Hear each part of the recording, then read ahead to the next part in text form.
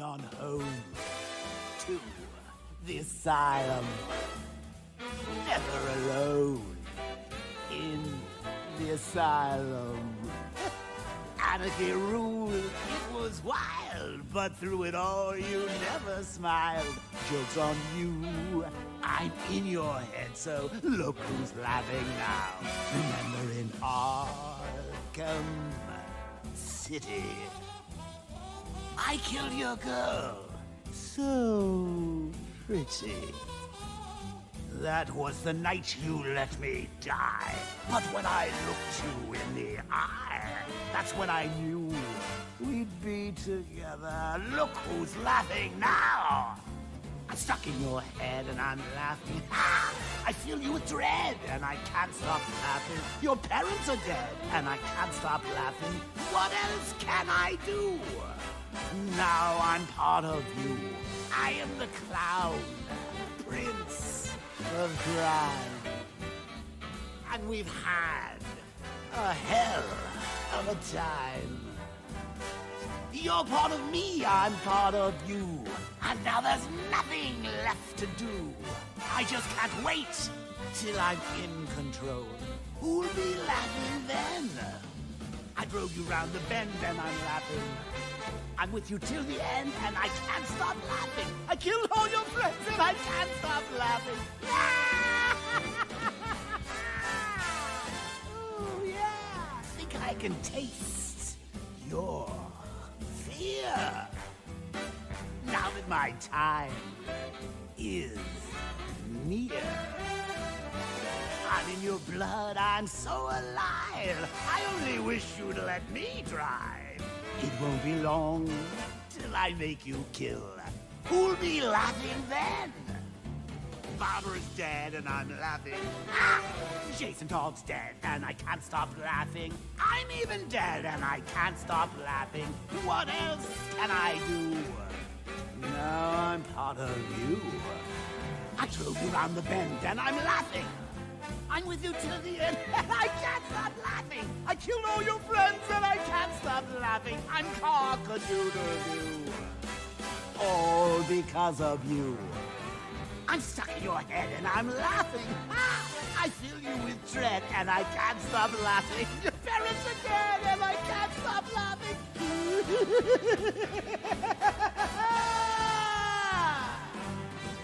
I'm stuck in your head and I'm laughing. I feel you with dread and I can't stop laughing. Your parents are dead and I can't stop laughing. What else can I do? Now I'm part of you.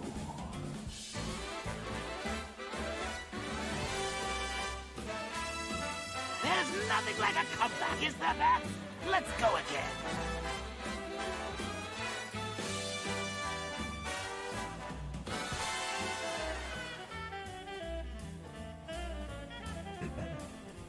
Good morning, ladies and gentlemen. Welcome. How's everybody? How's everybody doing? Hopefully you're having a wonderful day. I know I sure am. I'm rocking and rolling. Hopefully you are too. It only felt right to play the Joker's song to kick us off. No, to me it just felt right. Just feels apropos, as it were. I just posted the video on the main channel going through my thoughts on that showcase we got yesterday, specifically on the Suicide Squad stuff. It's just a little ridiculous. I don't know. I really want to love that game, but every step of the way, they just like, they keep just doing stuff where I'm like, okay, maybe this just isn't for me. Like, I love the studio's previous work, but at some point you reach a point where you're just like, okay, well, maybe it's just not for me, and maybe that's okay. You know, like, it doesn't, and not every game has to be for you. Like, I generally like Bethesda Game Studios games, but Fallout 76 was not for me. Some people love it, but it's just not for me. And this might be one of those games that's just, it's not made for me. It's not designed for me. It's designed for people that like bad games. No, I'm kidding. It's designed for people who like the 4-player co-op live service thing. And I know people like that exist because some of them were in the comment section and in the live chat during the stream who were like, actually, I think everybody's being too negative. I actually kind of think it looks interesting, but it's just going to be a matter of whether or not there's enough of those people to justify the game's existence, which is kind of the big question mark at this point. But anyway, how's everybody doing? Yes, happy Friday, happy Friday. Daniel, how you doing, man? I'm doing good. I'm a little tired, but good. Lockie's been doing better. He'll wake up at like 8 a.m. Well, here's the thing. 8 a.m. is great for a baby, to be fair. Like, most children wake up at like 5 a.m. And so it's like, yeah, you'll never sleep again. But for us, very fortunately, Lockie goes to bed at like 7:30, and he will sleep until 7:30 a.m. or 8 a.m. Plenty of time. My problem is I don't go to bed till like 2 a.m. So I never get much sleep, or enough sleep. But recently he's been like sleeping till 8, and then he just wakes up and he just has like, he'll usually have his like stuffed animals, and then he has his little water bottle in his bed with him.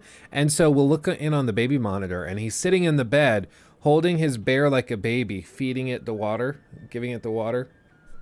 It's very, very cute. And he'll do that for like 30 minutes where he's just like talking to his stuffed animals and then trying to give the stuffed animals water and stuff. It's very, very sweet. He's getting ready to be a big brother. It's very adorable. I'm up with my 9-year-old boy at 6:30. Well, especially once you get acclimated to school. I imagine that the school schedule will get everybody up early. No doubt. Luke, you said last stream you had to clip your hair. I do. But my stylist, the guy I go to for haircuts, he's booked out a fair way, so I'm gonna have to endure a little bit more, unfortunately. First world problems, right? Lizzie, this week I've had a bad work week of panic-induced crap. Ooh. Today, it's Friday. I got a pizza and the live stream. It's the little things. Holla, holla. That's most definitely what's up. That's most definitely what's up. Yeah, no, it's important to be able to relax. And trust me, I had some of those days where it was like real estate. There was that one day I thought I was going to have a deal go through. It was a Friday. We were making an offer on a building. It was like locked in. The broker was already like, yeah, that'll probably work. So if this deal went through, I'd make like 20 grand. It was going to be awesome. And on Friday, we get to like 3:30, 4 p.m. Still haven't heard anything. They're working on it. She's talking to the seller about it. We're trying to get the deal done. We decide, okay, well, I guess we'll just head home. I'm just waiting to hear news of this deal, so I'm going to drive home. So I started driving home at like 5:30, hit traffic because a snowstorm was blowing in. It's an 1.5 hour drive back home normally from the office. So I'm like now at 2.5, 3 hours for the drive. On the drive back, I get a call from her saying that they've decided not to sell, and the guy's got cold feet all of a sudden and he's backing out. So we don't make any money. The deal fell apart. This thing I'd been working on for months fell apart. And then I got in a car accident with my brand new, it wasn't a new car, but my brand new car to me, that I had just got in a car accident that ended up requiring like $5,000 worth of damage repaired. It was a rough night. And so I can certainly understand those weeks of work where you're just like, oh my God, end it. Like, I am so sick and tired. I can empathize, and I know how much a good release is needed. So hopefully this stream will be fun, lighthearted, and give you a little escape. Hopefully. That's the goal. Just started my weekend with a chai and a live stream. Dude, I love chai so much. It's a problem. It's like an actual problem. I love chai. I like the spicy ones. Like, if it doesn't feel like a punch to the throat, I don't like it. It's got to be a spicy chai. Are we going to stream Arkham Knight's DLC? Any chance? Let me see if I even have it downloaded. I'm not sure. We have a couple of DLC items downloaded, but I'm not sure. I don't think we have all of it downloaded, because there's a lot. I mean, just look at this. Look how much DLC there is. Whenever people are like, oh, this Rocksteady stuff with heavy monetization's new. No, it's not. It's not. You guys remember with Batman Arkham City, the Catwoman section of the game. Let me see. Batman Arkham City Catwoman.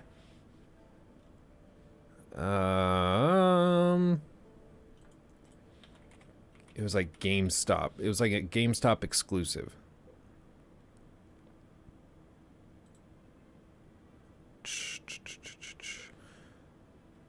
I don't know, but it's not showing me the thing I'm looking for. But I mean, basically, if you ordered the thing on GameStop's website or in store, inside the case would be a little slide paper insert that would tell you a code that would get you access to the Catwoman DLC. Otherwise, you just didn't get access to that part of the game. Like a whole section of gameplay missions throughout the main story, you just don't get if you didn't buy it from GameStop or pay the $5.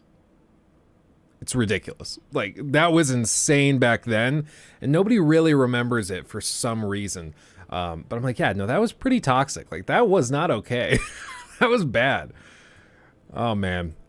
Does anybody else, like, when I'm at the mall, I'll go into GameStop, and I'll just, like, walk through, looking at the shelves. Because I remember being, like, a kid, and that was, like, going to Willy Wonka's chocolate factory. Like, it was magical. A world of possibilities. So many games, so many cool things to discover. And now I walk through and I'm like, well, I've kind of seen all this. Kind of been there, done that. Oh well. It's just not as fun now. Granted, like any game I would want to play, I probably already have played or I have access to it, so it's just not as exciting as it once was. But that dopamine high I used to get, man, I just don't get it. I don't get it now. GameStop lost its magic years ago. I think we all grew up. I think that's the main thing. There's more merch than games at GameStop now. That's what blew me away when I was in there last time. Like half the store was like crappy t-shirts and pop figures. It was crazy. Oh yes, like the source says, everybody like the stream. Otherwise my mods will beat me. Please do it. Blissful ignorance was magical. Yo, yeah. I still remember. I'm still pissed about that one guy. We went to a GameStop, and I really wanted Far Cry 3. I was there with my brother and my dad, and the GameStop employee talked my dad out of getting me the game because he said it was really intense, and he straight up told my dad, he's like, I would not let my son play this. I would wait until he was out of high school and able to make his own decisions like that. I would not let my child play this game. It's extremely dark. I've never considered violence as a solution until that point. I was like, screw you, dude. Like, this is all I've got. Come on. Come off it. Like, what is your deal? I get it. Like, it was rated M and I was not 18. Dude, my hair is doing something weird today. I don't know what the hell is going on.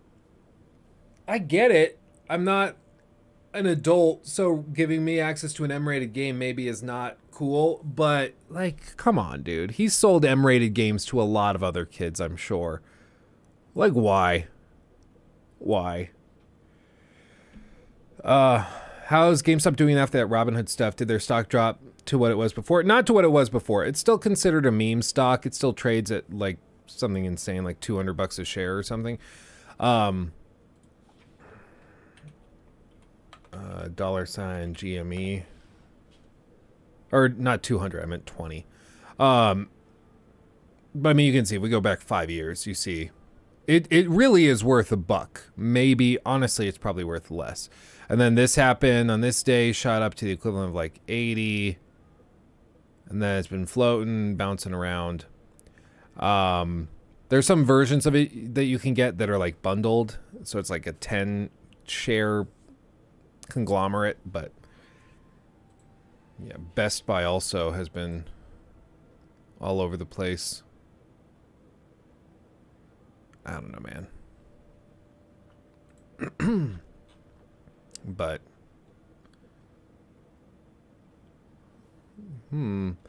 but it's individual investors that are causing this price. It's just a bunch of like college students and people in their 20s and 30s that bought the stock and are refusing to sell it, and that's the only reason it's here. If those people ever decide to sell, then it'll plummet. Or if they start issuing more shares. They were thinking of doing that to raise more money to get themselves out of the financial problem they're in. They were thinking of issuing more shares in order to, like, well, raise capital. But the problem would be that would dilute these shares, and so that would probably cause the stock price to implode. It's just a bad situation to be in. But if people are owning GameStop, that's not investing, to be clear. You're gambling. Don't get it twisted. It's just gambling. That's all that is. Oh. Do I ever do options trading? Yeah. No, I currently hold a couple of options for a handful of companies. There's one company that blew up after a TikTok was posted about it that implied that it was about to get a bunch of government contracts. So the price skyrocketed. So I traded some options because, I mean, it's going to drop. I mean, let's be real. So I'm making some money on those. But to be clear, 99% of people should never trade options. Like, I have a degree in this stuff, and even I still don't really understand the nitty-gritty details. If you're just like somebody who is experimenting, options are extremely dangerous. So I'd say be careful with that. Rari, thank you for the $4.99. The problem with Suicide Squad is the combat. I wanted Arkham combat with less focus on shooting. What's worse is it's online only for single player as well. Yes, it is online only, even if you're playing solo for the whole game. You have to be connected to the internet. It will not boot up. You won't be able to play the game at all unless you're connected to the internet, which just sucks. It just sucks.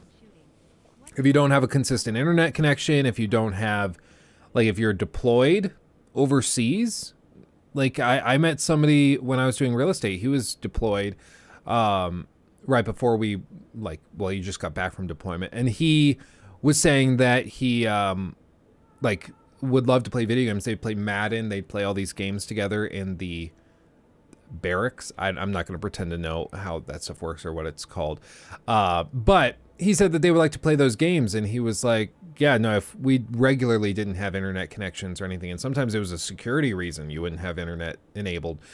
So he's, you know, for somebody like him who's in the armed services, he wouldn't be able to play a game like this just because he happens to be serving in the military where they don't have consistent internet connections. It's just sucky. It's just sucky. Oh, Nick, thank you so much. Thank you, my friend. That's extremely generous. Another 5. Thank you. Well, welcome to the membership club, Matt, James, Shomo, Griffith, and I am terribly sorry. I have no idea how to pronounce that name. I am so sorry. If you can tell me, like, I don't even know what those letters are. I'm a foolish American. So if you could tell me how to pronounce it in the president's English, I would love that. But Luke, my monitor has AMD FreeSync. Should I get a Radeon graphics card or an Nvidia card? I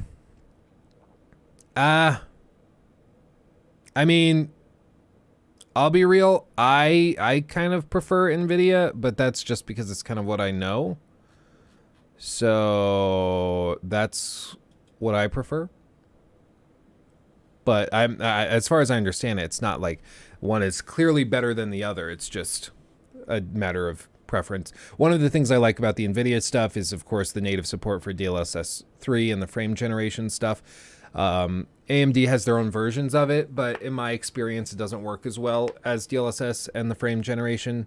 So I prefer Nvidia, but you know, and I won't pretend to know as if you could you'll have any issues with it. I would imagine FreeSync probably has like an open source version that you could get working, so I think it's probably fine. Oh, thank you, Matt. It translates to Thomas. Okay, well, there you go. N. Thomas, welcome to the membership. Thank you again to Nick for that. Ubi, I'm feeling good. Feeling good. Aaron, good to see you. Matt, hey Luke, did you find the combat harder to master in Hogwarts? I find myself all over the map. I honestly, the game breaks towards the end pretty bad in terms of difficulty. It just gets to the point where it's like, it's kind of a joke, if I'm being real. Part of it, like, if you are going to use any of the dark art spells, it's a total, like, a total joke.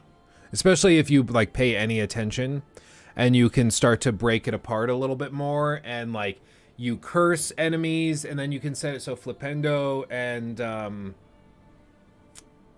I forget what the other one is. One of the other spells you can also route so it curses enemies when they hit. You can unlock an ability that makes it so cursed enemies when they attack, or specifically Imperio enemies, like controlled enemies, when they deal damage to somebody else, that target becomes cursed. And then you can unlock an ability that makes it so Avada Kedavra kills all cursed enemies. So you can literally go into an arena full of like 20 enemies, and once you've maxed out those skills, you just like apply all the curses in 20-30 seconds, and then you do one Avada Kedavra, it kills everybody, and then like the whole encounter breaks.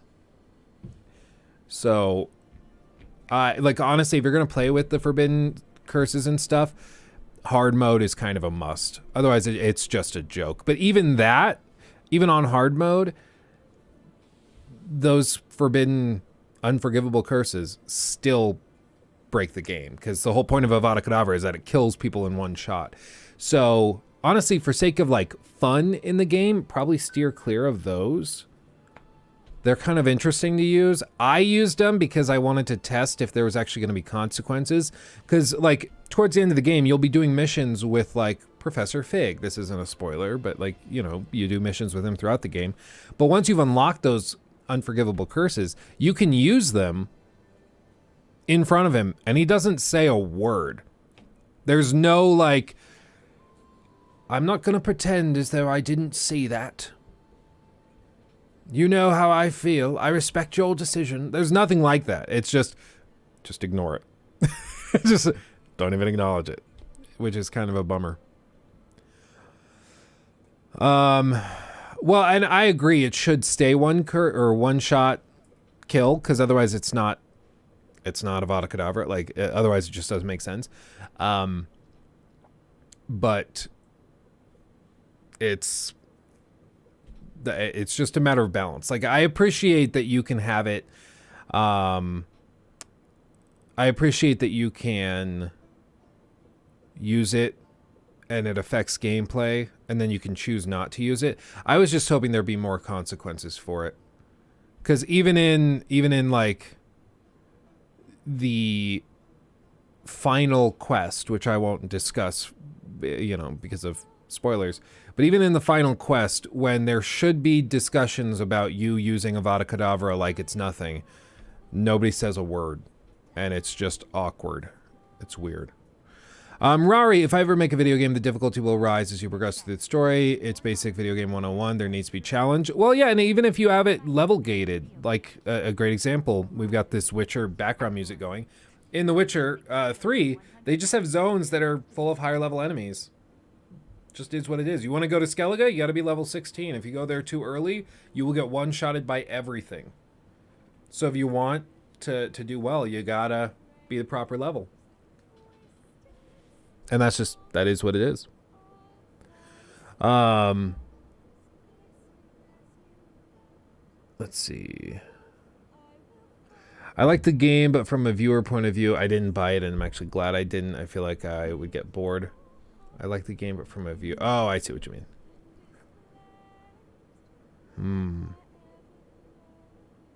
Love the mods that change cooldowns, too, so you can't use Avada Kedavra for several minutes, so you have to have time. I have to have timed it well. Yeah, well, and that's one thing. By the end of the game, if you're also brewing potions, you can brew.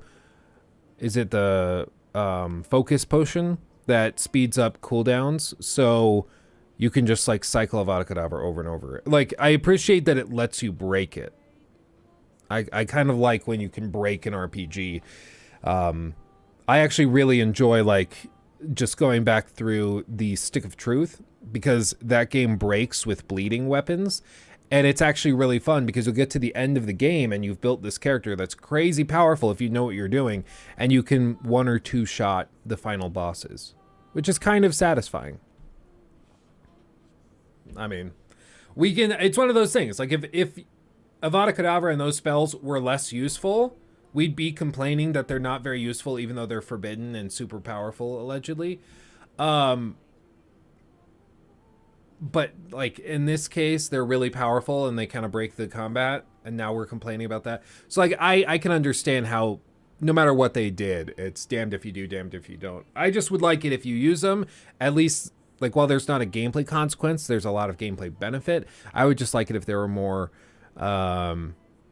narrative consequences, if that means. How would I patch it? For one, I think longer cooldowns, or at least I would have, maybe it has to warm up instead of a cooldown. Because one of the things with it is that you can walk into an encounter with a troll, like a level, I did a mission where I came across a level 37 troll, and I was like level 29 or something. And so that is an extremely difficult fight. But if I have Avada Kedavra, I can just one-shot him. Instantly dead, boom. But if it was a warm-up timer instead of a cooldown, then I would enter combat and I would have to survive long enough to earn the ability to use Avada Kedavra. I think something like that could be interesting, because then you have to actually engage in the core combat for a set period of time, and then you can use the like get out of jail free card of the Avada Kedavra. So I think that could be interesting. I think that's the easiest way to patch it. If I were like designing it from the ground up, I might do something like that and toss in stuff like more narrative consequences. A really bad ending where, like, you know, you've maybe hard fail states if you use those curses in front of staff or professors and stuff, so you can't use it in quests where you have professors there that's seeing it. And then you could have a particularly really bad ending. Maybe you get expelled at the end of the school year and you don't get to see the true ending because you were using the like unforgivable curses. I think something like that would be kind of a good touch. If I had gotten to the end of the game and they were like, well, we wanted to let you take your owls, but it's come to our attention you've used the unforgivable curses. Because you're a student, we're not going to send you to Azkaban, but you will be banished from Hogwarts grounds and expelled. If I had gotten that, I would have been like, you know what, the game's over. I get it. You know what? I respect it. I respect it. The game's over. I got to play the game, but I don't get the satisfaction of like a happy ending because I killed a ton of people, you know? Expelliarmus! I'm going to open the window because it's getting hot. Ugh. This window is very sticky recently. It doesn't want to open smooth. If they did a formula of morality like Red Dead where there's no actual change in story, more gamers would be interested in the game. Instead, they just focus on a PG audience, and that kind of sucks. Well, I'm not sure I believe the claim that more gamers would be interested. Apparently, hold on, let me pull up Twitter. Oh, this is great. Have you guys had this thing? I've tweeted out like 3 separate things in the last 24 hours, and none of the tweets have gone through. Like, I posted the tweets and I was weirded out that I wasn't getting like any notifications on likes or anything, and then I keep checking it and none of the tweets are going through. They haven't been posted. It's weird. And they're not in my drafts, they're just gone. I hit like send and then it doesn't go anywhere. Hold on, let me, yeah, here it is. Look at this. The reason I don't think that more gamers would be interested is because it seems like every gamer on the planet's interested. Hogwarts Legacy has sold more than 12 million copies in only its first 2 weeks. It's already taken in a colossal $850 million in revenue. Throughout this year, it's going to cross the billion mark. Like, that's ridiculous. 2 weeks, 12 million copies. So, they said Accio fat stacks. That's so stupid. So yeah, very, very successful. I think if they had gone more hardcore, there would have been a lot of like, maybe gamers like me that would have been a little more into it, but I think it would have had less of a widespread appeal for sure. Yeah, the boycott definitely worked. Well, and that's the kind of thing with this. The boycott didn't work. I think it might have worked a few years ago, or maybe like 5 years ago, when everything was getting canceled left and right, and it was just everybody was too scared to tell like the Twitter troglodytes no. But finally, thankfully, people are standing up to Puritans. Like, it doesn't matter if you're on the left or right of the political spectrum. If you're a Puritan that's going to come in and tell people how they should behave, what they should think, what they should do, and not respect individual autonomy, then you can dry up. And this is what people responded with. They're like, okay, screw you. And they just move on. Canceling's not a real thing. Yeah, I don't think you only cancel yourself. That's the thing. Like, you look at all these people who've done crazy things, and the people that cancel themselves go away and you never hear from them again. But the people that don't let themselves be canceled, they're back. They're doing their thing. Everybody just forgets. Like the Prime Minister of Canada was caught doing blackface, and he still has a job. Like, during the explanation, he's like, yes, I thought it'd be funny if I put dark makeup on my skin and I performed a musical rendition of Deo at a Halloween party. He says this with like a totally straight face. It was amazing. It's just like, okay, we live in a simulation. Or like, you know, everything that friggin' Shane Dawson's done. Shane Dawson has done like more blackface than anybody alive today. And, you know, insane. Like not even, like not subtle stuff, like pretty offensive stuff. And he still has a job. He's still a multimillionaire. Who cares? Like, you only cancel yourself, it seems to be the case. People do dumb stuff. It's just annoying when people act like you're getting canceled when you do stuff that's actually illegal. People act like you're getting canceled when you do stuff that's actually... yeah, I don't know. It's just... The point is, it didn't work. And in fact, I think it brought a lot of attention to the game from the broader public, who probably didn't know that the video game was coming out, and they decided to buy it. And bear in mind, the majority of ports for Hogwarts Legacy have yet to come out. That's the other thing that's kind of crazy. They still have to put out a PS4, a PS4 Pro, an Xbox One, Xbox One X, and a Nintendo Switch version of this game in the next few months. And there are a lot of people out there who don't have current gen consoles, who are still rocking the old gen stuff, and they're going to buy this for the first time when the game actually comes out for that platform. So this, I mean, I don't know if you'll see this number double, but you're going to see, I wouldn't be surprised if they hit like 20 million by this time next year, especially after the holidays. It's crazy. It's actually a little crazy. I don't know about the Switch version. I mean, I'll be real. They got The Witcher 3 running on Switch. I don't know if you've ever seen clips of that or if you've ever played it, but The Witcher 3 Switch. Let me see if they have it undocked. Oh, Maddie. Maddie with the bleached hair? What? Did I just miss this era of Maddie? Dude, I was missing out. What? Maddie with the frosted hair. Dude. I feel like I missed out. I feel like I've been out of the loop. Hold on. Salutations, everybody. It is Maddie here today. I hope you're all doing well. I know I am because... Wow. That's That's Matty boy. Boy. Well, yeah, so the Witcher 3 on Switch does play fine. Fine being the operative word. It's just like super, super blurry. I'm hoping he shows some capture of it going through, because it's, I mean, it looks like you're playing underwater. It's pretty aggressive.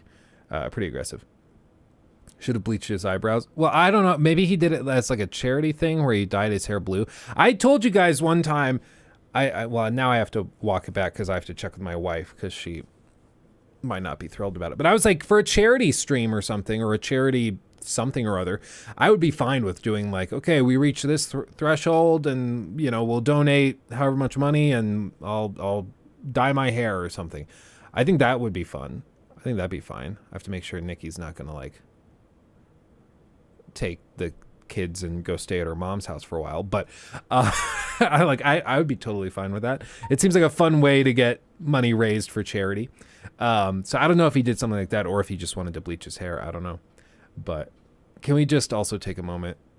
Part of the reason I love Matty is because like he's a true gaming dork. He's just a through and through nerd. He's got Dragon Ball card game boxes. Look how many boxes of these cards he has. There's probably 2 behind that, so 4, 5, 6 boxes of these cards.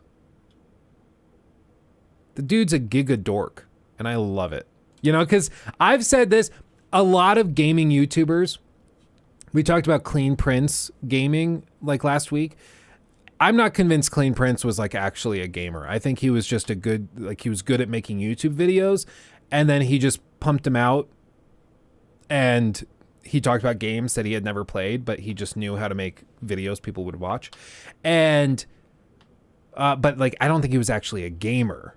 I don't think he wasn't one of us, you know, one of us, one of us. I don't think he was, but Matty is one of us. He's a giga dork and I love him for it. I've never played the Dragon Ball card game. I like Magic though. I am a fan of Magic. Today is a glorious day for... You just like that dude's voice? Oh, every video he would do would turn into... And this was the thing that we needed to understand. Because the Division didn't just die. It was murdered. And then VHS sound. Every video was like that. 50,000 times over. It's like, dude, I get it. You have a template and you're just like, at this point, you could probably use AI to make those videos where it was just like, okay, have VHS sound effects, have the VHS thing, and then type out essay by whoever. It's just a whole thing. There's also, I mean, there's definitely epic, a bromance. It's very much one-sided, but yeah, for sure. For sure. or RPGs, especially if you're a Nintendo Switch owner. Now, I know The Outer Worlds is coming out next week, but if you want to get your RPG loving on, you don't have to wait any longer because The Witcher 3 I heard that The Outer Worlds on Switch was a disaster, though. Everybody I talked to was like, do not mess with it. Is now out for the Switch. It came out today as I record this video, and I did say complete edition for those of you who don't know, which means it comes with Hearts of Stone, it comes with Blood and Wine, all 16 pieces of DLC, every patch to hit this game, all right here. I want to see what it looks like. I'm really excited to talk about this game because it's been a while, right? Anyway, let's get into the actual game. How does The Witcher 3 run? There are a couple of stutters here and there. Look at that. I saw a write-up. And bear in mind, this is docked. So in docked mode, it runs far better than handheld. I wonder if they have Witcher 3 Switch handheld. Because handheld, it's crazy. Okay, this is like a side-by-side. Oh my god, stop. So 27 frames. Can I just...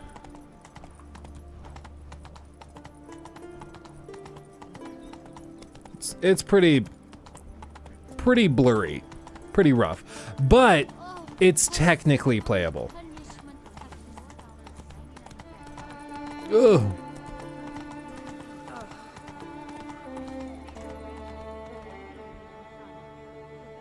Docked. Handheld. Notice they go down to like 15 FPS for the distant animations. If you're watching on a phone, you might not be able to tell, but it's far, far worse. But I mean, it's a handheld. So I would guess probably Hogwarts Legacy runs like that on Switch. I don't think it'll be much better. So no, if you got a Switch Lite, yeah, if you have a Switch Lite, I mean, they claim it'll run. I just don't know how well it'll run. I think that's the main thing.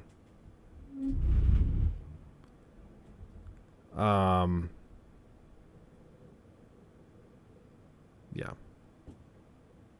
Still be magic though.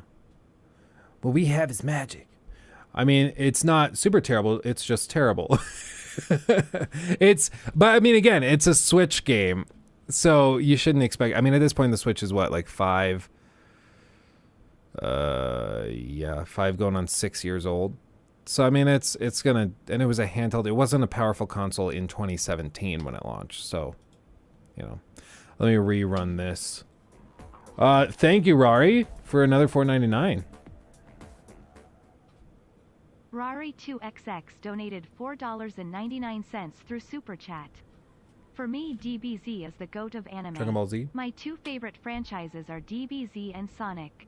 The best duos in fiction are Goku and Vegeta and Sonic and Shadow. What's yours? The best duos in... Oh, not even in gaming, in fiction. Jesus and Satan. Those guys seem to have a good time together.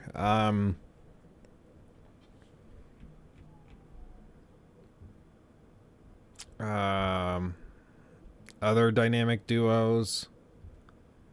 Batman and Joker. I like those guys. I don't know. That's a good question. I'm not sure. My left and right nut. Oh yeah, they're always, you know, they're always hanging together. Yep. Jesus Christ. Oh goodness gracious. I mean, they have to make a game that works. The graphics are obviously downgraded, but at least they're working on it. Instead, go the easy way. Just forget about Nintendo users. Yeah, I mean, and it's easy money. There's a lot of people out there that would love to play Hogwarts Legacy, and they only have a Switch. Like, this is one of those things that you just have to, like, remember. We are sort of a minority. We are people that are very passionate about gaming. A lot of the people in this chat probably own a PC and a console of one sort, or multiple consoles and no PC, or a mixture of all of them. Like, we are much more engaged in this than a lot of people. A lot of people like these video games, but they don't spend the money to have a PS5 and a gaming PC and this stuff. So they rely on the games eventually coming to their platform. And so that's why, like, the Switch is so powerful, because the Switch, everybody seemingly has a Switch. Like, especially casual gamers, people who are not super hardcore into it, they probably have a Switch because it's great for party games. Like, we know Nikki's sister and brother-in-law. They are like, they like games, but they have a Switch to play like party games and stuff, like Mario Party or Mario Kart and stuff like that. But that's what they have. That's their console. They like video games, but they don't have a PS5. They don't have all of this other stuff because it just isn't what they have. But they would love to play Hogwarts Legacy. They saw the trailers for it. They're like, oh, we would love to play it, but it's not on Switch yet. And I was like, yet. Eventually it will. So it's just easy money for them at that point. Might as well put it out. Kimbis, thank you. Welcome. You missed the members only stream yesterday. We had a members only stream. That was good fun yesterday afternoon after the PlayStation event. But now you can come. Can you play I Am Jesus? Oh, is that the game that's like I mean, you play as Jesus? I think I saw something about that. Ooh, groovy. Will, thank you. Will Cooper donated $9.99 through Super Chat. Many people who prefer to play on Switch are just as passionate about gaming as you are, they just don't care about performance, which is only one small aspect of video games as a medium. Yeah, I think they might not care about performance, and the other piece is that, just keeping it real, a lot of people don't have the money to just buy a PS5. Like, a PlayStation 5 is now it's $550. That's a lot of money. Like, that's a lot of money. And then, like, if you're also going to toss in a PC, that's a handful of cash, and like a bigger handful of cash. So it starts to get to the point where it's just making like whatever decision is going to be the most straightforward. Like, okay, what game or what console is most fitting for me if I have to pick one? And for a lot of people, it's going to be the Switch because it's portable. You can take it with you if you have a long commute, stuff like that, where the Switch is just frankly a very practical option. Nowadays, I would encourage people to check out like the Steam Deck, because you'll get the whole PC catalog and it's portable, and then you can plug it in and dock it if you want and play like a mouse and keyboard. So I'd say the Steam Deck is probably the new king of versatility, but you know, I think that's a very fair point. So thank you for the $9.99. I totally agree. And I guess I should say, like, thinking through how I phrased it, I think you are right. I was like a little dismissive where I was like, yeah, if you have a Switch, you're just not passionate about games. And I don't actually hold to that. I would say you can be very passionate about gaming if you have just a Switch. Sometimes there's other factors in it too. Maybe you're just like a Nintendo crazy pants person. You love Nintendo stuff. And so that's where you put your priorities. Sometimes just you don't have enough money to go and get every console because that's kind of ridiculous. Or it's just the convenience of having something portable and stuff like that. Bro, $250 for a Series X is actually cheap, way cheaper than PS5, like $250 where I'm at. Yeah, where are you at that it's $250? Where do you get a Series X for $250? Did you steal it?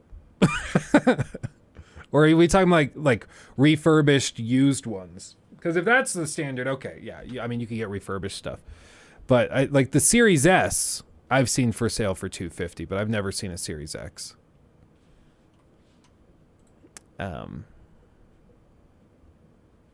Anyway.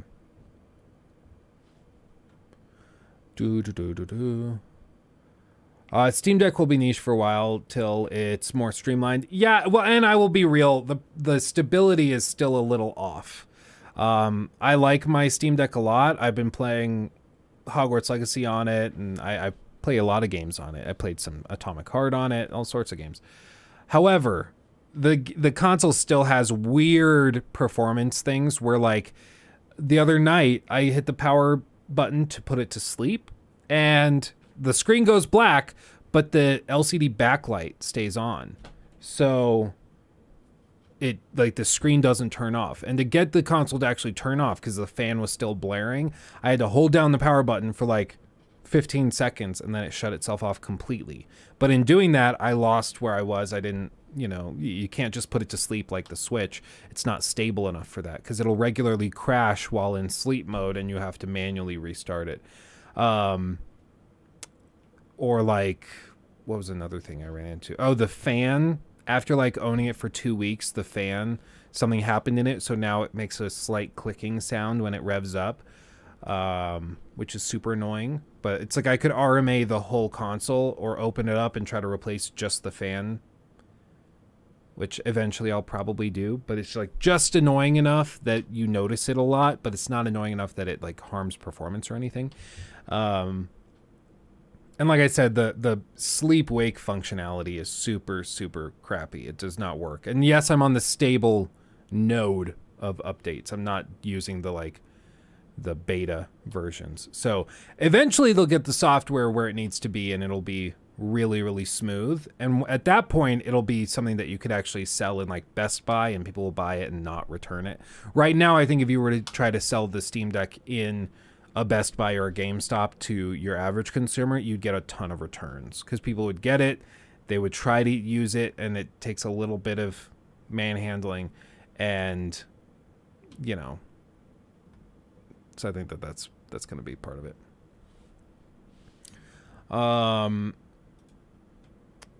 Oh crap, hold on, my chat's frozen.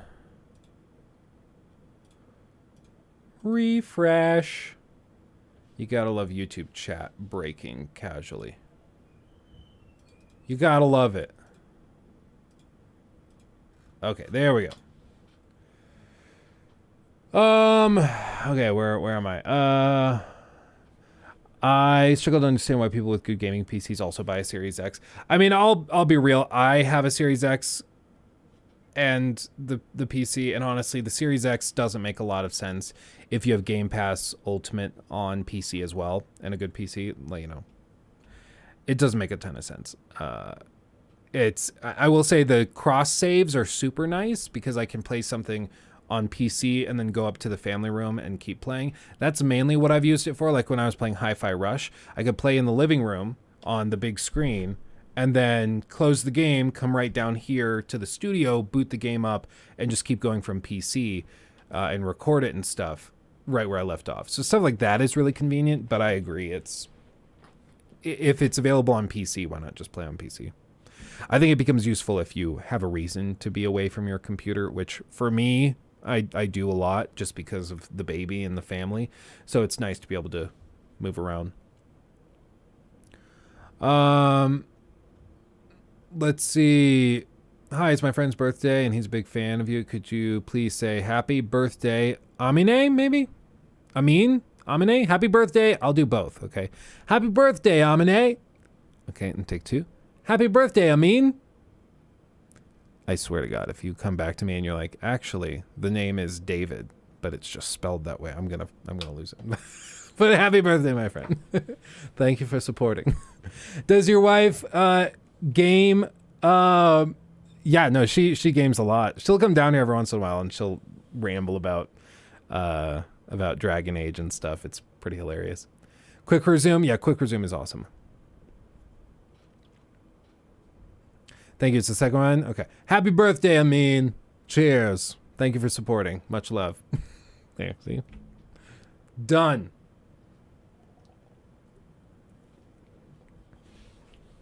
Every time a new superhero game comes out, we are back on the Arkham games. Here we are back on the Arkham. Well, yeah, because Arkham games are great. Wife's favorite game. She loves... Probably, I think she said that her favorite is like Dragon Age Origins because it's near and dear to her heart. She played that way back in the day when it first was coming out with her dad. But she also likes Inquisition. She just likes Dragon Age stuff. Let's see. Hope it gets remastered. Yeah, maybe.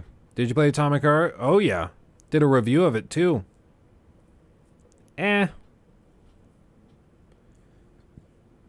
Is there much difference between PS5 and graphics on a Series X? In terms of capability, it doesn't seem like it. It seems like the only difference are usually software optimizations. Like, let's see.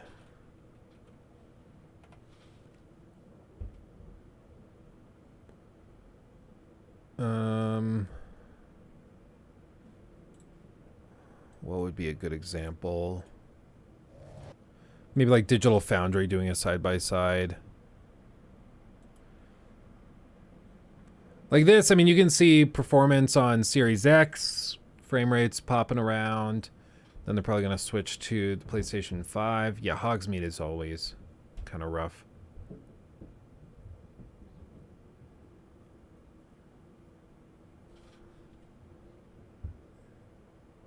These are all Series X. PS5. This is in Fidelity Ray Tracing mode, locked at 30. And I mean, honestly, the consoles are both extremely powerful. It seems like most of what you're choosing between is going to be like catalogs. You get Game Pass if you go to Xbox, which is a huge value add. So stuff like that can be really beneficial. Hello? Hello? We have a guest. Hello. Hi, friend. Hi. He's wearing his Elmer Fudd hat. Oh, yeah. Say hi to Dad. Hi, Locke. It's like, I came for the Legos. Came for the Legos. I came for the Legos. Hi, Doida. Yeah. Did you have a good breakfast? Close the door. Doesn't even talk to me. Welcome to my world. Oh, baby got that drip drip. Those are Dementors. Hold on, Nikki. They were just asking what your favorite game is. My favorite game? Yeah. I don't know. I feel like I've been saying it for forever. I mean, I'm stuck on. Oh well, there's a tie right now. I'd say it's between Dragon Age, Inquisition, and The Witcher 3. Which I did not expect to like The Witcher as much as I did. See, I told them you're between Dragon Age Inquisition and Origins. Oh, I do love Dragon Age Origins. Yeah. It's not aged well. I replayed it recently, like in the last couple of months, and the amount of glitches it still has is amazing. It has not aged well, but the story is so good. It's not Dragon Age specifically. I don't know, if I'm playing a game, it's not for the combat. It's more so for the story and choices and consequences, which I think can be found both in Dragon Age, the entire series, and in the Witcher series. So, I mean, it works. That's the way. Yeah.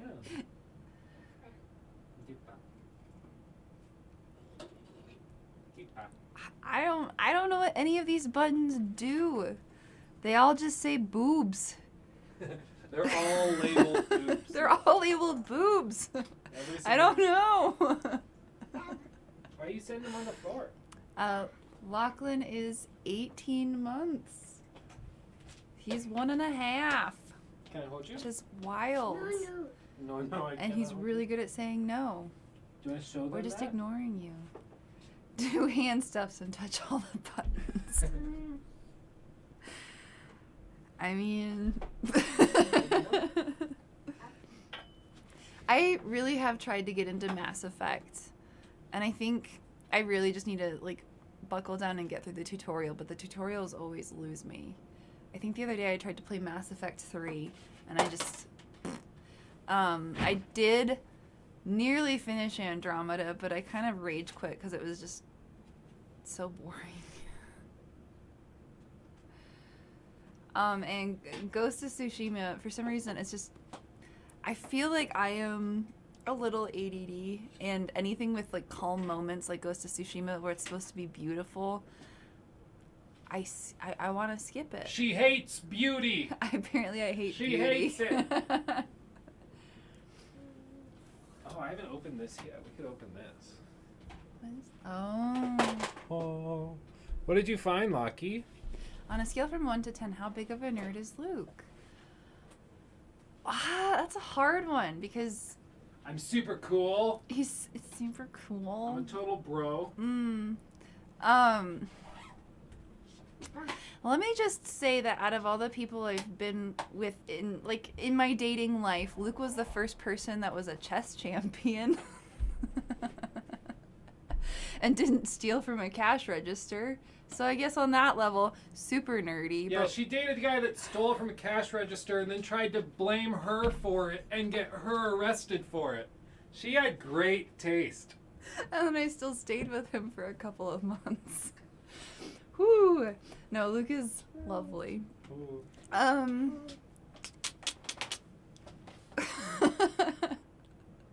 Luke and Todd Howard are chess masters. Who's laughing now? How often does Luke annoy you? Well, I am very pregnant, so a lot at the moment, but it wavers. You're super sweet sometimes. Well, I'll take it. How many hours does Luke play games a day? Well, I mean, Oh no. it wavers specifically because he does videos and then he records and he writes the scripts and everything like that, and then he does the live streams. So for joy, like pleasure gaming, if you will, maybe 1 to 4 hours, depending on the day and what's going on. And I mean, if we're having a really great day, we'll usually play like 2 hours of Overwatch together with friends at night, which is fun. And other nights when I'm very annoyed, he just plays whatever the heck he wants down here for a little bit, and then we go to sleep, as all parents do.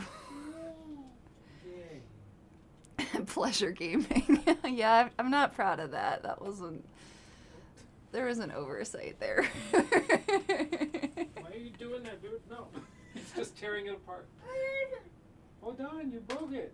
Does Luke wash his hands after using the bathroom? No. Who does that? He does listen to music while he uses the bathroom. Usually podcasts. It brings me back to while we're dating. Like, he didn't want me to hear what was going on in there, or like the screaming or something, and so he'd like play loud music. Yeah, ignore the crying sounds. Just tune it out. Yeah. You're just like an agent of chaos right now. You're just... I bet Luke plays Fallout 76 when you're not watching. If he could get it to work, I'd be amazed. Hey, Lucky. Can you sit on Mama's lap for a second while Daddy picks up all the Legos? Lucky, can you come here? Lachlan, come here. Come here. He's just taking pieces and throwing them. Hey, baby. Can you show Mama? We're having a lot of fits today. Show Mama. There's a lot of communication Mama. struggles. Can I see? Okay. Let's see what you have. Do you have Hagrid's hut? Oh no! Hagrid! And you got Aragon the spider on top? Can you say Aragon? Guy. Good job. That was pretty good. Guy. Most of the time when nobody's watching, or if he just really doesn't like his team in Overwatch, Luke plays chess during the match. Y'all play a couple rounds of Bullet or something. Yeah. So mean. And you always know because you just see Moira standing doing nothing. It's like, oh my gosh, Luke's playing chess again. I messed it up. It's Aragog, not Aragon. Oh, shoot me. I'm dead. Oh, this is the hairline. It's a very cool hat. It looks weird if it goes the other way, though.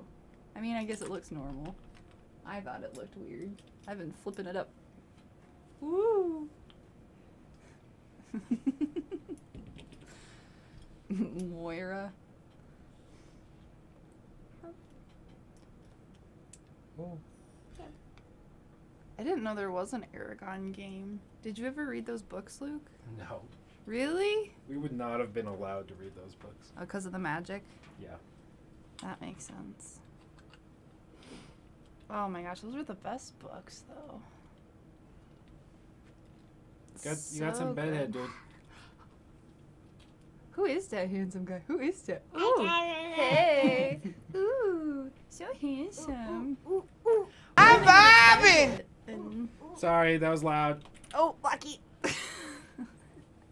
bum, bum, bum, bum. Oh. Oh, die. Oh. Uh-oh. Do you want your hat back on?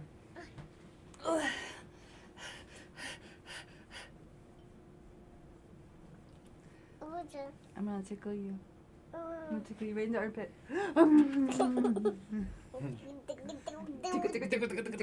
You say bye, Dad. We're gonna go to Target. You gonna go to Target? Bye. Gotta Bye. spend 15% of that credit card somewhere. Yeah, jeez. Bye. Bye. Bye. You have a good time, okay? Mwah. Can I buy a rug For what? for a living room?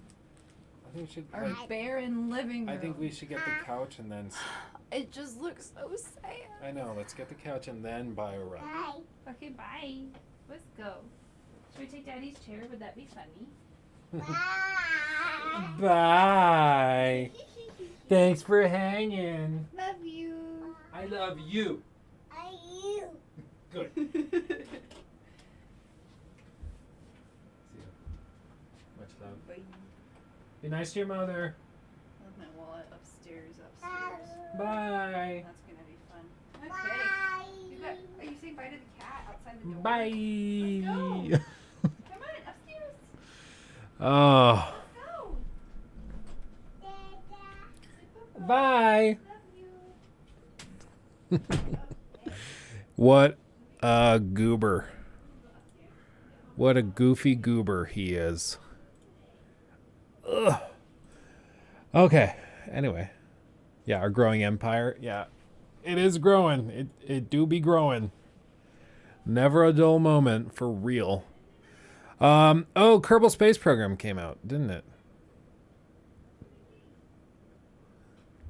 I am gonna have to get that and download it and play it because I'm kind of excited to try it.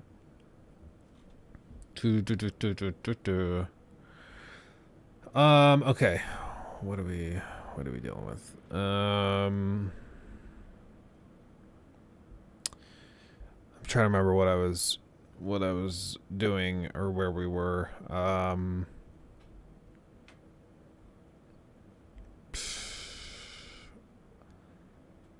I don't remember. I totally lost. He has the potential. Yeah, dude, he's great. He's awesome. Arkham, Sons of the Forest. User reviews don't seem good though. Really? Really? That's a bummer.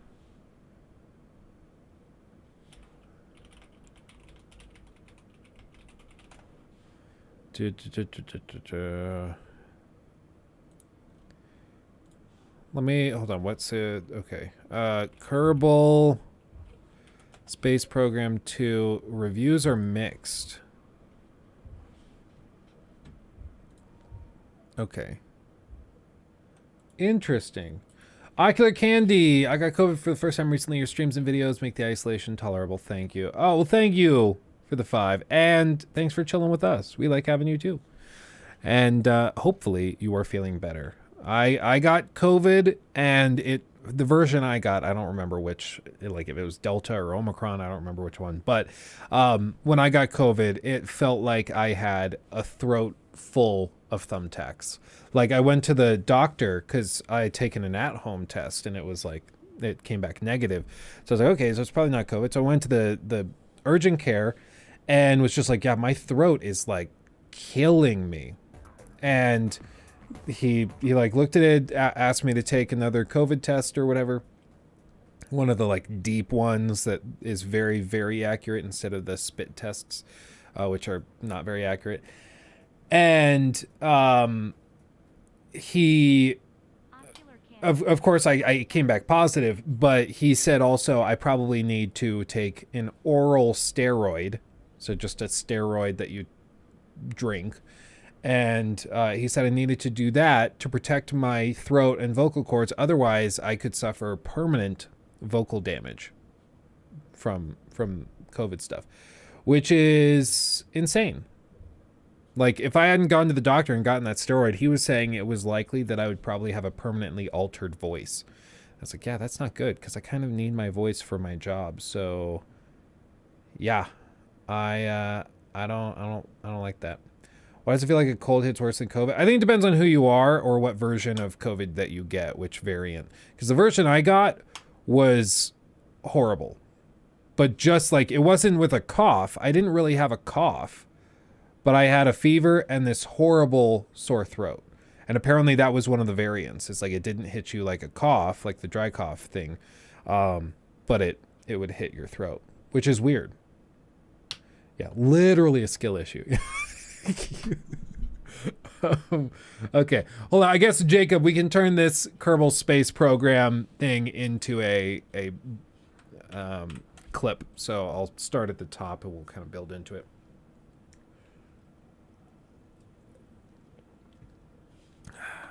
Good Red Bull. Okay, so for those of you who missed the stream earlier this week, I got introduced to the Kerbal Space Program. I have not played these games before. I've heard of them. I've seen people play them, but they've always been really intimidating to me because, I mean, it's literally rocket science. So I just have never really gotten into it. But the sequel early access on PC starts today. It just became available. And so did the reviews. People are starting to leave reviews based on their impressions.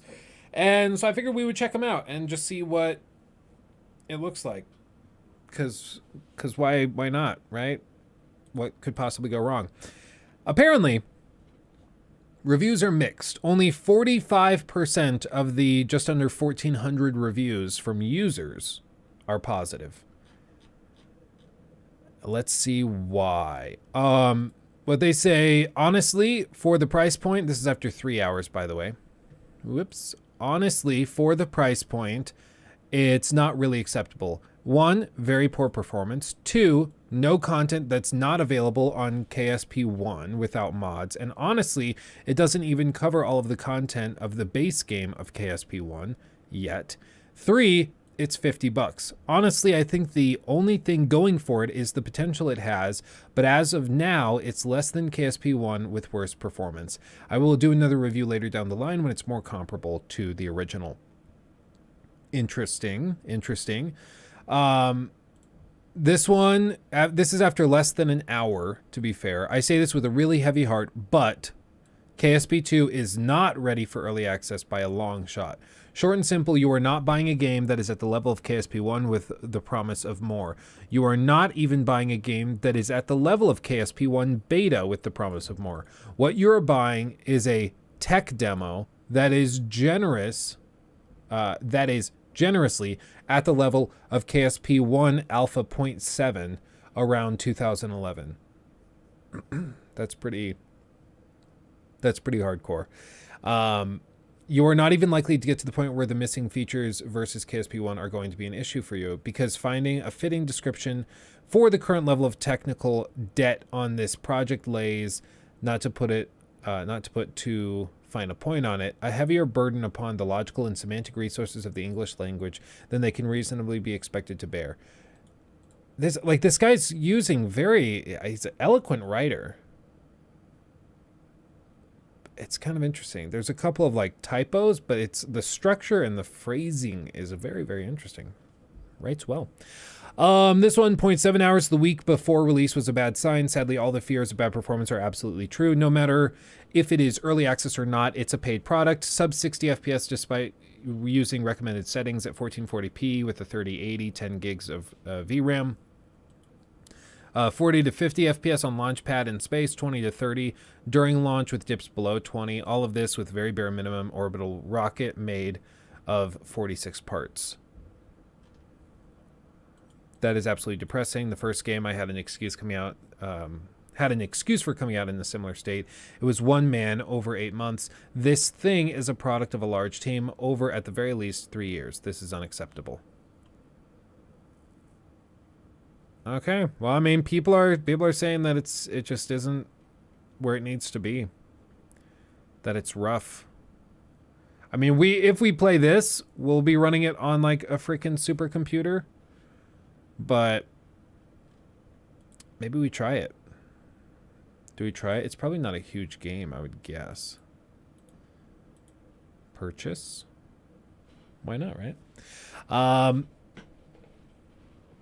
What am I supposed to do with Steam points, by the way? I have 325,000 of them, so I don't really know what to do. I think you can buy, Steam cards or something, or, different avatars. I don't know what to do with all of those. Make a pretty profile. Oh, okay. Well, they unlock pointless crap. Okay, well, then I'm less about it. Come on, Steam. Steam keeps freezing on me. Okay, I'm just gonna go to my library and do it from there. Kerbal Space Program. Okay, next, yeah, 31 gigs. We'll see if the stream tanks. If it does, I'll just pause the download. Let's see. Not yet. We're doing okay. At least PlayStation points can get you games. Yeah, apparently. I want to see the volumetric hair. Oh yeah, you remember that volumetric hair with that can be swapped from different Kerbals. All the Kerbals can have different volumetric hair.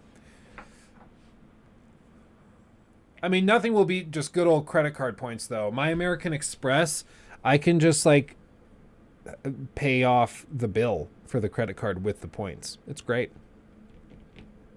You want to go buy a... Nikki wants to go buy a rug for the family room? We'll just buy it with points. It's great. It's awesome. Discover has it, too. Yep. I have a United card I used for like 2 years, and I never used any of the points for it. It's because I just banked up points, and I'm going to eventually use it to redeem either straight up plane tickets somewhere fun, or I'm going to use it to upgrade to first class. Because I'm not paying for first class out of pocket. That's ridiculous. But if I can use points to do it like for free, why not? Why not? So my old boss told me. He was like, yeah, no, it's not worth paying for first class. But he's like, I literally don't fly anywhere unless it's in first class, because he was quite snooty. But he said the only thing I do is I just use this credit card for everything. And then I use the points to upgrade to first class. It's like, honestly, not bad. He's like, yeah, the equivalent price when you do it with the card, with the points, is like half of it if you were to pay with cash. Because like the cash value, say it's like $1,000 to upgrade to first class. Using points, the equivalent point value per dollar is only like $500. So it ends up being worth it. Little Galaxy Boy, thank you for the 10. How do you feel about Metropolis and Suicide Squad? Personally, I think it's the best rendition of the city we've seen. That the amazing retro futurism art deco looks pulled out of the animated series. I think it looks interesting. I just don't know how it's used with the game. Like I said, with the vehicles, I don't know what the hell the car is going to be used for. Like, I really have no clue. So it's going to be interesting to see. Because I just don't know. They say it's open world in some of their marketing materials. Other marketing materials they've posted, they just, like, it's word for word the same, but it's missing the open world section. I was going to put it in the video, but I decided to kind of cut it out. It just wasn't really... It wasn't really fitting, so I just trimmed it out. But... basically, like, I looked up and just searched Google for the phrase, because I asked somebody, like, so is Suicide Squad open world? And they said, yeah, you can see in this. I just read it. Thank you again for the 10 pounds. But I pulled it up, and I searched the phrase, you know, Suicide Squad open world game, whatever.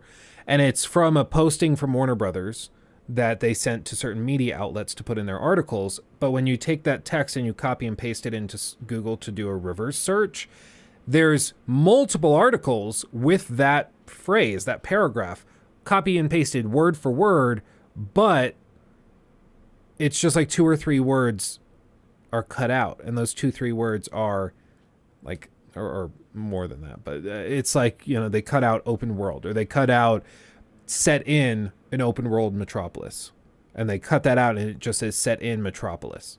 So I don't know what to think. Like, I don't know if they're describing that, yeah, it's an open world series of levels, like you can travel to each level, or if it's an actual open world that you hang out in. I wanted to show it in the video, but I can't because it would get the video taken down and struck. But in the leaked screenshot of the menu, you can look at it and it says, like, on the main menu, select your mission, select the difficulty, and then you load in there. And it's set up the same way as a lot of multiplayer games, where you set the mission, then you go and you pursue the mission, kind of like in a Dark Tide. But it seems like, unlike in a Dark Tide where you have a central player hub, this is just a menu. You don't even have the central hub. So it's really confusing. I'm not sure what they, like, what's happening with it, because they've gone back and forth a couple of times. Heisenbones, thank you for the 1999. Hey Luke, would you rather play Skyrim on stream or make a Todd Howard critique? We did play Skyrim on stream one day, and it was like, I mean, I thought it was kind of interesting. I was having a good time, but immediately, like, everybody disappeared. Everyone's like, oh my God, we've seen enough of Skyrim. Leave us alone. So people checked out. So, you know, if people were more interested in seeing it, I'd happily stream that. But as for a Todd Howard critique, I think that actually, unironically, could be kind of interesting to do like a biography breakdown of Todd Howard, of his design philosophy. Try to get an interview with him. He does do interviews. He did an interview with Lex Friedman. So he'll do it. But it seems like you have to be somebody that maybe he listens to or watches himself. I don't know. But I mean, can you imagine if we just drop a Todd Howard ultimate critique and it's like most of the video is based on an interview where like I went to have coffee with him and we just sat down and talked through everything? I think that'd be freaking awesome.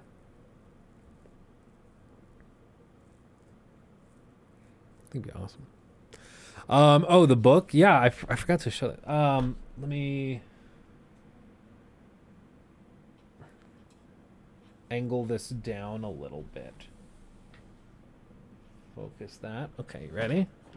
You ready for this?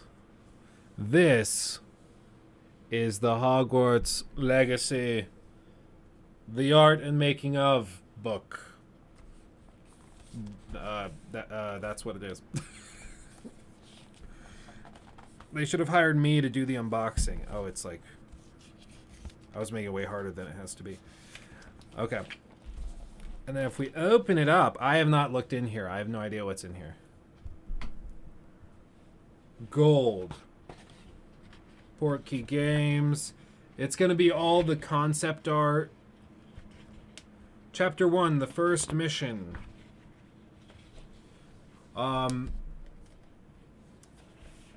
Would you have ever imagined that maybe just possibly we might be living side by side with a parallel unseen magic society? J.K. Rowling imagined it in June of 1997 upon publication in the United Kingdom of her first book.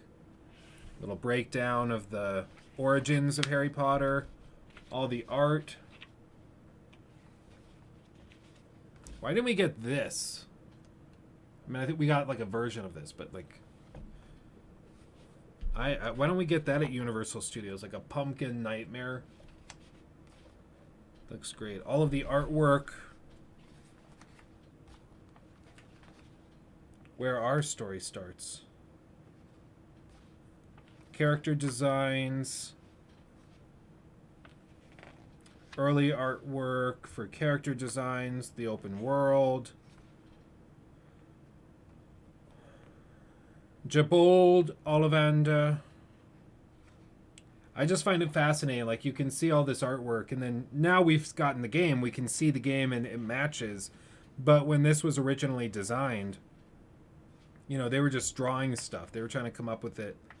And then the artists went back in and replicated it. I'm still pissed off about Phineas Black, though. He's in the game for like 30 seconds. And that's it. Different animations.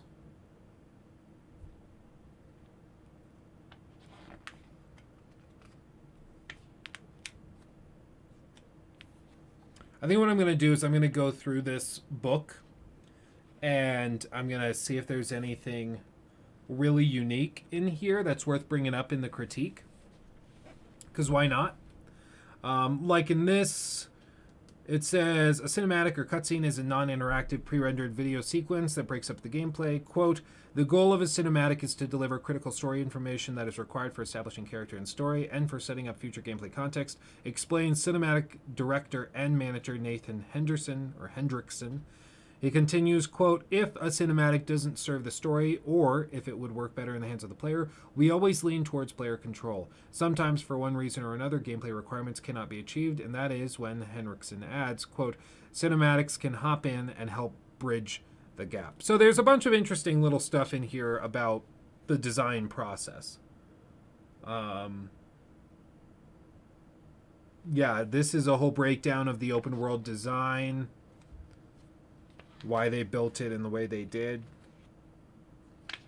So I'm going to go through this, and we're going to see if there's anything really interesting in here that perhaps adds some interesting information to the discussion. So, super interesting. This is not with the collector's edition. No, that would have made it a decent value. This is only available. It's like a separate thing. You can get it on Amazon. I don't remember how much, like maybe $20 or $30 or something. But just look up the art and making of Hogwarts Legacy on Amazon. It might be a little back ordered because it sold out for a while, but definitely check it out. Super interesting. And I mean, an amazing art book. I just love art books. Set it back there for now. Imagine a Dark Souls-like Harry Potter game. Oh, hell yeah, dude.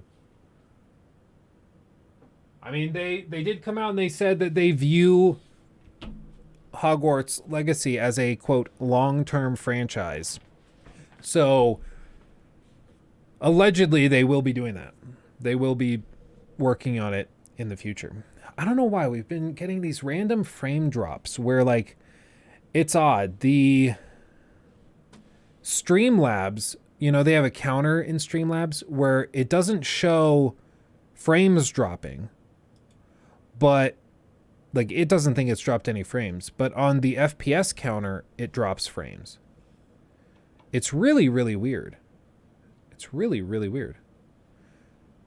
Yeah, Steffi, the book is on Amazon. I don't know why that would be doing. Did you hear news about the Harry Potter game? I mean, I'm not sure. So, Streamlabs heard you say Jake's name and is trying to cancel it. Yeah, for real. I was just reading. I'm sorry. I read it. How dare I? How dare I? The stuff I saw about Hogwarts Legacy was that they most recently called it a long-term franchise. It sold over 12 million copies. So that's the last I heard. But thank you for the 2. And then Heisenboats, thank you again for that $1.99. What's up, dog? What's up? What's up, dog? What's up? What's up? Let's jump into Arkham. Well, actually, just because we were just talking about Kerbal Space Program, let's jump into Kerbal real quick, and then we'll do Arkham Knight. Okay, does that make sense? Let's do that. Sorry, Jacob, we're bouncing all over the place, but just to make it easier, we'll jump into Kerbal. We'll see if it actually is super broken and performance is terrible, and then we'll jump into Arkham Knight. The art book is on sale. Oh, dude. I find it interesting. And plus, it's an amazing collection of art. It's like, that alone is super cool to me. Allow access. Okay. Crazy Thumbs, thank you so much for the 5 gifteds. Lizzie just got gifted a membership. Phil G got gifted a membership. Dude Duderson, Ubi, and Ezekiel. All of you guys, welcome. Welcome, welcome, welcome. Thank you, Crazy Thumbs. Very generous. Already, the rendering resolution super low. Graphics, yeah, 1080p. Let's go back to 4K, VSync, and whatever. Borderless window, anti-aliasing. Let's do 4, PC high. All these settings on high. Apply settings. Okay. So all of the reviews...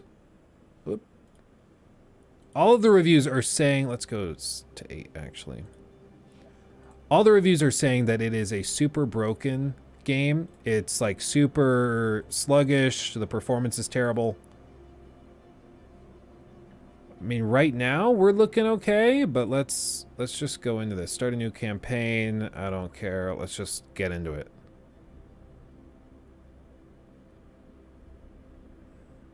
Because they were saying it drops into like the mid to low 20s on recommended settings. Did I try Wild Hearts? Yes, on launch day, actually.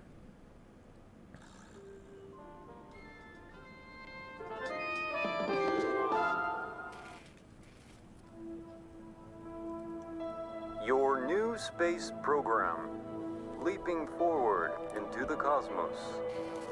Since the dawn of Kerbal Kind, we have looked to the sky and wondered what sublime mysteries lie hidden in the darkness, like jewels never beheld. These untold treasures may soon reveal themselves due to the efforts recently founded Kerbal Space Program. Oh my! I think that might have been the only copy of the orientation film. Hold on! Slides, somewhere. Welcome to your first day running the Kerbal Space Program. This campus hosts the greatest ever gathering of astronomers, astronauts, and engineers. After years of focused effort, this collection of geniuses has created several very impressive buildings. We believe we have all the necessary pieces to take our first steps off the ground. The best way to advance our technologies further is to get up there and learn by doing. All we need now I like how is they somebody taped to the show picture us how in. to put all these parts together. Well, we also need somebody to help us out with the flying. We need a lot of help, actually. That's why you're here. My name is Paige, by the way. If you need any hints, feel free to visit me over at the training center. Everything in there is well padded, so it's a great place to get up and running. Welcome aboard. Okay, that was adorable. 76 training center. Okay, vehicle building. I mean, so in here, everything's running quite well.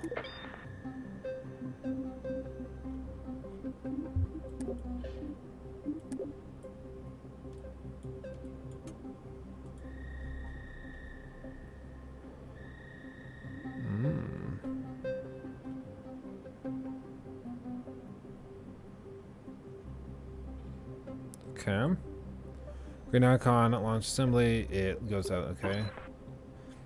Use engineer's report to see how your vehicle will perform. It will give you useful stats and list of potential problems. For example, you can use the engineer's report to see if you have a thrust to weight ratio over 1, which means your rocket will actually be able to leave the launch pad. Okay.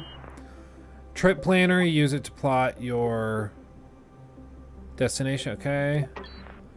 Once you're ready to fly, hit launch. Select the launch button. As long as your vehicle fits completely within the VAB, it will be moved out onto the chosen launch location. Training center teaches you everything. Okay.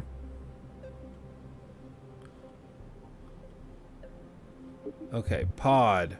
Probably up here somewhere. Command control, fuel tanks, engines. Can we just do like a massive... Or what if we do just something super dorky and weird? And then...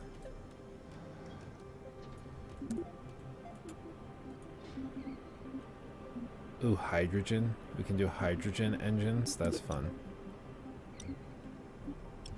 Can I just put them side by side? I don't think I can. The camera's a little warped. It's a little goofy, but we will figure it out. Okay, coupling, structures. All of you guys who have played this before are like, what the hell are you doing? Okay, I'll just delete this. And then let's just put... I just want to see the performance. That's what we're mainly trying to do.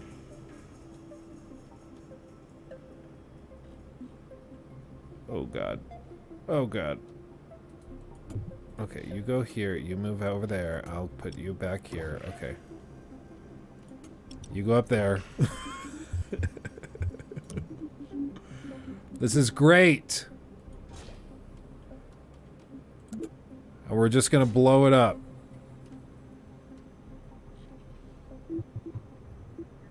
We're workspace is the center of thrust, center of mass. Looks pretty stable to me. Couplers, payloads, ground, thermal, electrical, communications, utility, command control vessels. We already put that in there, I think.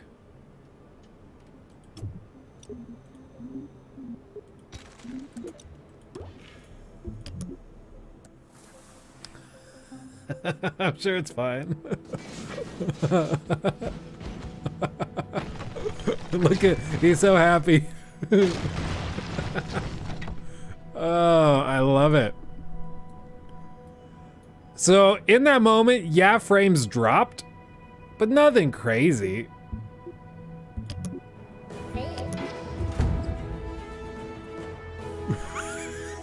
We still have to take off. We're on a deadline.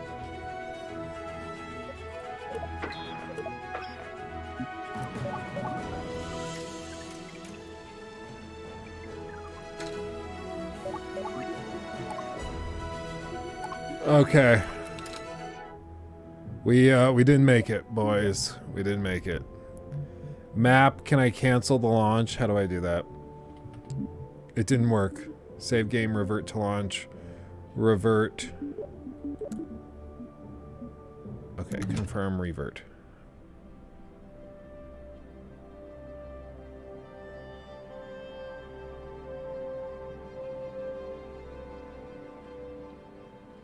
Okay.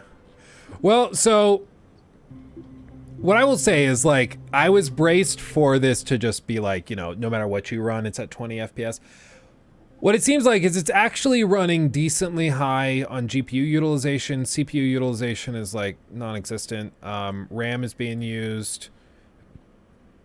It's using what we're using, but it's just, it seems like it's a super heavy program because it's simulating, you know, I mean, it's literally rocket science. So that does seem to be a thing. But I mean,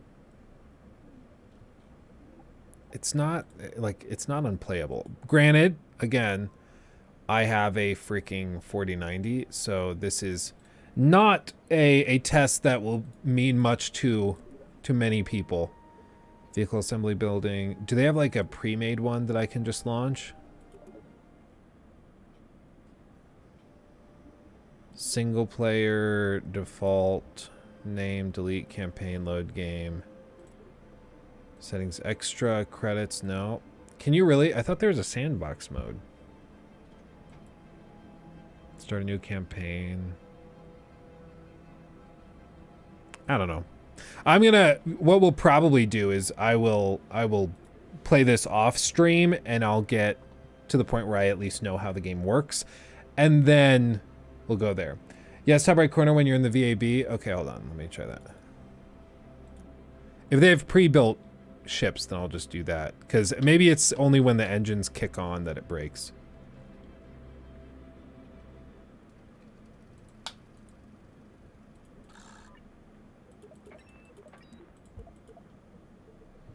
Stock. Oh, I just clicked on launch this vehicle. This is scary. Okay. Are you ready to fly? Here are a few pointers. This element is your flight cluster. Okay. Oh no.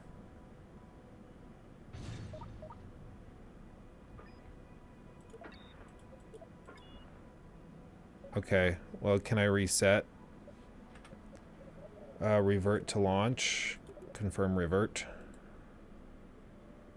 Okay. Okay.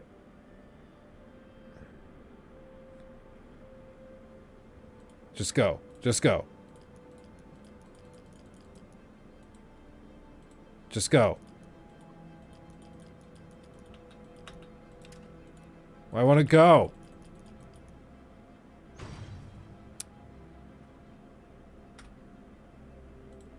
Okay. Confirm revert. I think it's because it's trying to launch it off a runway and it's a rocket. I don't know. I don't know why it's there, but it is. Let's go here. And then let's just delete all of this. Okay, so you said here, open, load. Okay, looks good to me. Launch. Okay, here we go. Flight cluster, continue, continue, continue. Training center, okay. Now, this thing's tiny. Look how big rockets can actually get. Okay, go. Let's see. Let's see if it crashes.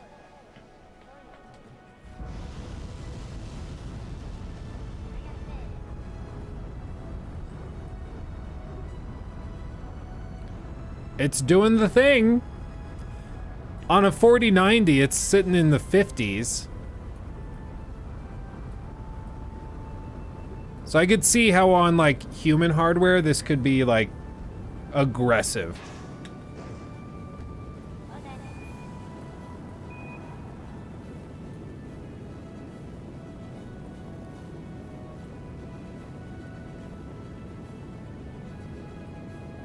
Ooh, there was a...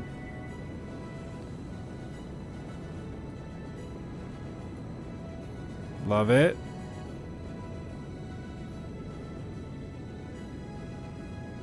Loving it.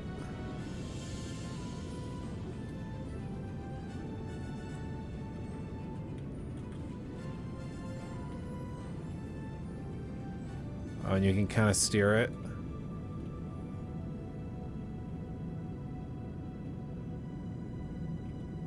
Okay, what's the next phase that we can do?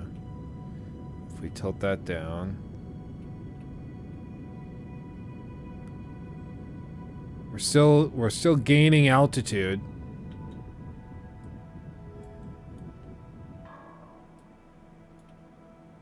Oh, we detached.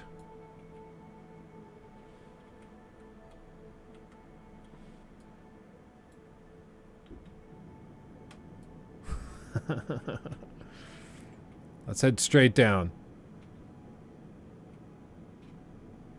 We're not going down.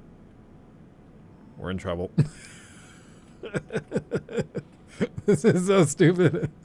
Yeah, Starfield's looking great, guys. Look at this. Wow. Shoot the rocket back to Earth. Spacebar. That's what I tried. Lack of stellar exposure. I don't know what that means. That scares me.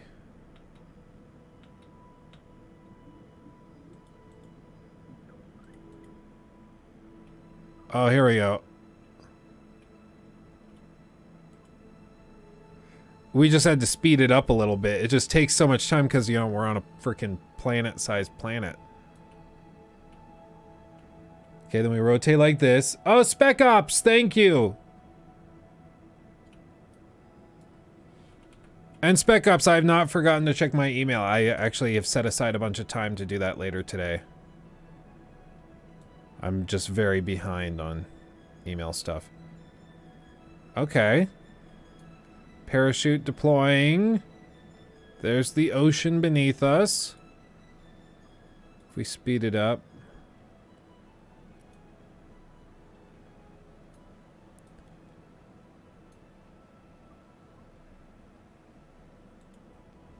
And I mean, it's pretty cool. It's a planet-sized planet that you're launching over. That's pretty cool. Okay. Okay. Uh-oh, too early. We made it. We're fine. We made it. And then... there we go. We're almost to the surface. Now right-click the parachute and cut it. Is that something you want to do? I think you want it. I would imagine you want the parachute all the way to the bottom. Like once it touches... 50 meters.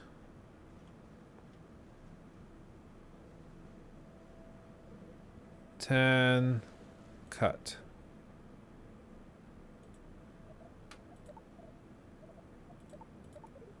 Boom. We did it. We did it. Okay. So I could see how building your own rocket ship and then taking off and landing it and stuff like that. I could see how that could actually be kind of fun. I could see that. Especially because like the whole idea of this game is that you can then go and like travel to different planets.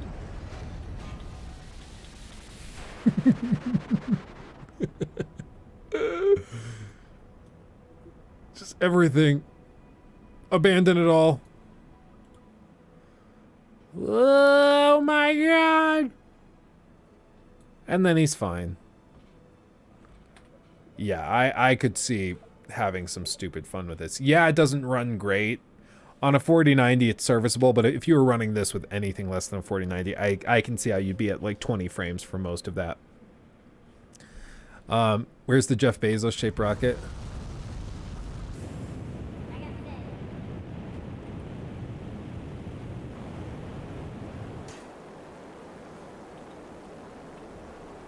Come on.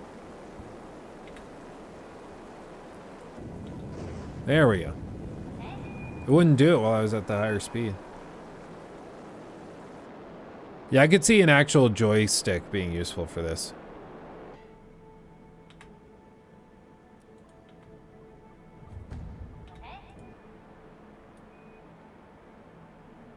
Look at the Mertens.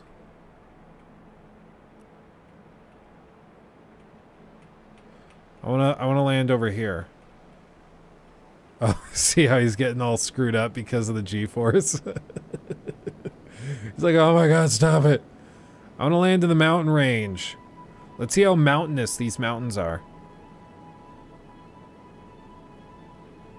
Let's see it. By the way, Jared, thank you for the $9.99. Just got done watching your live stream from yesterday and it made me want to ask something positive or negative. What are your thoughts on Destiny? I've been playing since 2013 and I have 3,000 plus hours. That's crazy. That's many hours. I will say, oh my god, deploy the parachute. Oh my god, deploy the parachute. Exploit. Oh my god. Oh, he's dead. Oh, maybe not. Maybe I'm okay. I think I'm okay. Wow. Okay, wow. I'm very surprised. Bear in mind, like, you look how empty and expansive this is. That is why I'm skeptical of Starfield. Because, like, this is one of the more impressive games of this nature. And Starfield wants to do something similar, except it's coming from Bethesda. And so I'm quite skeptical. As for Destiny. Destiny seems interesting. It's kind of intimidating for me to get into, just because, I mean, most of the players who are really into it, like you, have 3,000 hours into it. So I'd be coming in with 0 and trying to figure out what to do. And that's a little that's a little intimidating. So people have been saying that this new update is going to be like it's a great time to jump in for the first time, and I might just do that. I've been looking for something new to get into, so maybe this will be a good time to do it. But I mean, if you have 3,000 hours, you'll probably know, and you'd be able to tell me, is it a good time to get in with this expansion? Like, is this the time to do it? I don't know. Okay, what are these? Solo fuel boosters? Okay, that was weird. What about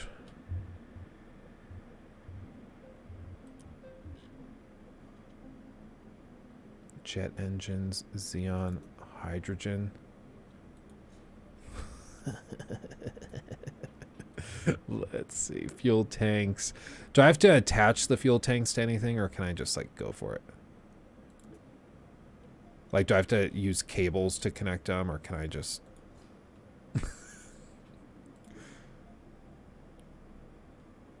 I kind of want to just like slap it on and go for it. Let's see. Oh, Nick, Jesus, thank you for another 5. Oh, god damn it. Take off. Oh no. Oh no. Okay, revert. We just have to we have to balance it. We'll take it into the lab after this crash, and then we'll try to We'll try to balance it and then get it to take off.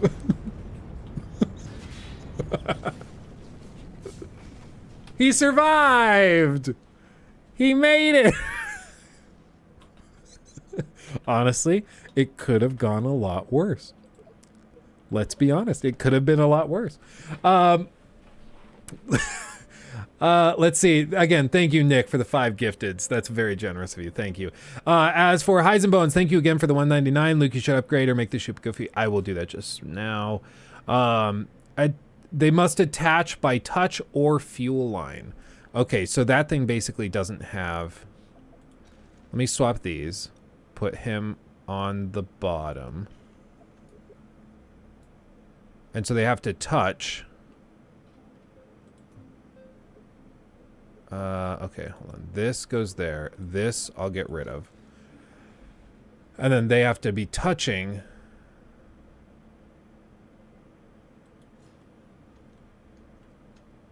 Or by fuel lines. Okay, that's not bad. And then fuel lines, they're close, but I don't know if they're actually... Fuel tanks is not fuel line.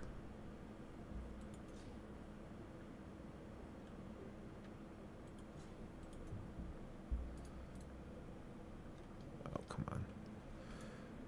It's gonna take me a while to get used to this camera.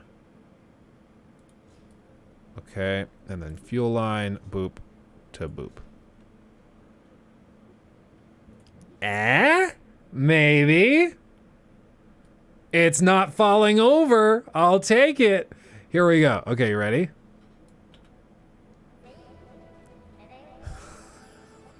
Let's see how badly this goes.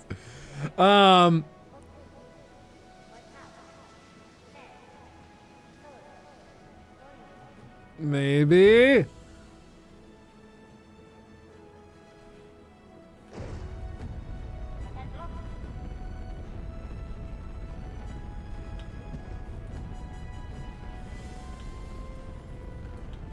Whatever it is, it's not working. Okay. I think it's too heavy. It's too heavy. Yeah. He's having a great time, though. Oh, he's outside the rocket now. He's just holding on. That's freaking... Look at the volumetric hair. Oh, they actually rendered inside. That's great. Okay. So it's too heavy, so I need, I guess, more engines is the lesson. 2 more engines, the bottom of each full tank. Okay, I can do that. I can do that. We're gonna do this. Okay. And it's these hydrogen engines that we're using. Engines. Hydrogen. And then fuel tanks. We need the fuel lines.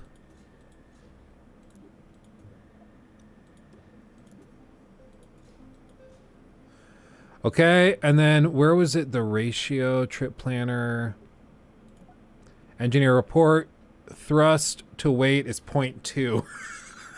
That needs to be over 1. So even with 2 engines, we're nowhere near. So these tanks must just be way too heavy. Can we just put like...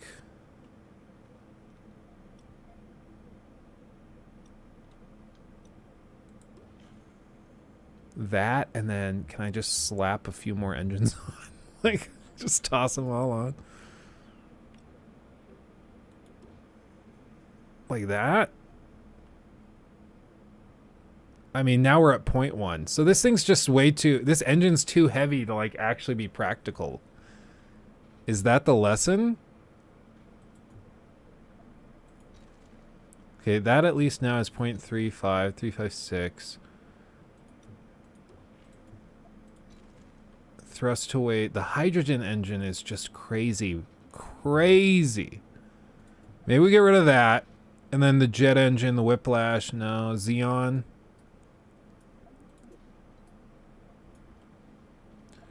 Maybe we just use good old classic. Okay, that's a 2. Okay. And then fuel tanks. Which one does this use? I don't know. Maybe Methalox. That sounds good to me. Oh, dude, it's massive.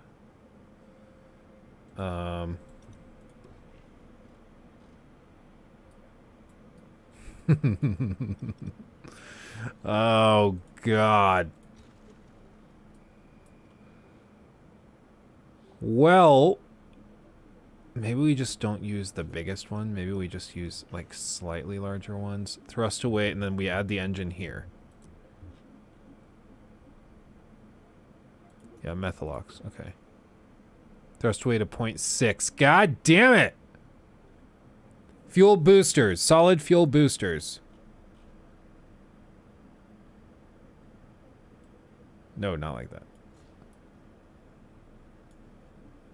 Solid fuel boosters. These look good. This is gonna be it. This is gonna set our name in the history books right here. There we go. Easy peasy. We're going to space. We're going, boys. We're going. He's having a great time.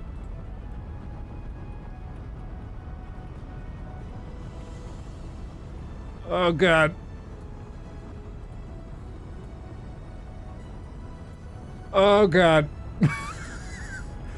We're doing it. Oh, my God. Oh, Lord. Okay. Nope, not good. Not good. Okay, okay. Oh, no. Figure it out. Figure it out. This is not good. Oh my God. Oh, sweet. Oh, this poor Kerbal. Oh no. Come on. Come on. Okay. Oh. Oh no. Oh no. Oh no. Okay. Oh, not good. He's terrified. He's mortified. Okay, can I kick these off?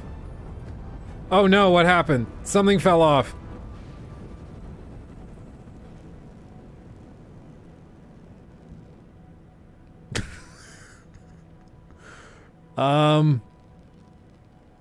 Well, honestly, if I'm being real, it could have gone worse. Could have gone worse. I imagine that going way worse. I'll take it. I'll take it. We'll get him a little closer to the ground, then we'll deploy the parachute. Watch this G-force bar. Oh no! I forgot you can't do stages while at the higher speeds. Oops! Rip. Oh no, Bill Kerman. Bill died. Oh, what a pal. Oh, that's heartbreaking.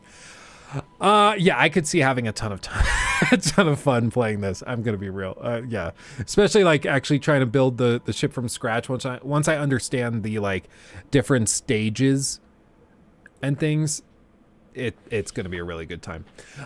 He died doing what he loved, dying.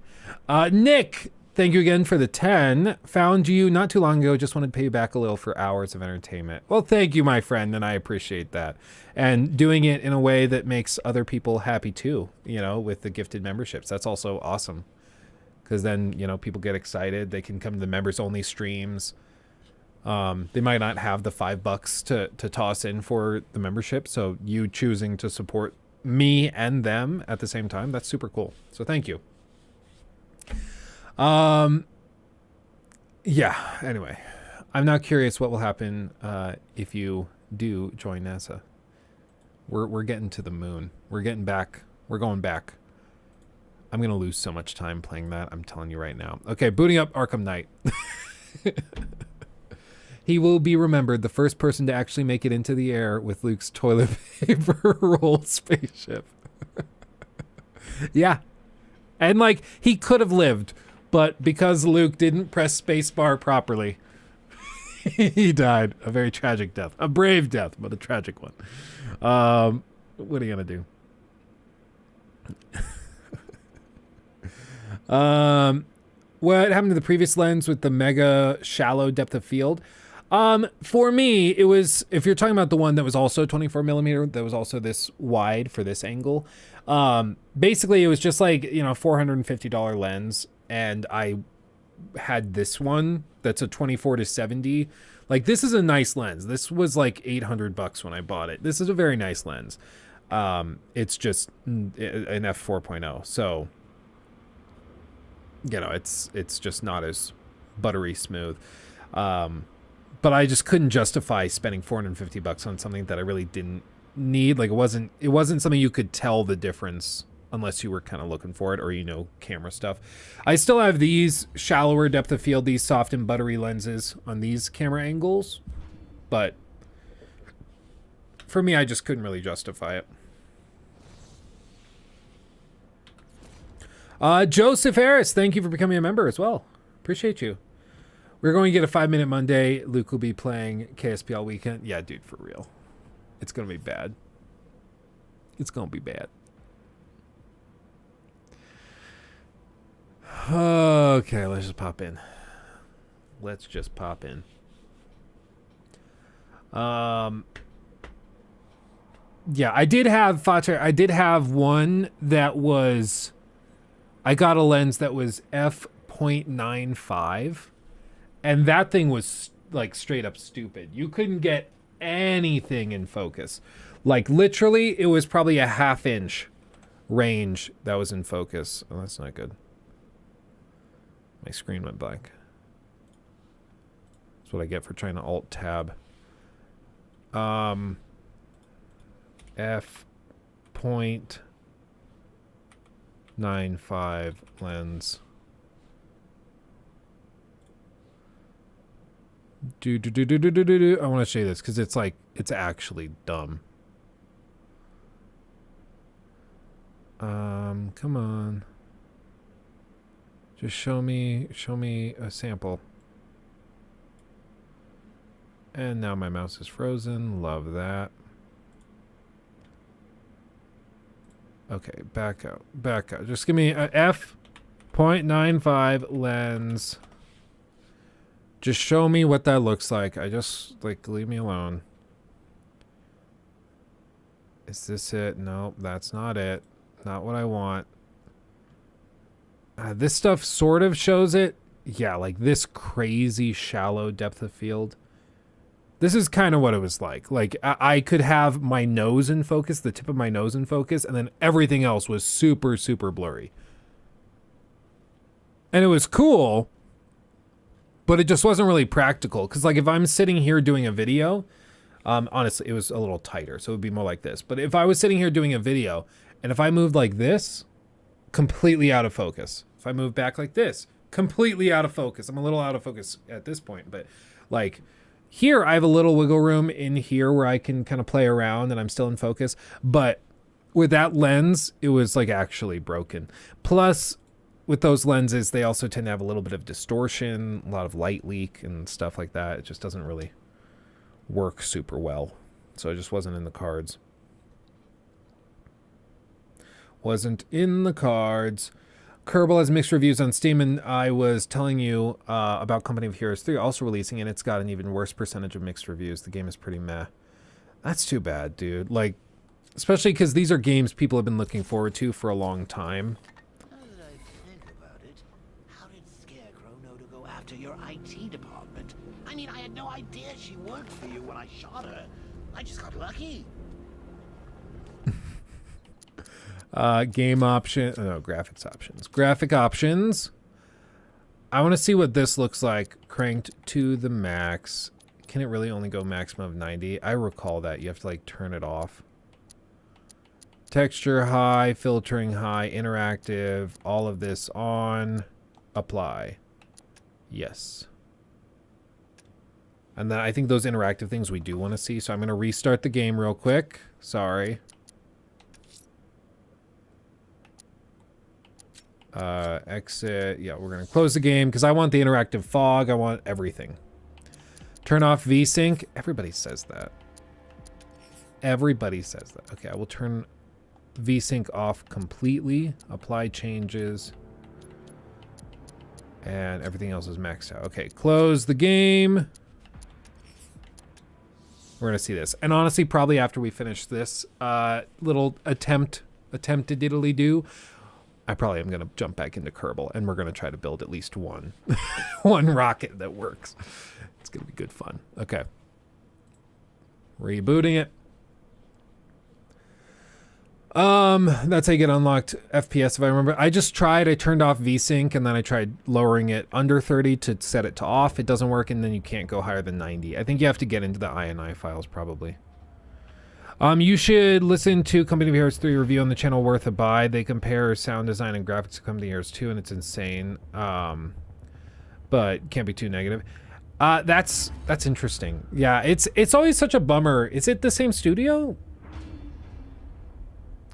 Because it's always baffling to me when, like, there's a sequel and then they just totally blow the follow-up, and like they don't even have some of the same features and things in it. They just like totally blew it. Like, did they just lose all their talent? Like, what happened?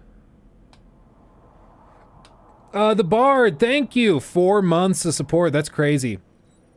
Love you, Luke. Happy to be a member for 4 months and a viewer for years. Thank you, my friend. Now that I think about it, how did Scarecrow know to go after your IT department? I mean, I had no idea she worked for you when I shot her. I just got lucky. I just got lucky. Dude, the rain looks so good. Look at the rain in front of that sign. Aiming for her head. Right. Forgot how funny the Joker is. Oh, if I'd only had a video camera when I swept Barbara off her feet. Oh. Poor old Jimbo had to make do with a slideshow.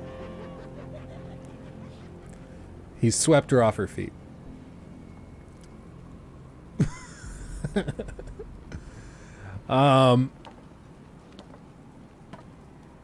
Yeah, dude, this game still looks amazing.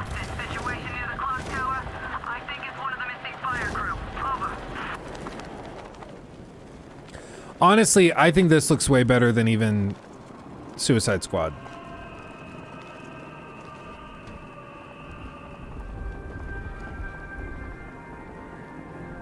From what we've seen.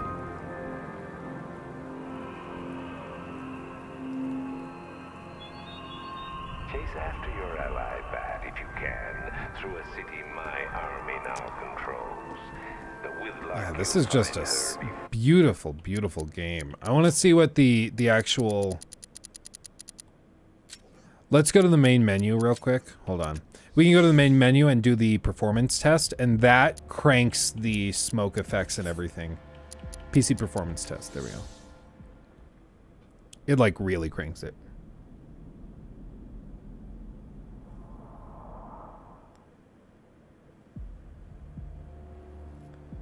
Okay.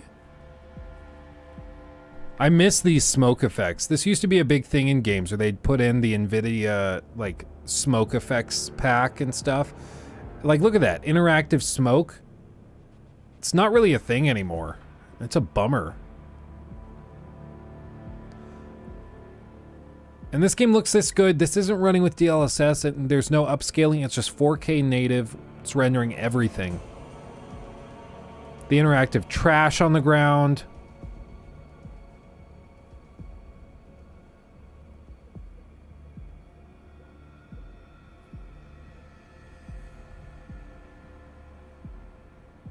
Enhanced light rays. The rain looks sexy as hell. I feel like an old man complaining when telling people this game is better than most new ones released today. Dude, this game was on another level graphically. Look at the smoke effects too. Nowadays, I don't think games even implement this smoke tech anymore. It's all about ray tracing. And I think, honestly, like, this game doesn't have any ray tracing, and I think it looks better in a lot of the lighting than ray traced games generally do.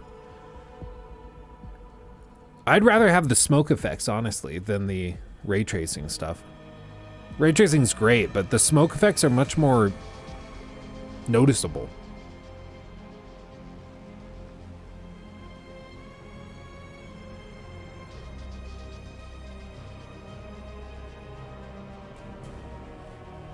I don't know what's supposed to be happening here.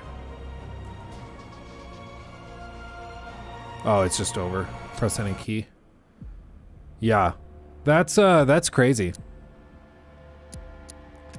And that's cranked up. VSync max. That's 4K. Oh, is that not the most texture filtering? Okay, hold on. Now we have to apply these. And now we have to try it again. Because I thought that was maxed out. Apparently not. Apparently not. Ray tracing isn't efficient enough to get great visuals out of it. Some games do it well, others do not.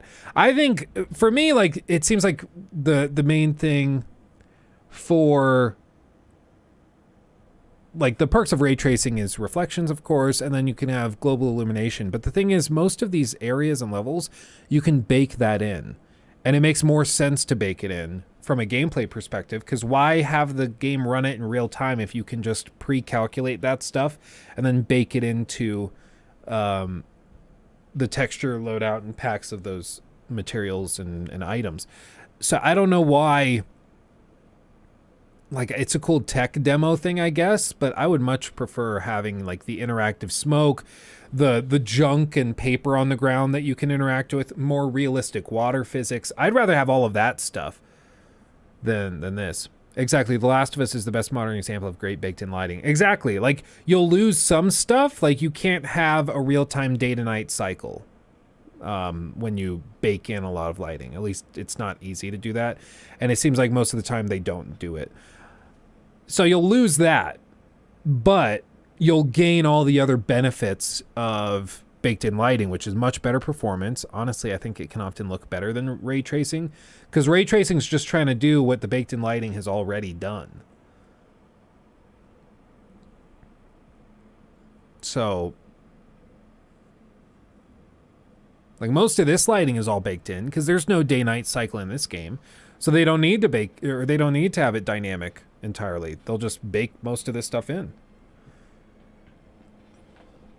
Control is decent. I just find the game very soft with its engine. Yeah, Control is a looker. I remember I was going to play like the PC version of the game for the critique we did of Arkham Knight, and then I realized that they were capping the frame rate on PC, and the PC port at that version still wasn't great. So I play it on Xbox. And this game on Xbox, on series consoles and all those platforms, this game runs great.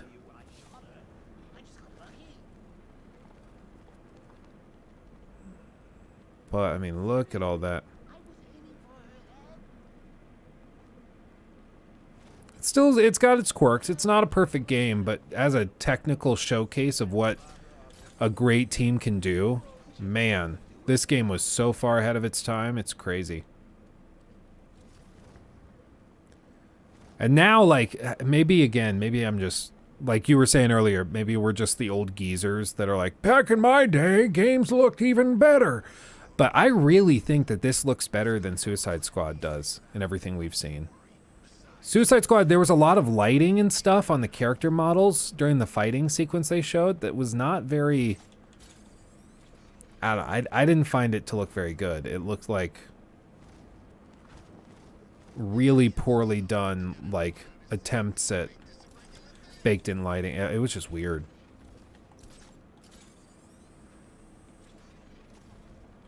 This game looks a lot better than a lot of recent games. What looks better to you, The Witcher 3 or this? On a technical level, this game, like, hands down. The Witcher 3 has its quirks.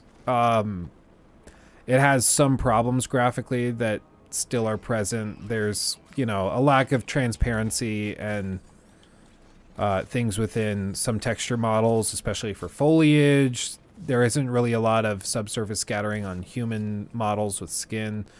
This game, just across the board, like, post-processing effects are all insanely good.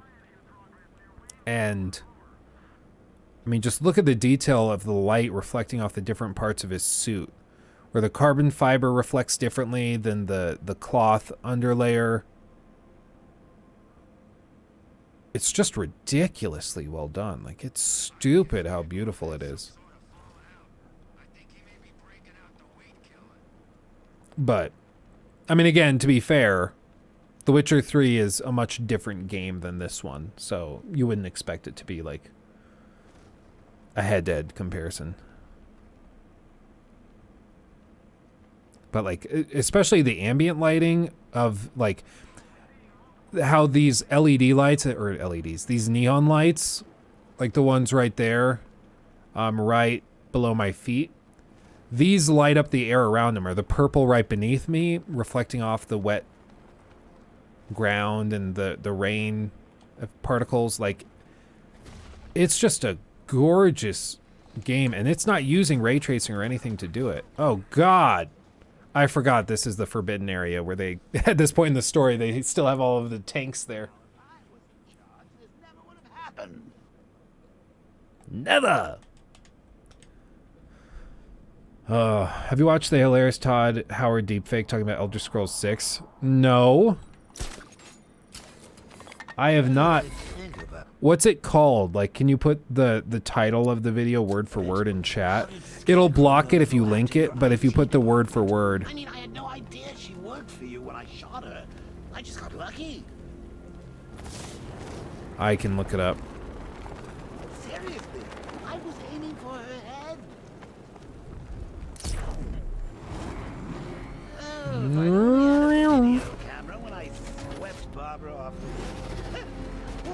Some of the demolition tech is also crazy.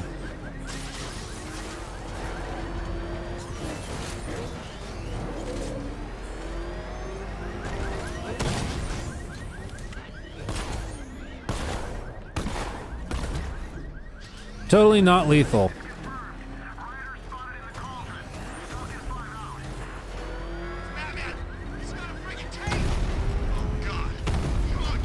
Just blowing stuff up. No, I didn't want to do this. I drove around it.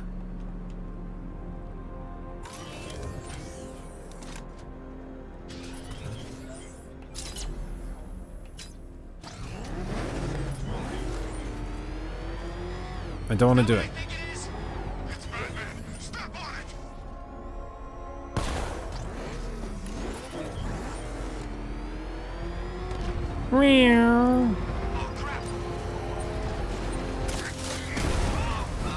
Totally not lethal. As do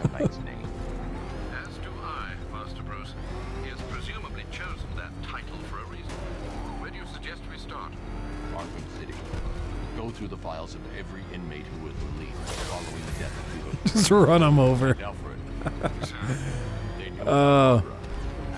The thing that still to this day pisses me off about this game is that the Arkham Knight has a line that happens towards the end of the game where he's asked, like, or they anticipated the player being like, so why couldn't you just put people in the tanks?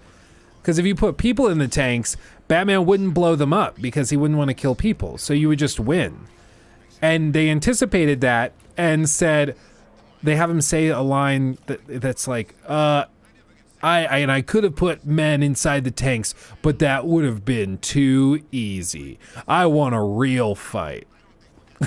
It's like, come on, man. Come off it. Are you kidding me? Like, that's how you're going to explain it away? Like, it's not my fault that I noticed a glaring flaw in this. And especially if the Arkham Knight wants to, like, beat Batman for real, which he does because he's trying to kill him the whole game. Why not just, like, do this very simple thing that would win? Like, easy. Done. You win. You beat Batman. He can't kill it. He can't blow up the tanks because he doesn't want to kill anybody. Boom. Or just take, like, an innocent civilian, put him in the tank. Not even one of your own men. A civilian. In every tank. Problem solved. Like, but no, he's just like, I want a real fight. I want a challenge. Okay, whatever. I'm old. I've been playing a lot of Sleeping Dogs lately, trying to get all the achievements. Very fun game. Yeah, I've heard very good things. I haven't played Sleeping Dogs, but I've heard very good things. I should try it. Now that I'm pretty much done with Hogwarts Legacy.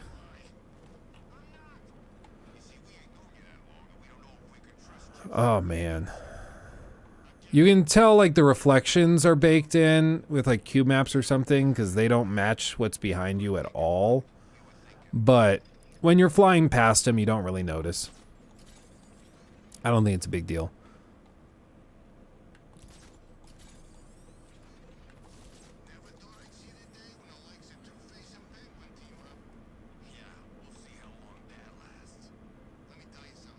Right here. Dude, I would have killed to get a full Gotham City open world Batman game. Like, where imagine you could just explore all of this as far as you see. All of this is open to you. That would be awesome. Like, you look at this map, and this is actually pretty small. Like, you can go there, all the way around here, and then there. There's, like, it's really not that big of a play space. Like, it really isn't. Try it in 8K. Oh, we could probably try that. Oh, stupid notifications aren't sounding off. I'm sorry, guys. I'll try it in 8K White. Thank you for the 199. Hector, thank you for the 5. I think that a stronger comparison is the Miles Morales game in terms of graphics and tech. I will say Insomniac has done a lot of work to compete. I will agree. It's also a beautiful game. They did the ray tracing thing, but they did like quarter. Oh, I don't think it'll let me go. Do I have to turn it? Here, what if I apply that? Can I run 8K? Yes, keep these settings. No, it won't let me run 8K. Bummer. But they have like quarter resolution ray traced on Windows, and they've got a lot of cool tech, and it is beautiful. I mean, the one thing you have to say about Insomniac stuff is that the data streaming tech they have is ridiculous. I mean, they can just stream so much data in so quickly. It's ridiculous. This game does a really good job of it, especially, you know, once you start flying around, you don't really notice pop-in. Like even here, I'll start moving quickly, and you're not going to really be able to notice pop-in. They do a really good job. Ooh, that was bad. That was weird. Little freeze. But they do a really good job of it. Like I'm looking for it. You guys know me. I notice pop-in like crazy. It's kind of a curse of mine, and I'm not seeing anything. If I fly over there, I see men, like a couple of dudes running away. If I zip up and try to get closer to them, then we swing down, any pop in, little bit there maybe with a texture popping in. But honestly, I saw maybe something popping in right here on the ground, and that, like, maybe this texture popped in. But for real, it's really tough to see. Oh, forgot. This is another scary place. Don't stand around. Okay. Check the periphery. Okay, so we're looking on the edges of the screen. There was a little, actually. There was some.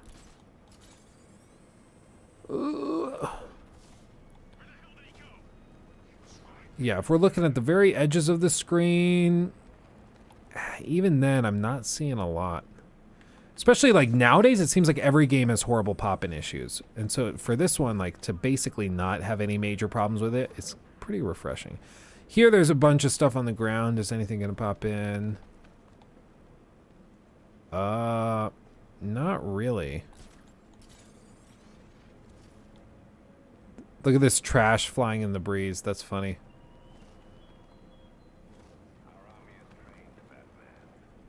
Yeah, man, I'm having trouble spotting any pop-in. Oh, there. Well, no, not really. It's just, it's very, very well done. Yeah, they do a good job covering it. They do a good job with objects, but buildings do pop in a bit, but it's very well done. They merge it well. We're not getting any new Batman games anytime soon, aren't we? Yeah, no, we're not. They basically said that they're done with the Arkham series. They've reached a good point. They feel comfy with it. And I mean, I agree. I don't know what you do. I think Arkham Knight is a great example of how they just had done what they needed to do. They played it out. The the formula worked, but it was starting to get stale, so they needed to shake it up, and they introduced the Batmobile and stuff, and players were like, we don't actually like that. So they were like, okay, well, I mean, we can just make Arkham City 2, and it's just more of what you already got, or we can try to do something different. And apparently they did. They tried to do it with the Superman game, but they worked on that for a couple of years, pitched it to Warner Brothers execs, and they turned it down. So they did a bunch of work on it and then got dumped. I wouldn't be surprised at all if a handful of really talented devs at Rocksteady left the company after that Superman game got canned. Because that's apparently something that happens. I was talking to somebody who works at Ubisoft now, but they used to work at, I think they worked with CD Projekt. They've been all over the place. But he was telling me that it's extremely common for people to leave because he left Santa Monica. He was one of the guys at Santa Monica studio when that game that came before God of War 2018, when that got canceled. And he was like, I was so heartbroken that I just couldn't bring myself to stay on the team and just pretend as though my heart wasn't broken. So I just moved on to work in a totally new place and new project, everything, just start from scratch. He's like, I kind of regret it now because it could have been part of God of War, but yeah, what are you going to do? But, I mean, I don't blame him. Imagine you work on something for years and then some bigwig exec that doesn't really understand gaming just comes in and decides to cancel it. It's like, nah. Throw it all away. Plus, we're going to fire a bunch of you. Like, screw you, dude. I'm finding a new company to work for. I get it. Put on the 60s backsuit. I don't know if I have it downloaded. I think you have to do it from the main menu, I think.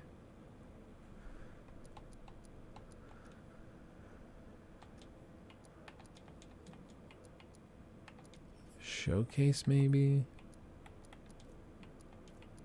Yeah, I don't have these.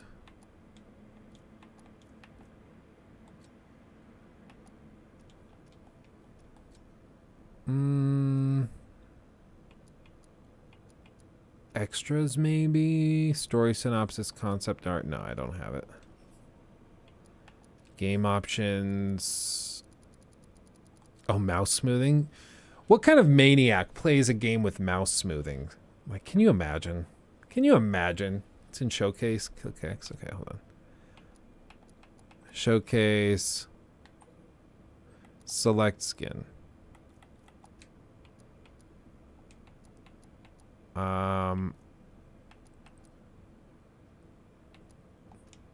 Let's see, I can't.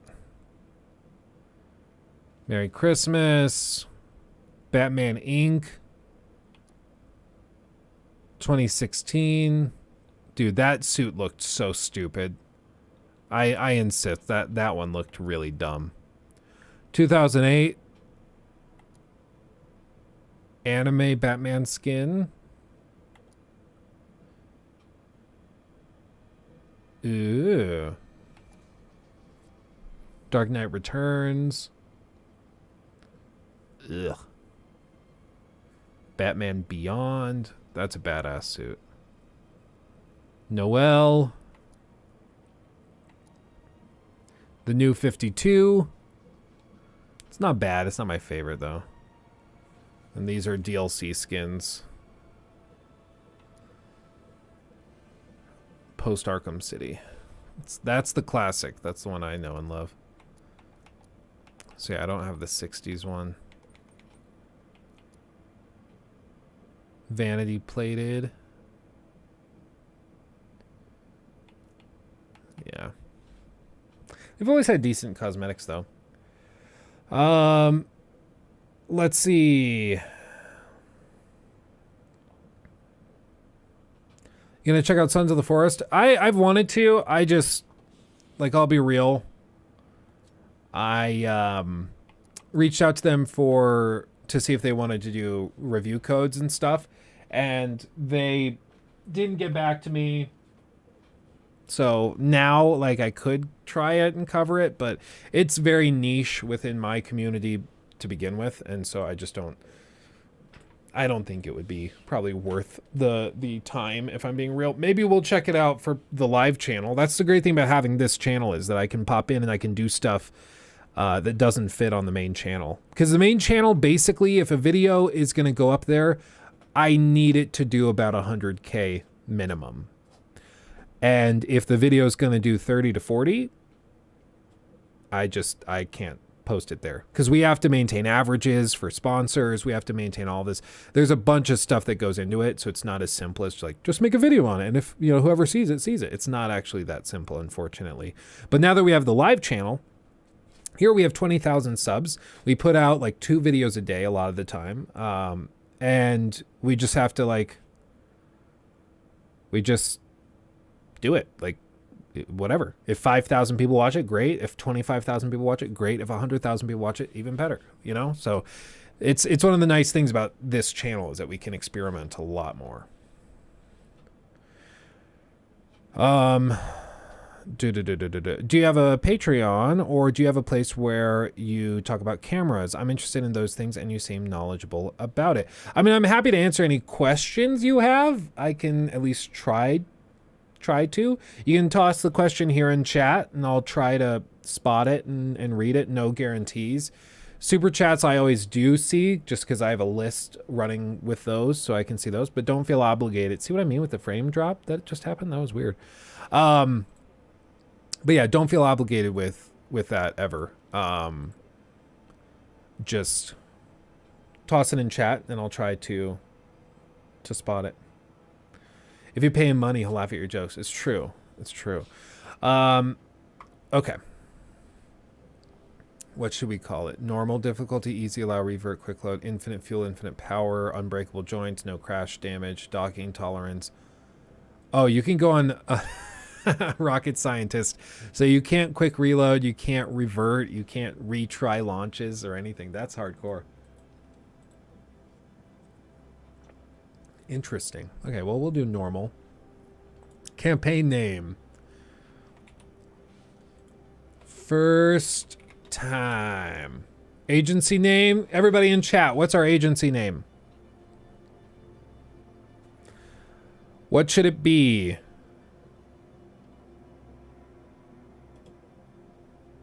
What should we do? Todd X. I kind of love that. Todd X. That's awesome. I like that. Okay. Oh, this looks kind of like the Starfield logo. Let's do that. Let's go like red as the base, and then maybe like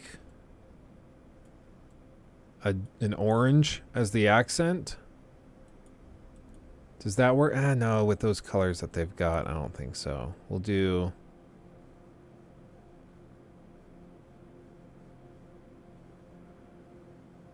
Yeah, that's close enough. And then base, let's just do black. First time user experience, yes. Yeah, the Valaha experience.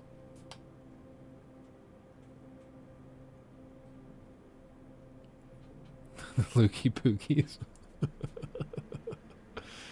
Dingleberry Dominators. That's good. Let's see. Okay, we already watched this. Okay, training center. Should we just get into it? Or should I actually, like, do what you're supposed to? Is where you'll learn how to build and fly rockets, planes, and rovers. Okay, lessons take place in simulations. You can start a lesson anytime, even in the middle of an active flight. When you're done, we'll put you right back where we found you. Okay, space is the place. How do rockets work? Okay. So presumably while you're flying in space, you could go back to Earth and like build another rocket to meet it in space. That's kind of cool.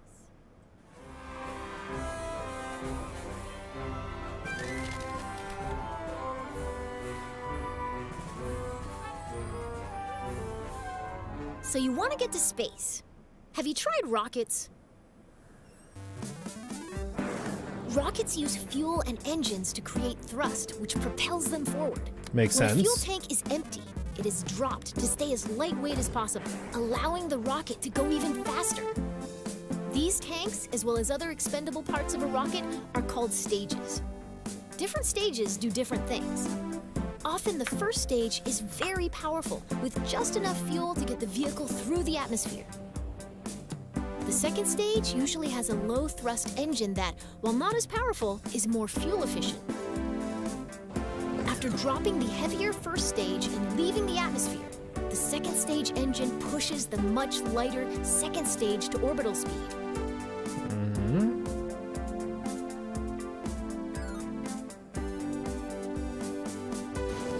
Makes sense.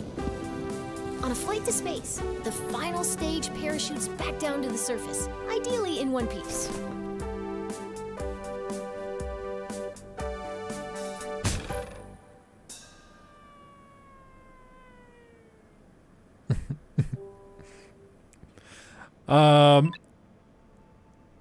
Okay.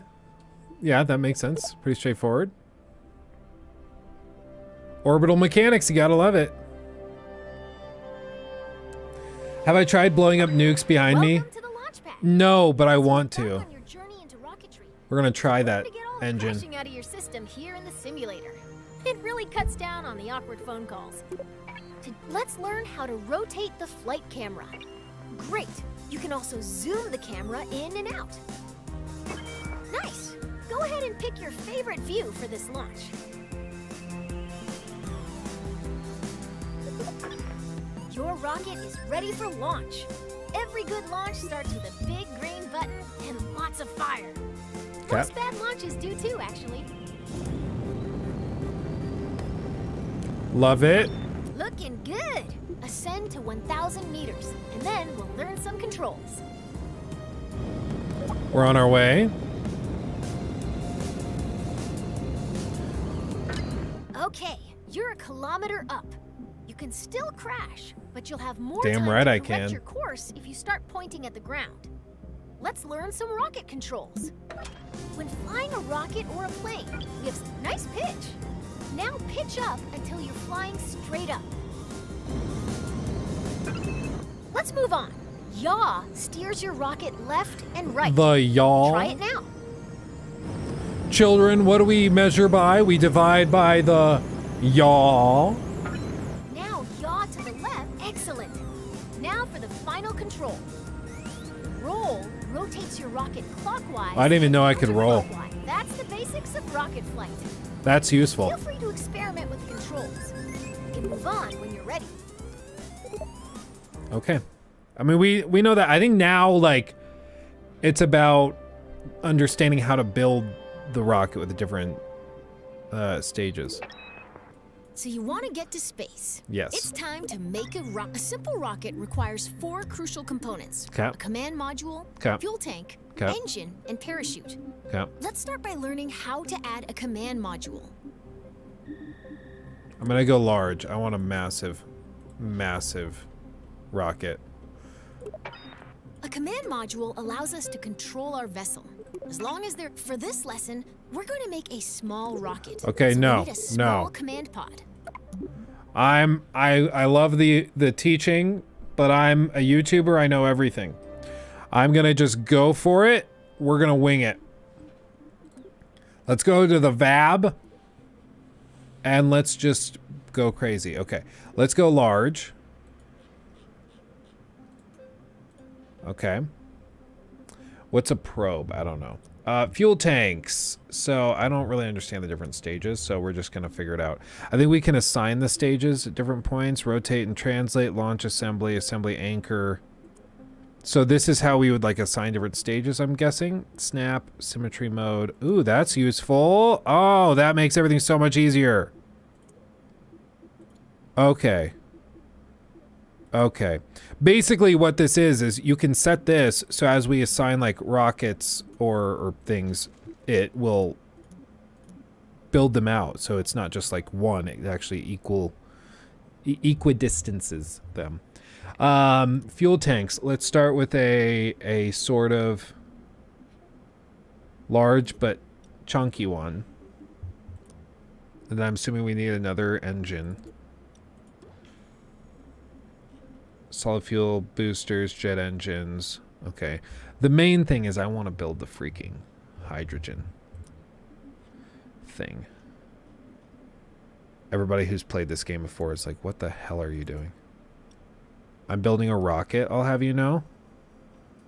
You might not understand my brilliance, but you will eventually, okay? Voila. Okay, now we have a big metal cage as the frame. I am presently screaming at you, yes. Okay. Decouplers. Okay, we do need decouplers. I knew that. I just was waiting to see if you knew that. Couplers. Coupling. Decouplers. Radial decouplers. That sounds fancy. Stack separator. Not that one. I was joking. Do I have to... I might have to replace these. Hold on. You go there in the trash. You go there. I'll get used to this camera.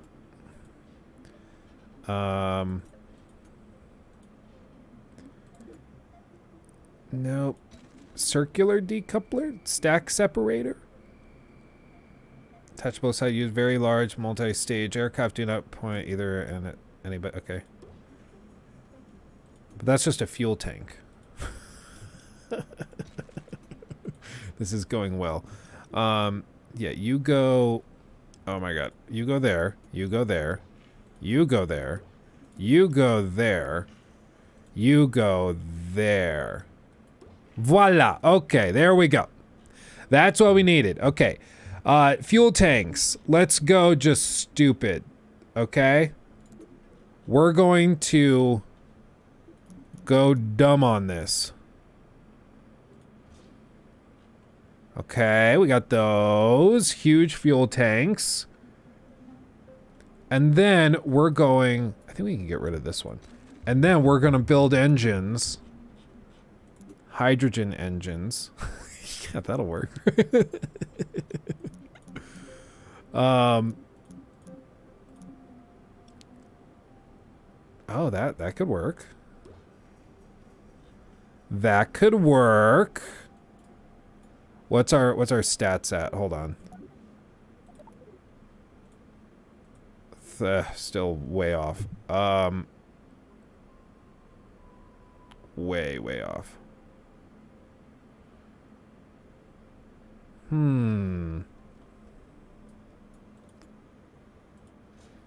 Well, so 0.387 is our thrust to weight ratio. So we need boosters. We need boosters, engines, boosters, solid fuel boosters. Lovely, love it. And let's just, can we just crank this? What could possibly go wrong?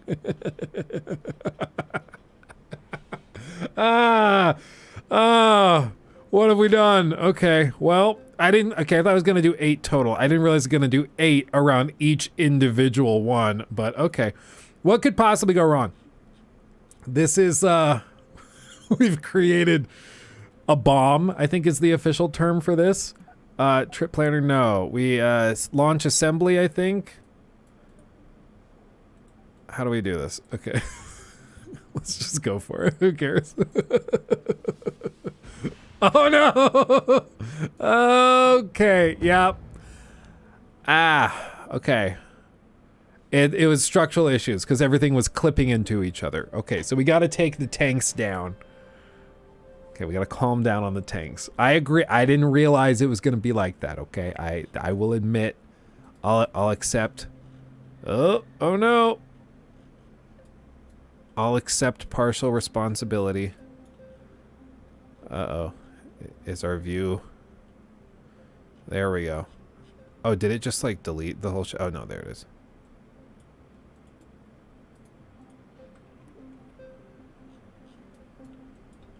Come on. Oh, no, did it delete our ship? I think it did. It clipped it underneath the map. Okay, well, I guess we have to start over. That's a bummer. Vehicle assembly building. I can't believe it just deleted it. Did it really do that? Undo, undo, undo. Yeah, I don't know where it went. Okay, well, it is what it is, tubes. It is what it is. Let's just do that. And then we will... You're saying you'd avoid structures? That sounds like you're doubting your own abilities. I never doubt myself. And as you can tell by how this is gone, it very rarely goes extremely poorly. So, it's probably okay. Couplers... Coupling... Okay. And then structures... Body. And that's a truck chassis. That's not what we need. Just a big cylindrical thing. Okay. And then we're going to, at the bottom, I think we attach one of these. And then our hydrogen tank underneath it. We're going to play it simple. Right there. And then we're going to do boosters. Solid fuel boosters.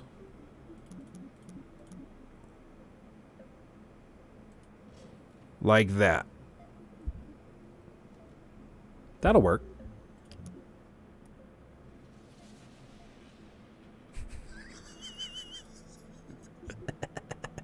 This is not gonna end well.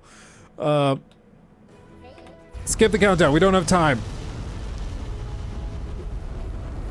They're so wobbly. Oh no. Oh no. Oh god. It's going up.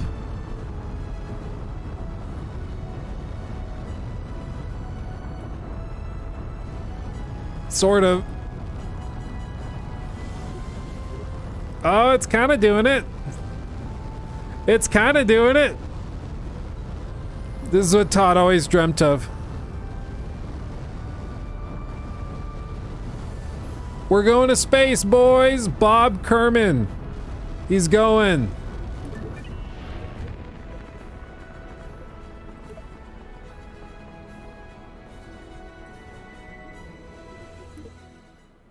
I had him climb out and it blew up the ship. Oops. Oops. Okay, well, so I think the lesson there is we don't actually need this many. We can probably get away with 3. They're also very wobbly, so that tells me they're not attached properly. As for why,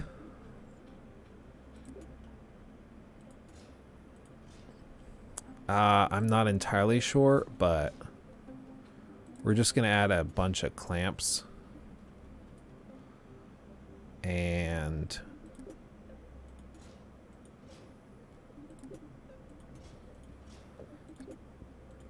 hopefully this helps.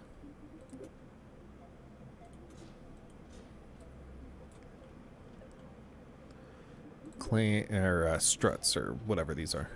Okay. That probably helps. They won't wobble. Stage the engines.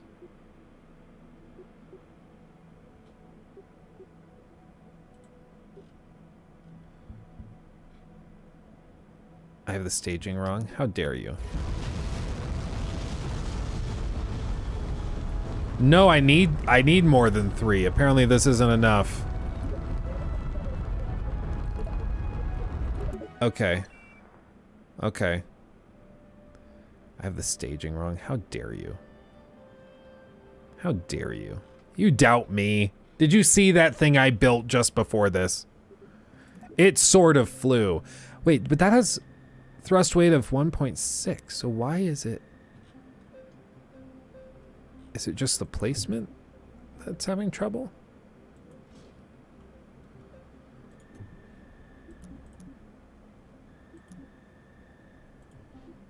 Whoop.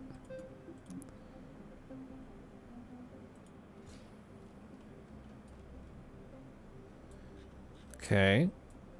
And then... come on. Staging. So this I think is the staging. So it has this. Okay, so this, I'm assuming the bottom is first.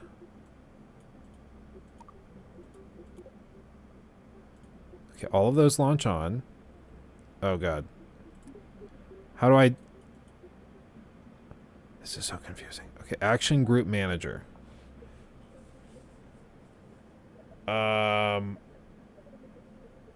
Okay. I totally know what that means. Okay, all of these go together, then it decouples, and then this one. That makes sense. That makes sense to me.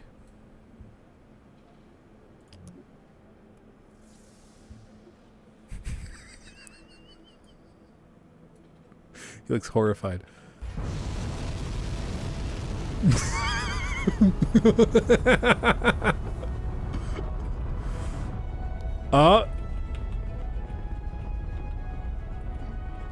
No. Okay. Well, that didn't go great. Toilet rolled too. That one actually rolled like a toilet. Okay, let's just start from the basics, okay? If I get rid of this and I move this over and I trash that and I move that up, what are we at? We're at 0.138. So we need boosters of some sort. I don't think we need the biggest ones. We can have smaller ones. I'm trying to learn. I'm growing with you here today. What's a small booster look like? Okay, that's not bad. And then let's just do 8 of them. Because why the hell not? Sink them a little lower. And there we go. Now we're actually meeting the threshold. Okay, so what we probably do is do we need a coupler for all of the boosters? Is that what we do? The boosters come off, and then this, and then staging decoupler. Okay.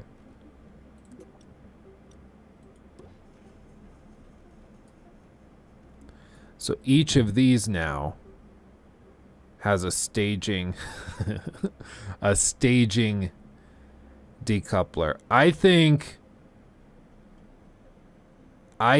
probably this is gonna blow up immediately. Immediately decouple them and then... Okay, so these will go... No, this guy I want to move like up here. So these will go and then decouple. And then this will go.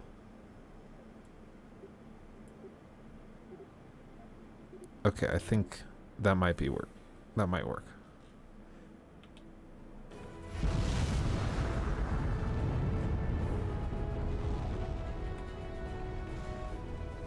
He's still alive! Okay. I did something wrong there. The decouplers you have are for vertical decoupling. Okay, so we gotta click these off then. These, that's not gonna work. So I need something like the radial decouplers, maybe.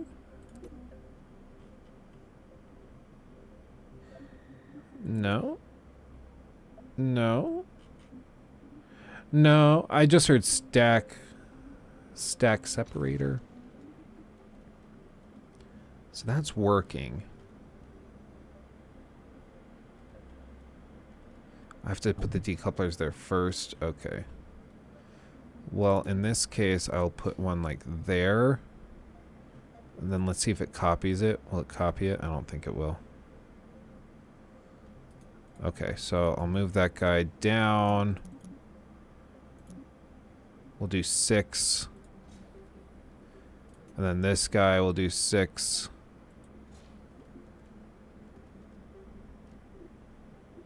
And then these launch. And then that's the first stage. And then decouple. And then this launches. or this takes. And then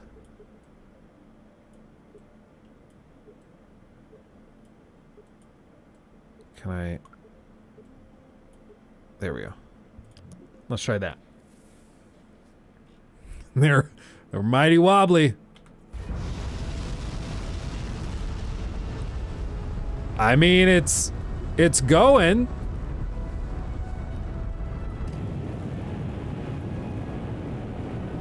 It's going straight up.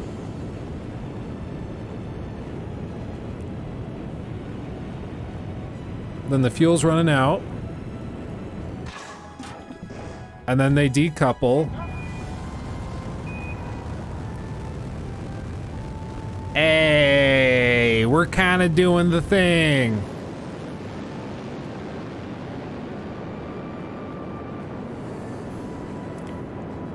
Okay.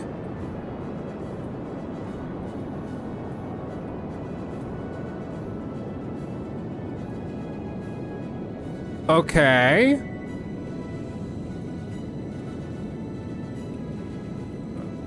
Oh my god, I'm bad at steering this. Oh my god. Oh my god, we're gonna die.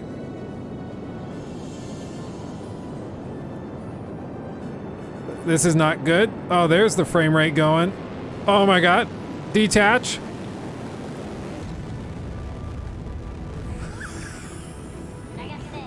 Flip it around, flip it around, flip it around, flip it around.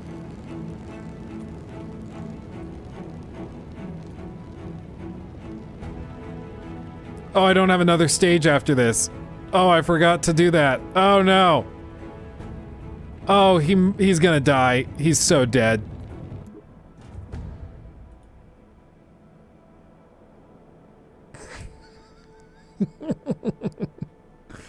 Okay. It kind of worked. It went up. We technically reached space. I don't know why. I think I started controlling it too heavily and then it just got out of control. But not bad. It did the thing. It did the thing. You made an ICBM with manual input, manual pilot. Yeah. Straight up. But that was workable. Probe, cockpit, is that... Why couldn't I deploy a parachute? Did I just not create a stage for that?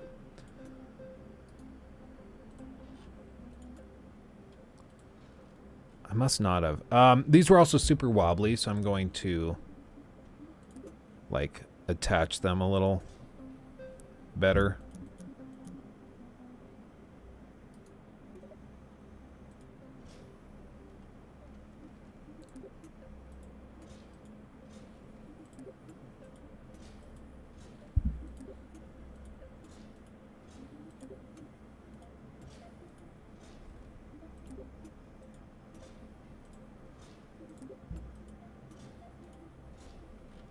There we go. Did you put a parachute on it? They're a separate part. No, I did not. So that's definitely why. Utility, electrical, thermal, ground, aerodynamics, payloads. Ooh, generator, solar arrays, ground. Utility, parachutes. Okay. And then I'm just going to put, like, this thing on there. Then this is, like, the last stage. Well, maybe I should have a decoupler for that as well. I probably should. That's probably pretty important. That's probably pretty important. Coupling, stack separator, boop, boop. Okay, so then there should be a decoupler.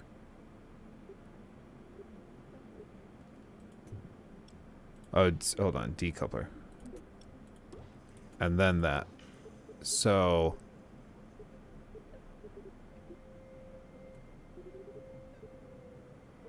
okay, so that goes.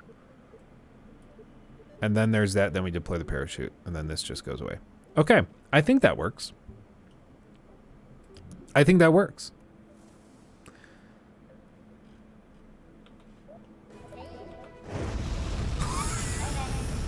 Oh no! It's not even attached. It's not even attached. What did I do? Did I break the order? Dude, he's not attached. He's just sitting on it. That's a problem. Oh no.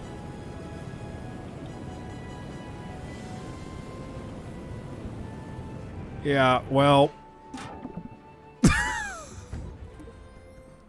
Okay, I screwed something up there.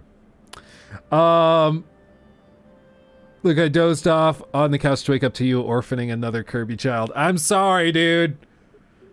What's that? Okay, so this happens and then this decouples. Oh, I swapped.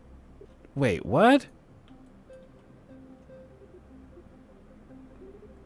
Why are there two instances of that? Oh, because there's two of them. It's reading both. Okay, so he goes away. This guy, we're gonna go there. We're gonna trash that. That's gonna go there. Okay. So now that's its own stage. These goes, and then they decouple, and then this, and then that decouples, and then this goes, and then that decouples. And then we have a parachute. You're saying that's gonna be a small parachute? Where did I find that? Quality of life, utility. I mean, I don't have access to bigger ones. Mass, 0.1. How much is this? How heavy is this? Doesn't tell me. 0.3, 0.75, 0.2, 0.1, 0.1. Okay. I'm gonna just, to be safe, trash that and replace it with that.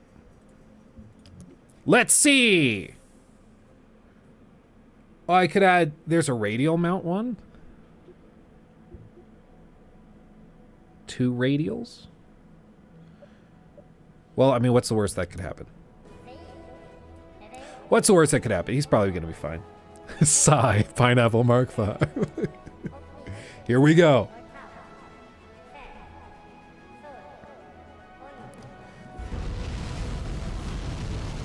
There we go.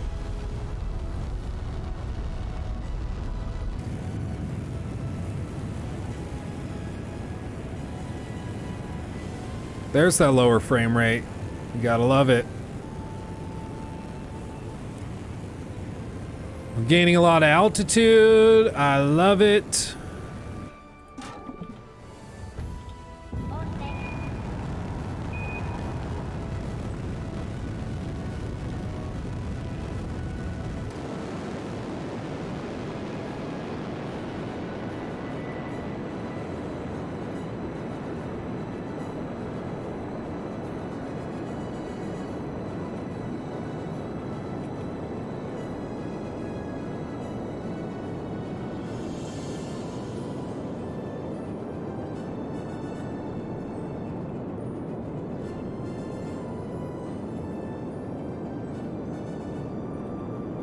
Oh, we don't have enough thrust to make it out. That's what's happening. We're just ever so slightly running out of thrust before we cross into space. Yeah, that's a problem. Okay.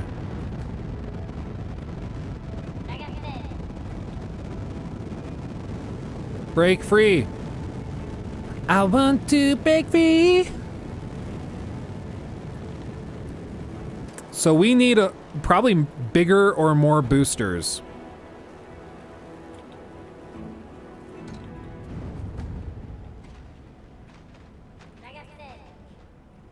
Oh yeah, that thing's tiny. This thing's no way it's gonna catch him. Oh no. You were right, chat. You were right. You were right. Oh, maybe that actually might be okay. We might actually have a Kerbal that survives. Bob might have made it. Maybe. Maybe.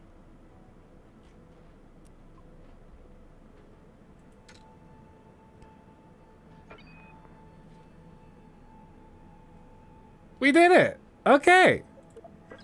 He made it. When you recover your vehicle, be recycled. Next crew, next mission. Okay. Well, that was good. We can do better though. We didn't technically get to space, which is the bummer. So we have to do that. My business partner has a master's in astrophysics. Let me get him in here. Yeah. Be like, so can you explain to Luke what the hell he's doing wrong? Because it seems to be a lot. What I think I'll do is I'll add another. What do I have here? 6. I'll add another 6. Because why not? So coupling, radial decouplers, or I'll do this. And then we'll do 6. We'll do those here. And then the boosters, engines. Are those going to be too big?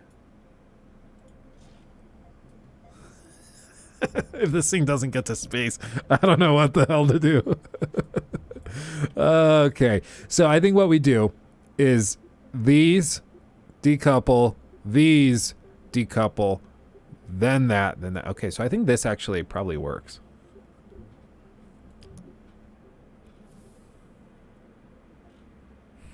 Dude, it's massive. Oh, I forgot to more firmly attach these.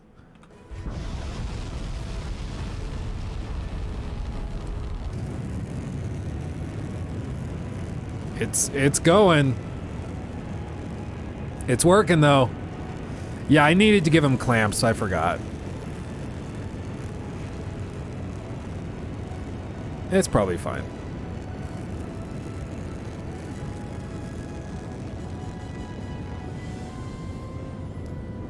I mean, these things almost single-handedly got us to space. Oh no!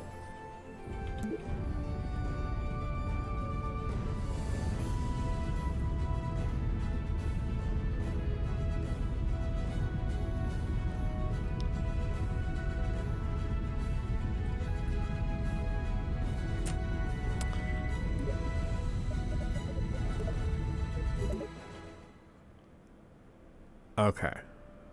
Okay. When they detached, when they decoupled into themselves, and so they blew up. We made it to space quite easily, but I think maybe they were angled in slightly because they weren't attached very firmly.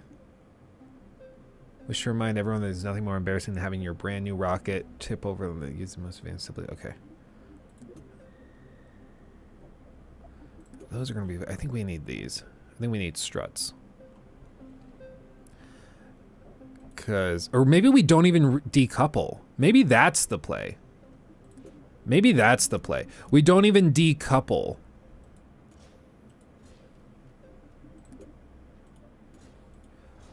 The big ones.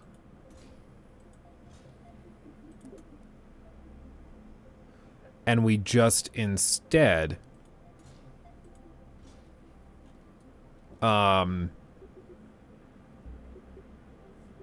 decouple them all at the same time.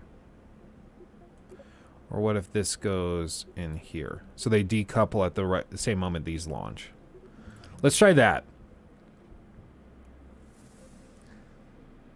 Oh, I totally did just stick them to the smaller ones.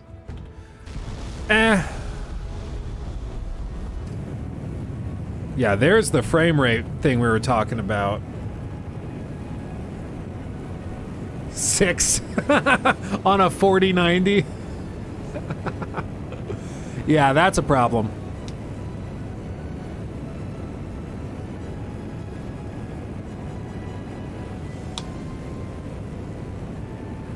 Wow. And you notice the utilization is like very, very low. I think it's specifically all the clamps. Because it's calculating how much those are holding them steady and like it's just breaking it.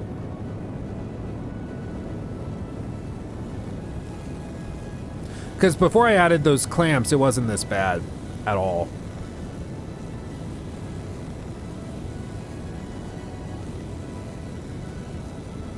Can I alter this now?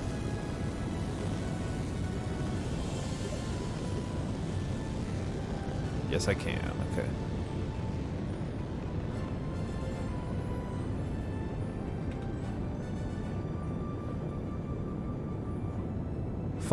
We're at 5 FPS now.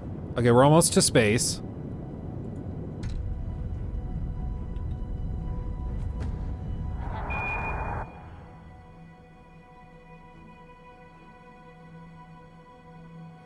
Okay.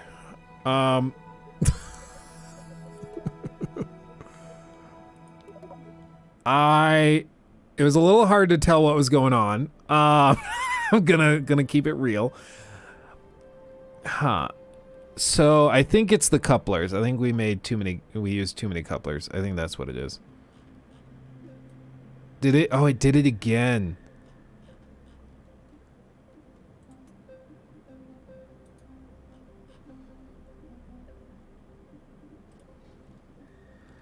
How do I grab the whole thing?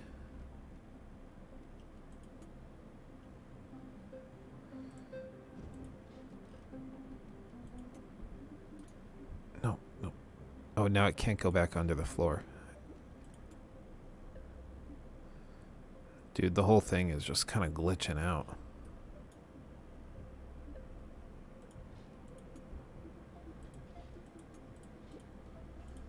Okay. There we go. Okay, so then this... It's just having troubles. I think what I do is I toss these. These I toss. We're just going to start from scratch on this one. And reattach. Okay. So this was... Does it just not want to click together? What is happening? Okay, front. Okay, and then we had a decoupler there, but it doesn't want to snap. Is it just broken? What just happened?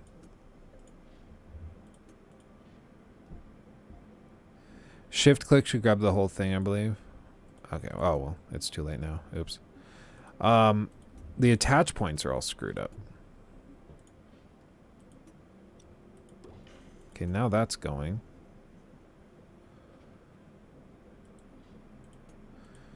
Okay, I think this might be one where we just have to scrap it. It's okay, we're learning. Okay, blueprint mode. We have this. Okay, that's our engine. Then, on top of that, we're going to add, because guys, now I'm an expert. I know exactly what to do now. Extra large. Oh my god. Oh my god, what is it doing? Okay, that goes there. Nope, the whole thing's breaking. Okay, well, we, I guess, are going to have to back out, go back to the VAB. And it's clipped under the map again. It is a little buggy. I'll be real. Okay, we're going to start this time with a pointy cockpit, because every great ship is pointy. This game is like, dude, this in it for you. Yeah, for real. Hey, look, just arrived from the Suicide Squad vid. Been a fan for a long time. Awesome, Keith. Thanks for coming by. Glad to see you. We're going to do fuel tanks. We're going to go extra large, because extra large is scary. Or can I do like a one that kind of blends? No, I can't. There we go, like that. That's what I want. Okay, we'll do that. Engines. There. Max thrust. This one actually. Let's get a little bit more powerful one. And then couplers. Structures, coupling. Stack decoupler. Let's do that. Voila. And then let's do... Love it. Then let's go and add a big ol' meaty, girthy tube. And let's add a bigger one. Love it. Girthy tube. Everybody needs a girthy tube. Okay. I'm thinking I'm going to stick with KSP1 for now. Yeah, I mean, especially if this is... I mean, this is quite buggy. It's just taking the whole thing and then shoving it under. Under the map. I mean, that's pretty broken. And let's do that, and then let's do engines. We'll do the big boy engine underneath that, and then we'll do decouplers, extra large. Let's do 6. Actually, let's do 8 of them. And then engines. We're just gonna go like stupid, ridiculous on these. Nope, that doesn't work. Okay. Decouplers. We'll do mediums. On this. And then we'll attach the engines.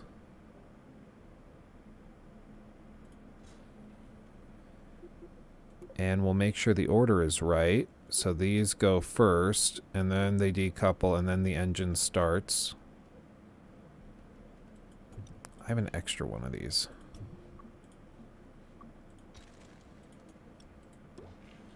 And that's pretty stupid. You just go there, you go away. I just need like a small there. And then this whole thing. Can it? Oh no, did it crash? It did. The audio cut out. And now it's gone. Well.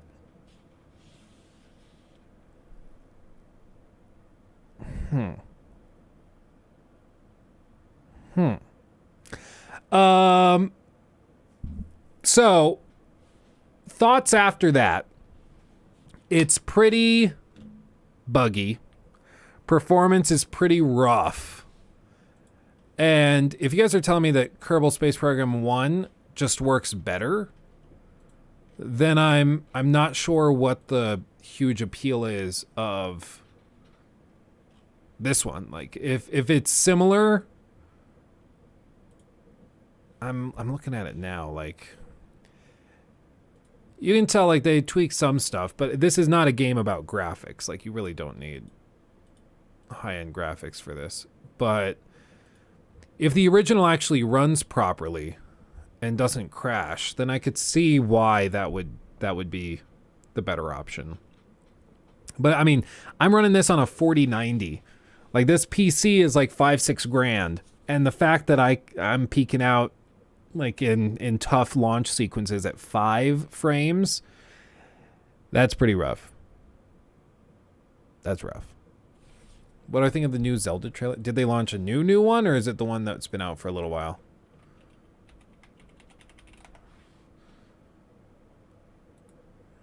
Like the 2-week-old one? Is that the one you're talking about? If that's what you're talking about, I really don't know. I don't know what that game even is. Like, it's not clear if they're trying to do just Breath of the Wild 1.5 or if they're trying to do something totally new. It's kind of just, it's mysterious to me. I'm intrigued. Of course, I'm going to play it, but I don't know what that game even is going to be like. It's not really clear. The original gets CPU locked, but it's much, much better. Yeah, I mean, this is just, I can only imagine if you start launching really complicated ships, and I mean, they have stuff where you can launch satellites and you're going to different planets and stuff. I don't know how that'll work, even on super high-end hardware. When we first booted it up and we did the basic launch with the pre-built rocket, it was like, okay, yeah, no, that works. Cool. But once you start customizing stuff yourself and it gets a little more complicated and you start really like trying to build heavy ships that are complicated and you need reinforcing structures and cabling and all this stuff, it starts to really break. The core fun of Kerbal is there. Oh yeah. No, like it's clearly it's not that the game is. I thought the problem was going to be that the game is just too heavy. It just has too many calculations, and no matter what you're using, it's just going to run poorly. But it just seems like once you get the more complicated stuff, the way that it's programmed or designed, the engine can't keep up with it. So there's some sort of bottleneck in the process of it calculating to like frame by frame. Once things get more complicated, it just can't keep up. And so it just starts to crumble. It's so weird that they've been quiet. You mean the Nintendo guys behind Breath of the Wild sequel, behind Tears of the Kingdom?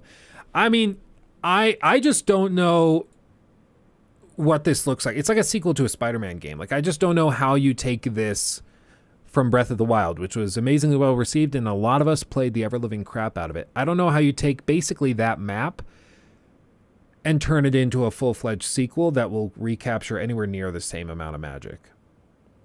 Because, like, I loved Breath of the Wild. I put so much time into that. But that's part of the problem, too, is I know that map, I know that world, I know the combat. I've been there, done that. And so they've got to do something different to pique my interest. And so far, everything they've shown looks like Breath of the Wild, but they have like more verticality and maybe tougher enemies. I really just don't know. But I mean, this is one of the things. Nintendo's devs that are working on this, they are literally world class. Like these guys set the standard for open world design after Breath of the Wild in 2017. A lot of the inspiration for Elden Ring came from Breath of the Wild. A lot of the inspiration for all of these big open world games that have come out since came from Breath of the Wild. And so it's going to be interesting to see how they take the formula and they rework it.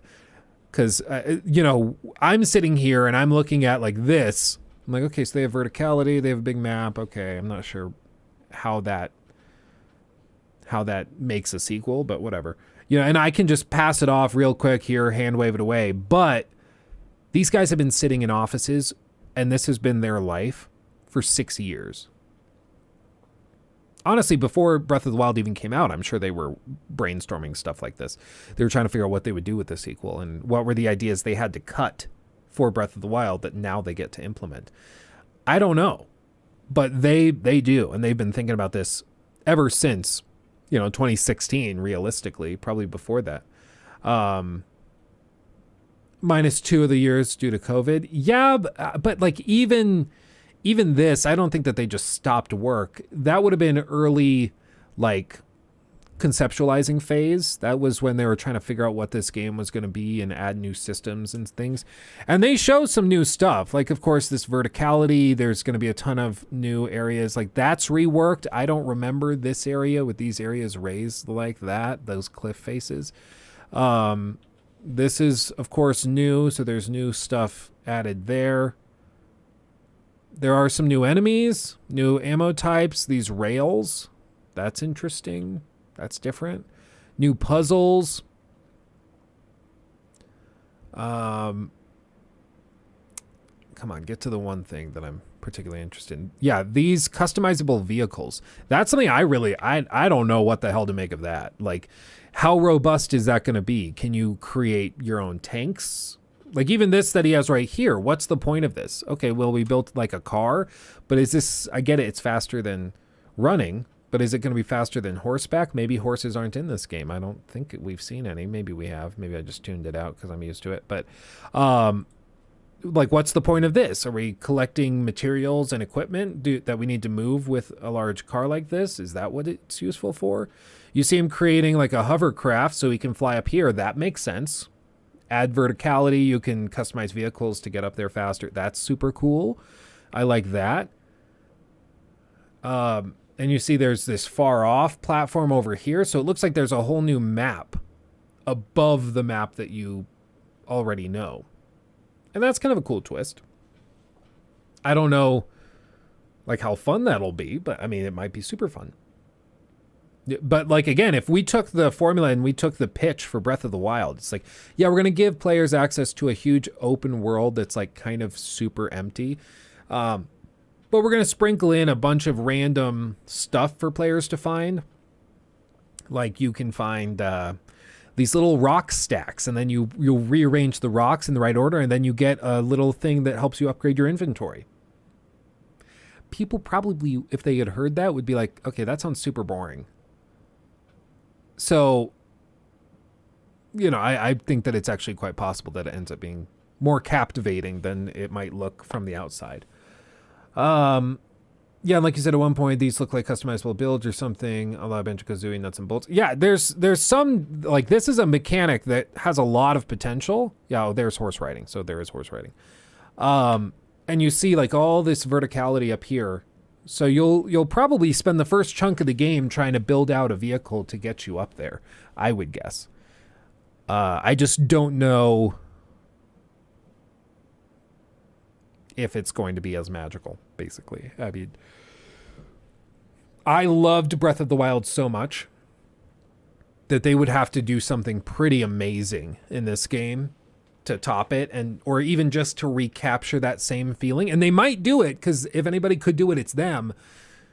But we're just gonna have to wait and see. But as for this one, like, I've also been weirded out because the trailers haven't been that captivating yet. But we'll see. We'll see. I think they've been playing it safe with the marketing, because they were going up against, you know, Hogwarts Legacy, and before that, late last year, they had God of War going up against.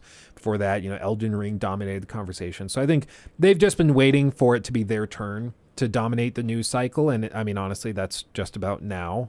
So we're probably going to start seeing a ton of more stuff about Tears of the Kingdom. It's just going to be a matter of time, basically. See right there, like the weird frame drops. I got to dig into this. I don't know what the deal is. But the old streaming PC that was like way, way weaker never had these weird stutters and frame drops and stuff. I don't know why we're having these now all of a sudden. To be fair, Breath of the Wild had very similar marketing. Yeah, maybe it's just like retroactive, but I remember it being like all anybody could talk about. But I think the reason for that was that it was paired with a new console launch.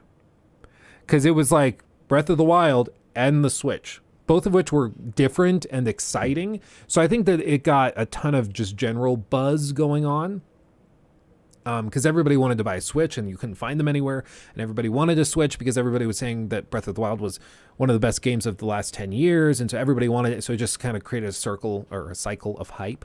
And this time around, I mean, it's on the Switch, so it's not like they're pairing it with a console launch. I think they probably should have, but they might be waiting for the next Mario to be released, and they'll pair that with whatever comes after the Switch. My guess would be the Switch is going to be the new DS, though. I don't think that they're going to be. I don't think that they're going to be like discontinuing the Switch. It's been way too successful. So I think they keep the Switch like the DS, and they'll just come up with something new for the next console. But it's about time. I mean, the Wii U was what? Wasn't that like 2011 that they launched the Wii U? And the Wii was 2006. So 5 years between that, and then it was about 5 to 6 years to the Switch in 2017. And so right now it's been almost exactly 6 years since we got the Switch, which is about when Nintendo normally releases a new console. So I don't know. I don't know when we'll get it. Hopefully soon. I mean, the Switch is, it's extremely outdated at this point. With the Steam Deck out now, what that thing can do in terms of power, it just makes the Switch seem like a toaster oven. Like, it's ridiculously weak compared to the other offerings on the market right now. Because when the Switch launched, it was basically, yeah, we can run Nintendo stuff, and then we can run last-gen games. At this point now, though, that's 2 generations ago. Because the Switch could run 360 and PS3 games pretty comfortably. But, well, with, tweaked ports at 720p, but it can still run them. But this time around, like, now that those games are 2 generations old, and you can play last-gen games on your Steam Deck, and even some current-gen games on your Steam Deck. So the Switch just doesn't make a lot of sense anymore unless you're playing those exclusive games. So I don't know. So maybe the next 2, 3, 4 years we might see something. I mean, I if I were them, I'm just confused why they wouldn't be releasing a new console paired with either this sequel, because this is going to be gangbusters, and honestly this would probably be a console seller, especially if it were noticeably graphically improved. But I think part of it is that they probably intended this game to come out a couple of years ago and COVID delayed it. And so they developed this from the ground up for the Switch, and now it's right around the time when they would normally be putting out a new console, and they're like, okay, well, I guess we'll ride out the wave of the Switch a little longer. But if they can come along and if they can bring something, a new console that's a little bit more powerful, I don't know if they'll do another handheld or if they'll try to do something wacky. I mean, that's the one thing with Nintendo is they always come up with these insane ideas that don't sound like they should work, but once you get it in your hands, you're like, oh, that actually is super fun. Like the Wii was a blast. Everybody had a Wii. Like my grandparents had a Wii.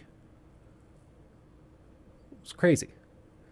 And the Switch has done kind of a similar thing. The Wii U, we won't talk about the Wii U. But that was mainly, I think the Wii U is just an example of one of the worst marketing disasters in modern corporate history. Like, I remember them talking about it in my marketing class. They were like, what's an example of a horrible marketing decision that probably cost a company billions upon billions upon billions of dollars?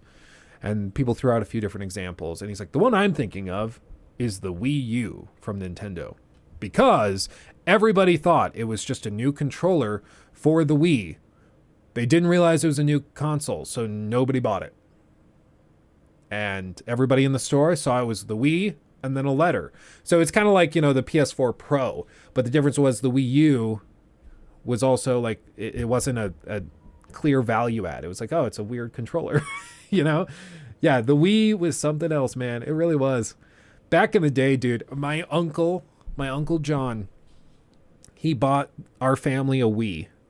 I remember we were staying up in a house we had rented out for Christmas in Estes Park, which was like the first time we had ever done something like that. And I would have been 9 years old at the time.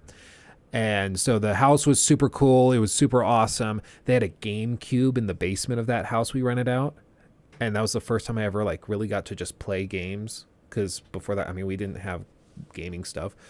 I don't think we had gotten a PS2 by then. I think we got a PS2 after that. So we didn't have that.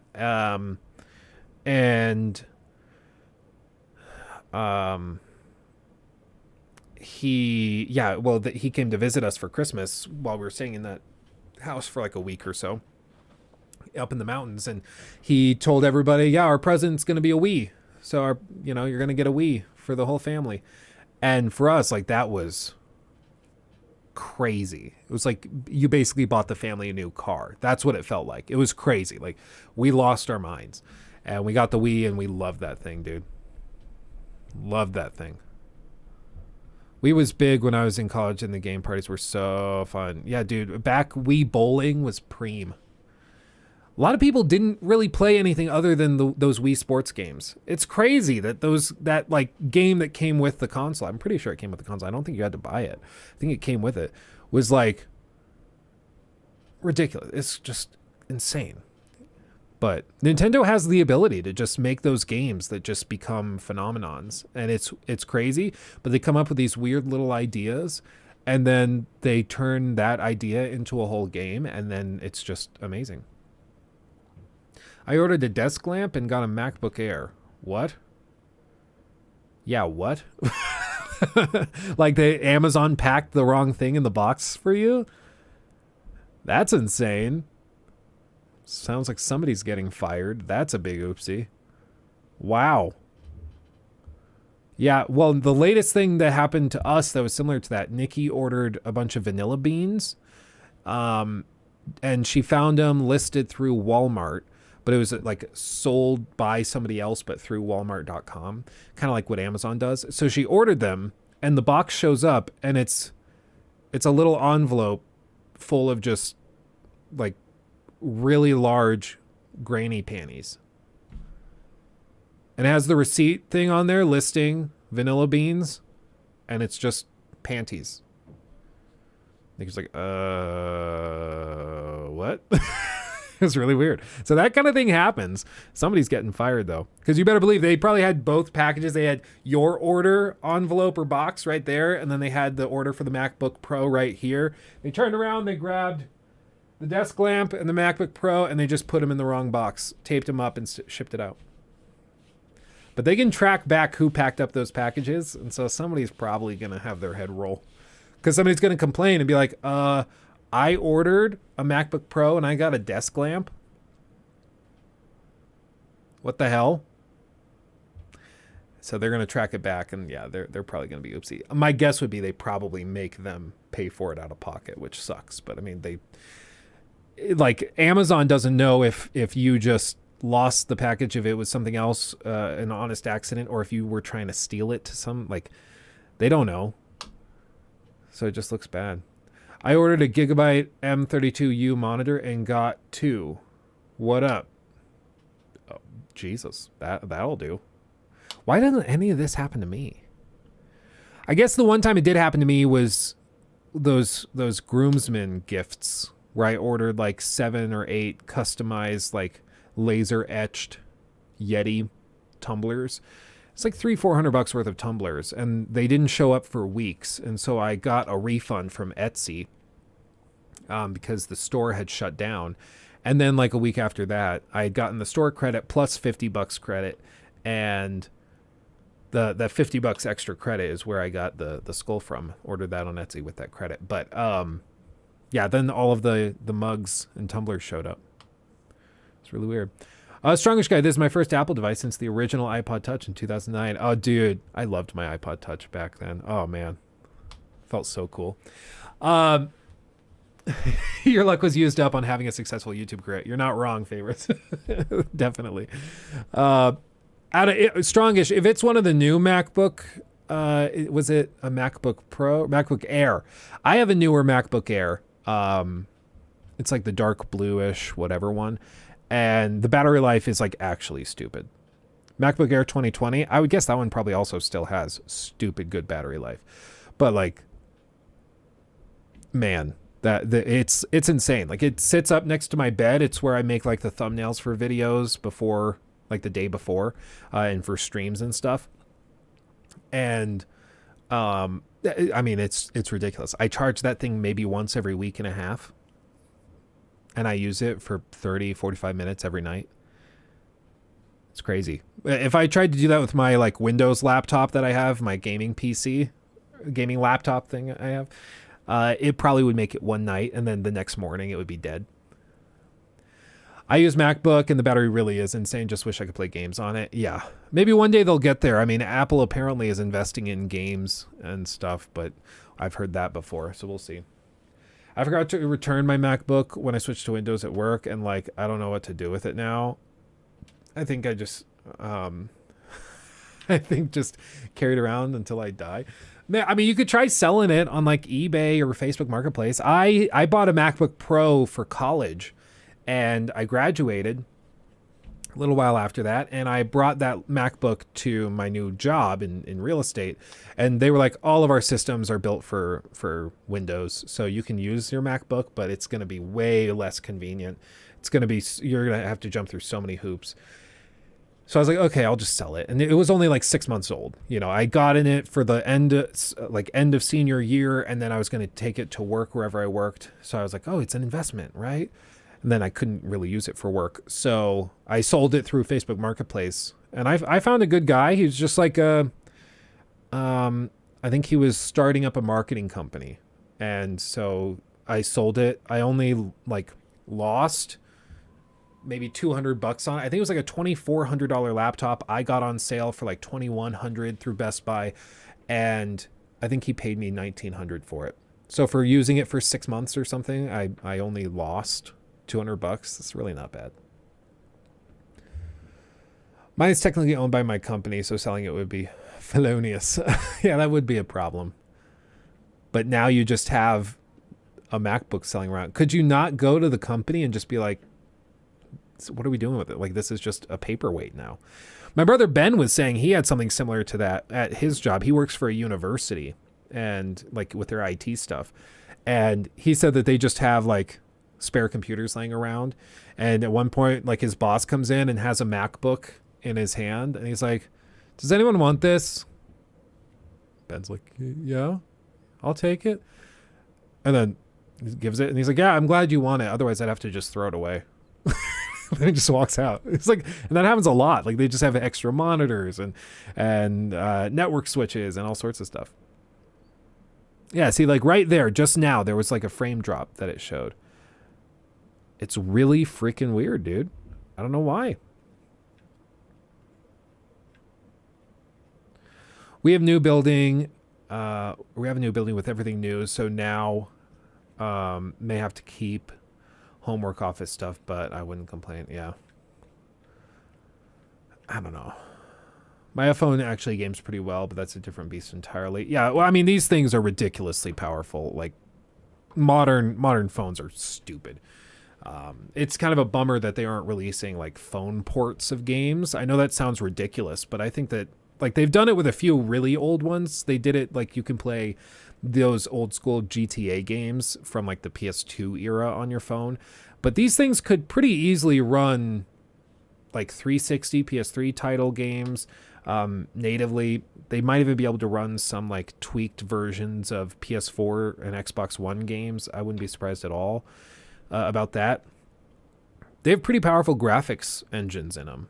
I think they would overheat like hell, which is probably why you can't do it. But I wonder if I could trade this in for lenses. Honestly, probably. You could find either you could list it for sale through like Facebook Marketplace and then do that, but I don't know. You can probably do that. So as I've said, the key to a good image, first is good lighting. Secondly is a good lens. And thirdly is a good camera.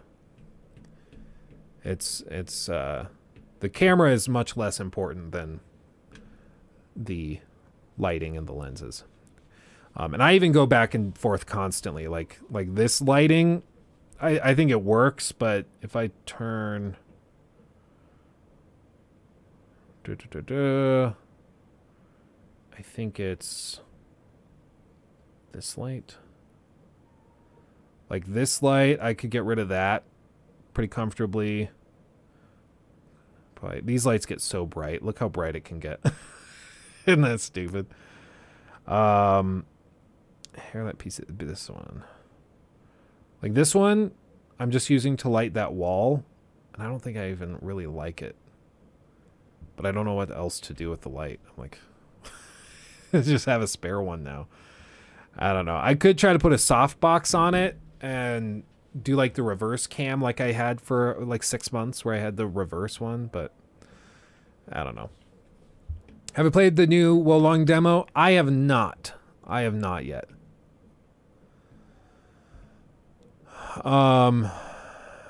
Let's see. Okay, you want it? I'll trade you for your 120D. I'm pretty sure this 120D is worth a hell of a lot less than that MacBook would be. Like a hell of a lot less. Because that MacBook, even if it's a 2020, it's still probably worth like $600-800 maybe. I have no idea if I'm being honest, but I would guess it's still worth a good chunk of change. The 120D is only like 170. False. His MacBook was free. Yeah, I guess so. That's funny. Apple has started development on a gaming console in the past. Yeah, I feel like I heard something. I paid $40 for the lamp. I didn't even get it. Yeah, that's true. Man, I mean, I do have spare lights, but I don't want to take your MacBook. I mean, just sell it on Facebook Marketplace or eBay. You'll get like $800, and then you can buy like 3 of these lights and a softbox, and you'll be good. You'll look like a rock star. It'll take a little bit longer, but you'll get way more for it. It'll be great. Plus, I mean, let's be real. I don't really need a MacBook.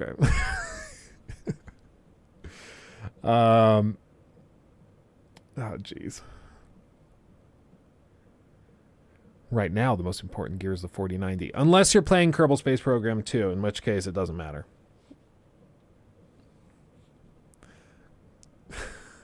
How much plastic surgery can I get for $800? I don't know. I think it depends on where you are. I've heard some horror stories of people going to like Mexico for surgery. It's a little horrifying. Wings of Redemption went there for like a gastric bypass. So I know you can get cheaper surgeries in Mexico. So probably you could get something.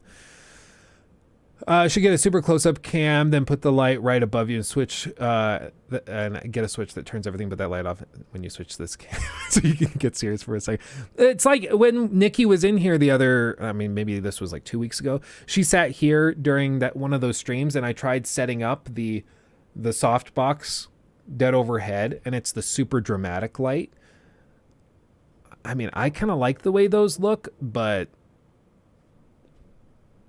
I don't know. So apparently I'm kind of in the niche because like overwhelmingly you guys said that you preferred this lighting, which I kind of get. This is much more pleasant lighting.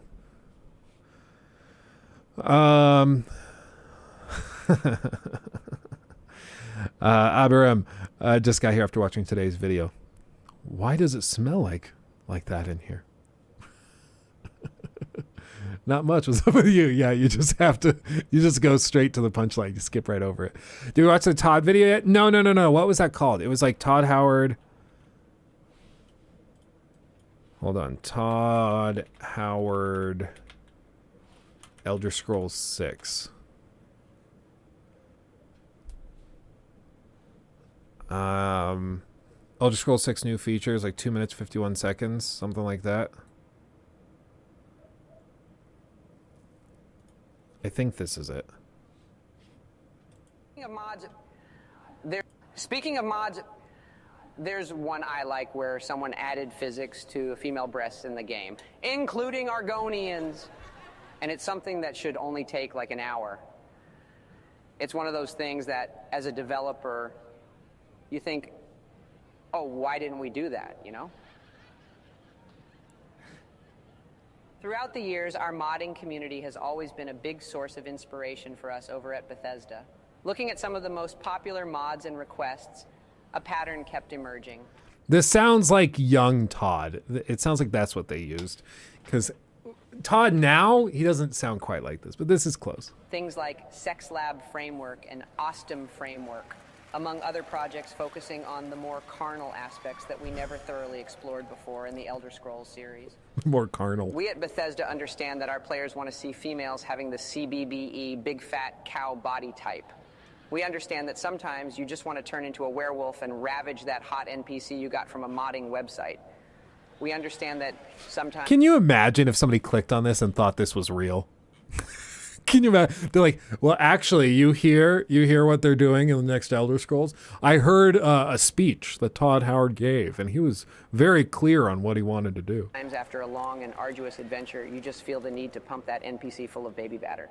Oh my God.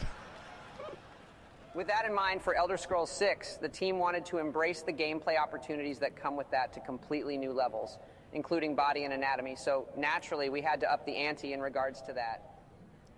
On behalf of our team at Bethesda, I'm proud to announce that Elder Scrolls 6 will have fully voiced and animated sex scenes with up to 16 times the detail on the players' and NPCs' most intimate parts. With up to 16 times the detail on the most intimate parts. Just to give you an idea, female pussies are now fully modeled and rendered all the way to the cervix. We have never had this level of detail in our games before in any of our games. Oh my God. And this will give our modding community complete flexibility to use our... The most unrealistic part of this is that we got a release date for the game. Oh, that's pretty good. That's pretty good. Oh, man. That's wild. New and improved tech for their mods, but that's not all. We have also gone ahead and added sex-related activities throughout the game, with consequences, rewards, and more. Oh, and did I mention we also added a skill tree to go with it? That's right, as you we added a sex skill tree too. can see, it's full of perks, creature unlocks, and positions.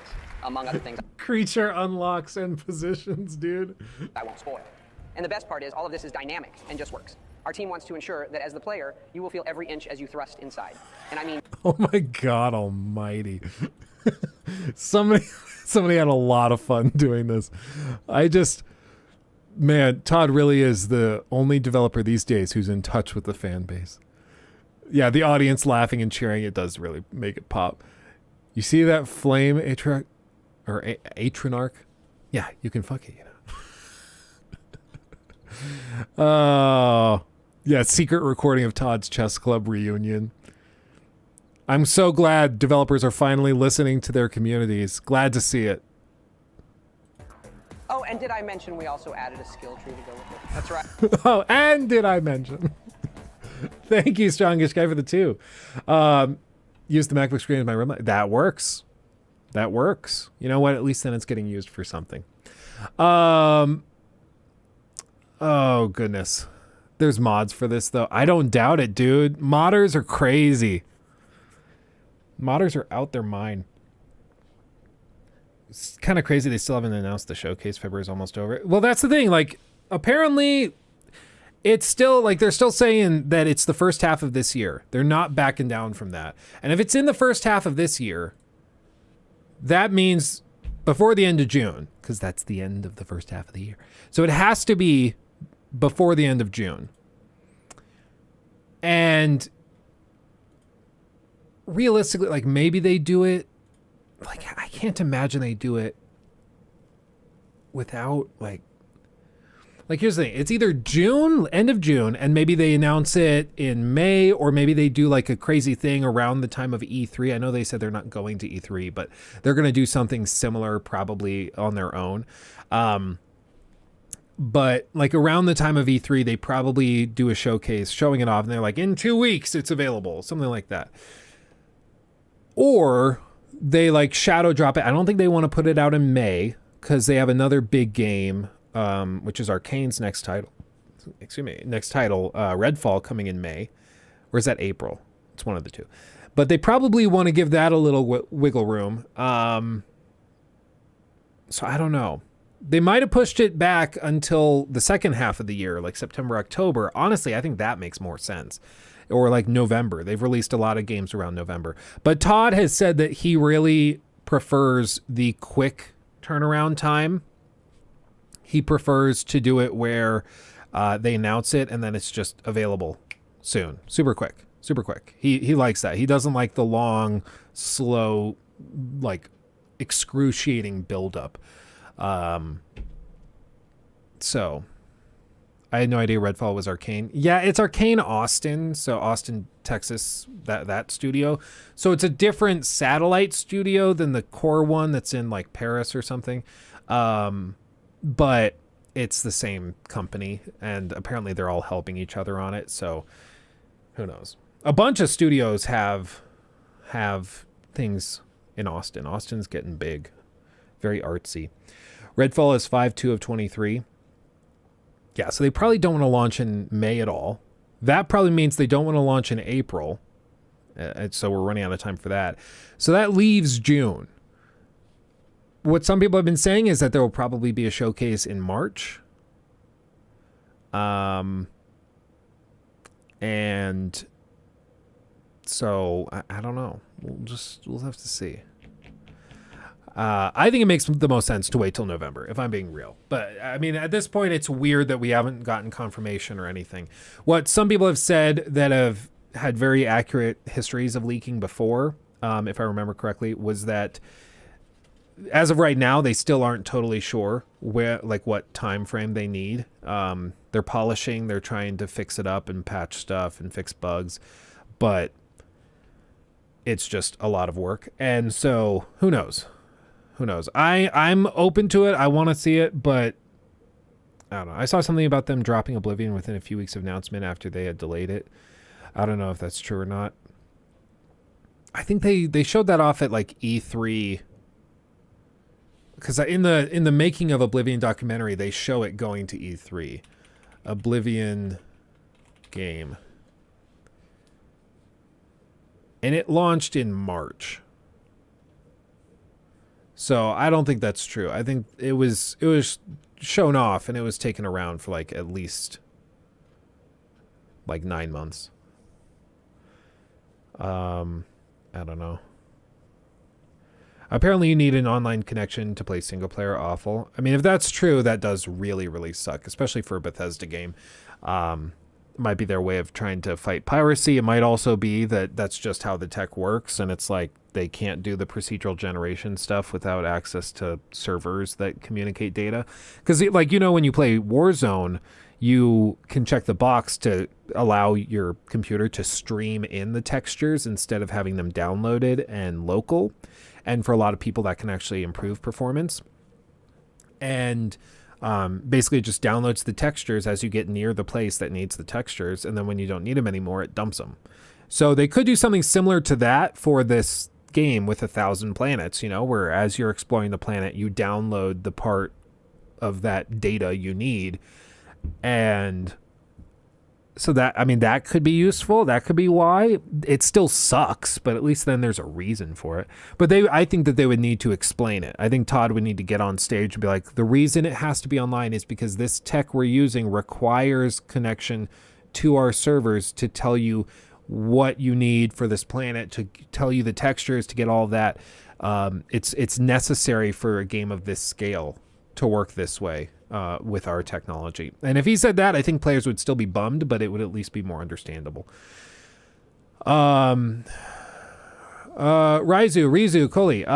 Hey Luke, new sub. Been waiting for a bit to be able to type in chat, but when I bought my 3080 Ti PC pre-40 series era for 1,900 euros, I won a 600 euro gift card with which I bought an ultra-wide 4K monitor. That's the way to do it, dude.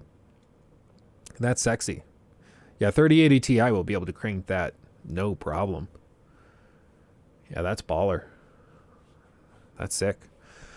I mean, on PC it'll have de novo, so it'll always be online, but on Xbox we don't know if it'll always be online or not. I would imagine they just make it the same. Like, it's just not worth the PC nightmare. Like, if you put it always on PC, always online on PC, then you can at least like come up, like I said, with an excuse. Well, you have to contact the servers. It's necessary for the tech we have in the game.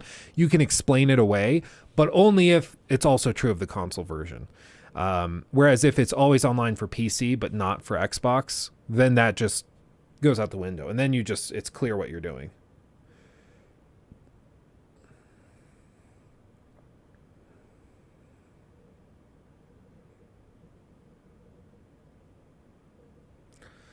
So Starfield always online. That's what we're discussing. I don't think they've confirmed it. Starfield always online.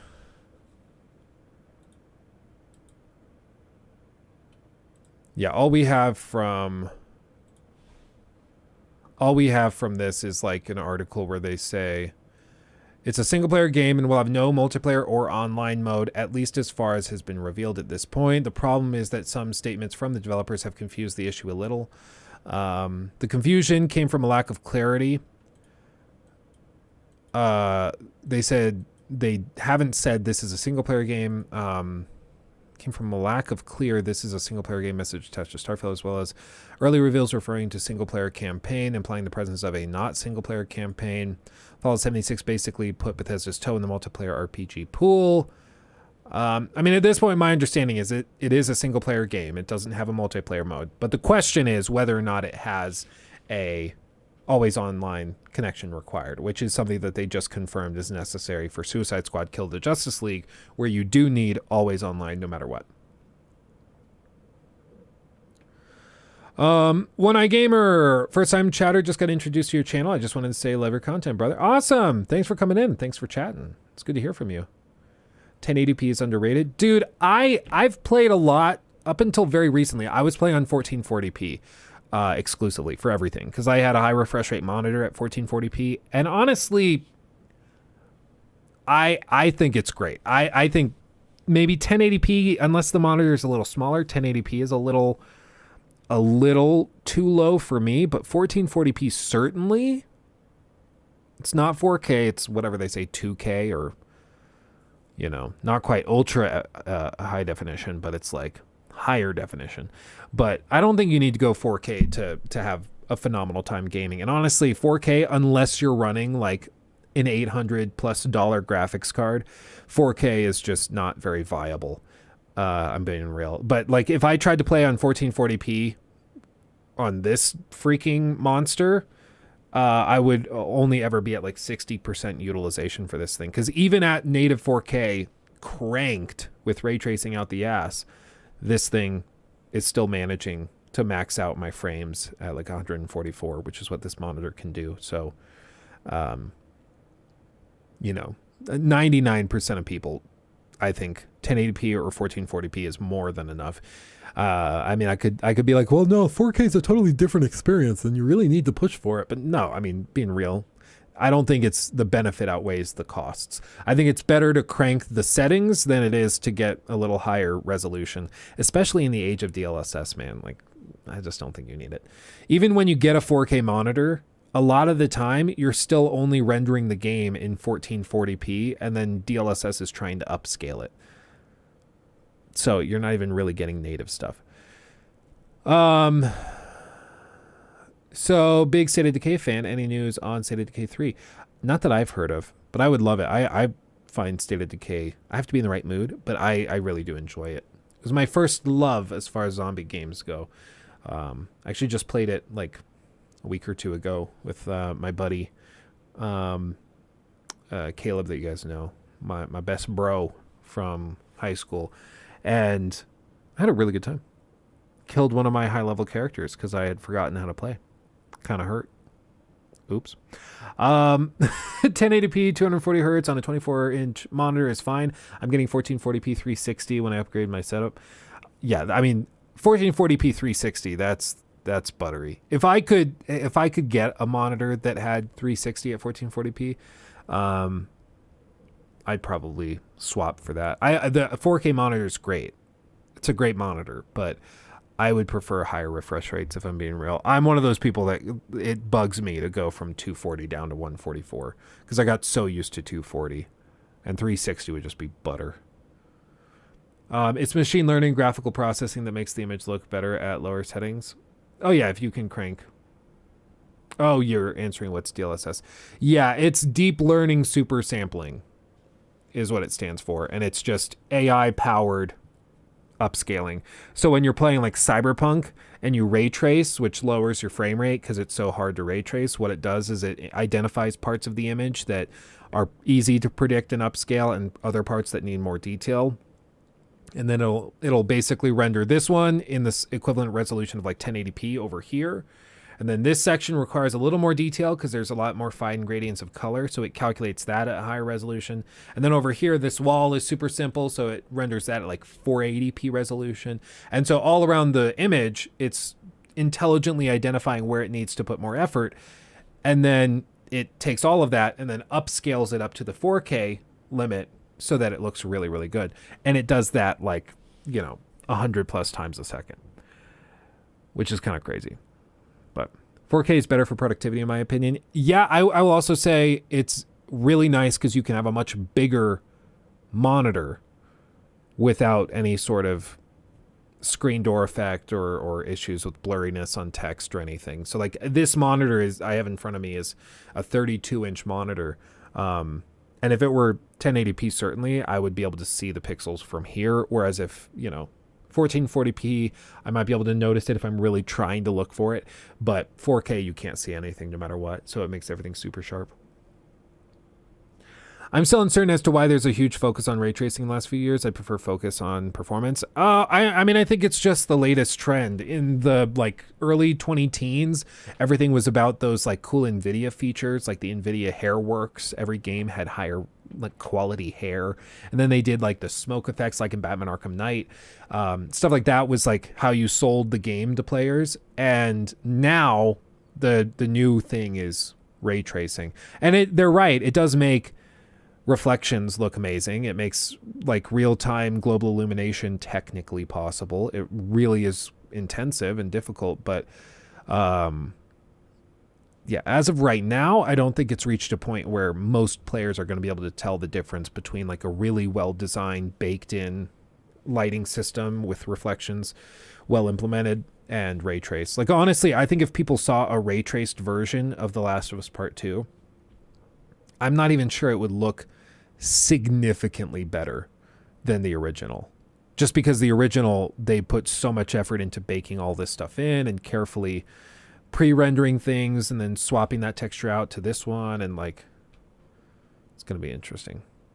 As a UE5 user, I can vouch for how much of a cheat code it is. Yeah, well, and that's the thing. I agree, Riza. Like, it's going to be interesting to see once Unreal Engine starts to, or all of these games start to come out in Unreal Engine 5. Because once that becomes the standard and these studios have started pumping out games built for this hardware, it's going to be much more interesting. Because the thing is, there really haven't been a ton of games that were built from the ground up for this native, like this type of ray tracing equipment. A lot of the games that support it kind of support it retroactively, and it looks great, but it's not like they were built. Like Cyberpunk still looks amazing because it was built with this in mind. Yes, it broke, but eventually they got it working. I still never used 4K my main monitor, 1440p, and my second monitor is 1080. Never had a problem with resolution. Yeah, well, and honestly, it's just going to 4K means upgrading every other piece of your setup too. It's not as simple as like, oh, just swap out the monitor. You go to 4K, you have to tweak, you know, you have to get a better graphics card. You have to probably swap out all of your cables because you need higher quality cables to be able to send the signal. You need probably different setup for your stuff because your 4K monitor is probably going to be bigger. A small 4K monitor just doesn't make sense because you're not benefiting from the higher density of pixels. So yeah. I was using a C1 C1 OLED. Sorry, the text is really, really small. Let me go to this monitor. I was using a C1 OLED as a monitor, which is awesome, but was a bit too big. Got a 34-inch ultra-wide Alienware QD OLED, and it's brighter than a C1. Yeah, using a C1 OLED as a monitor, that would be crazy. But I think the smallest size they make those in is like 43 inches, maybe 55 even. But I think 43 is the smallest to make that. So I mean, that's ridiculous. I mean, that's one of those where you're playing a game and when you look down at the menu, you turn your head like fully to be able to see the whole screen. That gets a little ridiculous. 42. It's a 43 inch. Yeah. Okay. My GPU probably can't run 4K anyways. 1440p is more than enough. Well, exactly. So it's like, yeah, you can buy a $1,500 monitor. That's a high refresh rate 4K monitor with low latency. But then you also have to factor in another $1,200 for a graphics card that can run it. So it's like it's not as simple as just, oh yeah, I'll just swap to a 4K monitor. No, if you want to do that, then you're swapping everything out, and it's all of a sudden a very big project. Today, however, I think we're closer to graphical plateau. Our direction is what counts today, or more today, I believe. Yeah, I mean, and it also, I think it's hurt a lot of companies with the meta being photorealism. I just think it's sort of sucked the soul out of a lot of games, because every game is trying to do like, oh yeah, we're super realistic and look how realistic the light bounces off, and it's like, I don't think we need that, you know. Even Elden Ring. I mean, Elden Ring is one of those that like the art direction is really good, but it just goes to show you that like it doesn't have to be on paper the most impressive with like the biggest list of features. Like it can just be an amazingly well realized and beautiful game, and it doesn't need every bell and whistle. But the one thing I cannot forgive from Software 4 is the freaking 60 FPS cap. Like, dear God almighty.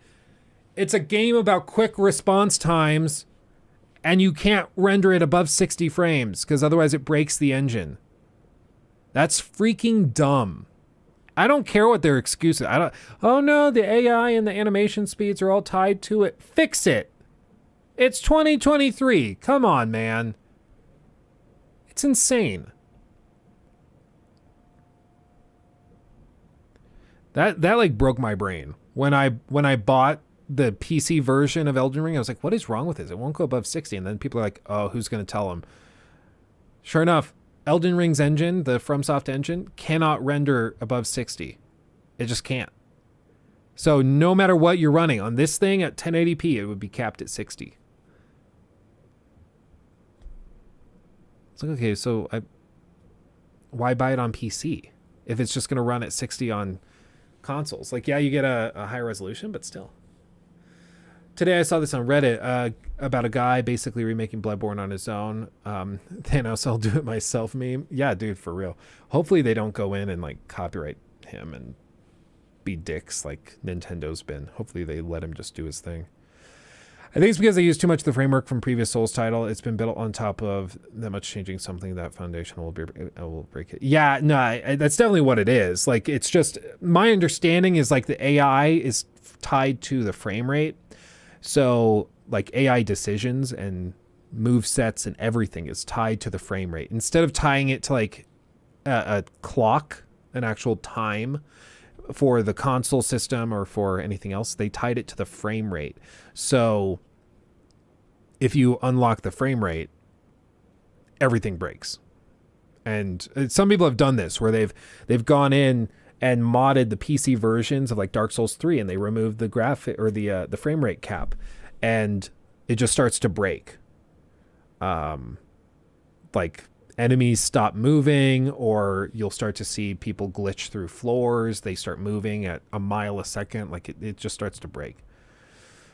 I'm baffled that Arkham Knight still looks this great in 2023. I know, right, Rari? It's insane. I think it looks better than their newest game. I think it looks better than Suicide Squad. I'm going to be real. Good news is Miyazaki had his team develop some Unreal games to learn that engine. So next Souls and Unreal 5. Dude, can you imagine? It's technically possible.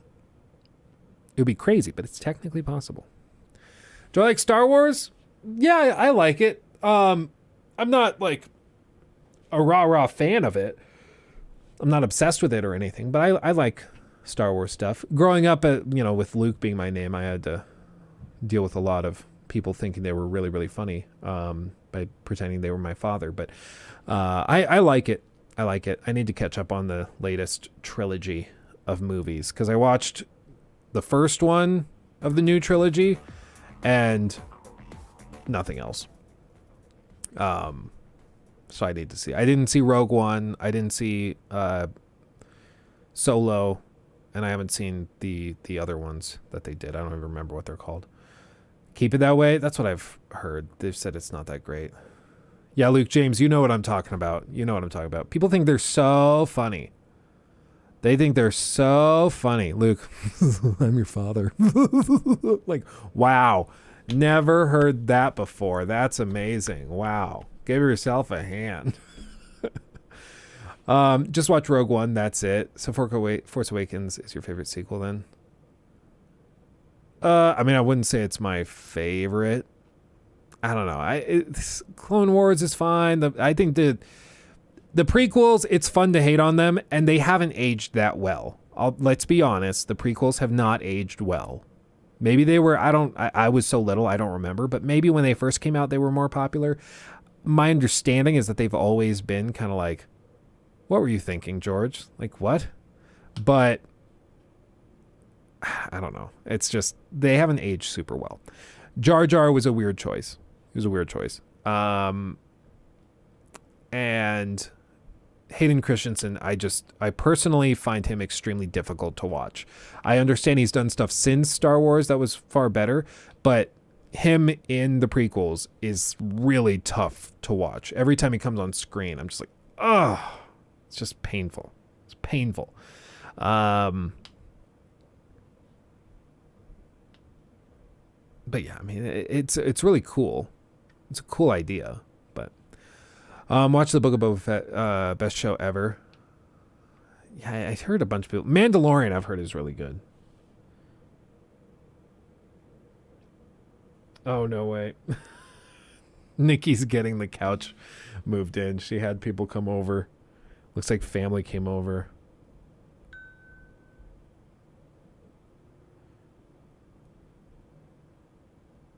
Interesting. That's funny. Let's see. Mandalorian is good. Boba Fett is only good during the Mando episodes. Let's see. I love Hayden Christensen. Okay. I mean, it's been a minute since I watched them. Maybe I'll watch them now and I'll feel differently. But when I watched them a handful of years ago, I was like, oh God. It's like, this is rough. General Grievous. I still love Grievous. It's all good stuff. All the shows suck. Everything sucks. That's the lesson. Well, boys and girls, I'm going to call it there. It is 2:15. We've been going about 4 hours, so I'm going to call it there. We're going to be back on Monday, rocking and rolling. We'll have a new video for you as well. Go check out the video we did on Suicide Squad that went up on the main channel. Go check that out. And have a wonderful weekend, everybody. Thank you to all of the new memberships and all the people that were gifted memberships, everybody that joined, all the donations, all of that stuff. You guys are wonderful and extremely generous. You humble me every day. Casanova Creed, have you considered uploading a setup tour? Yes, and I will probably be filming that this weekend or early next weekend, and it'll go up here on the live channel as sort of its own video, basically, where I just take my phone and I give you a tour of the whole setup and everything so you can see what it's like. It's going to be fun. What time do I start my streams? Usually 4 hours and 15 minutes before now is normally when I do it. That's usually how it works. So whatever time that is for you. But I also create events. So if you go to the Luke Stevens live channel page and you go down to the playlist for live streams or the tab for live streams, you'll see the ones that are scheduled. So you can hit notify so it reminds you, all that stuff. It's super cool. But okay, much love, everybody. Stay safe. I'll see you on Monday. Go watch the latest video. Hugs and kisses. Bye-bye.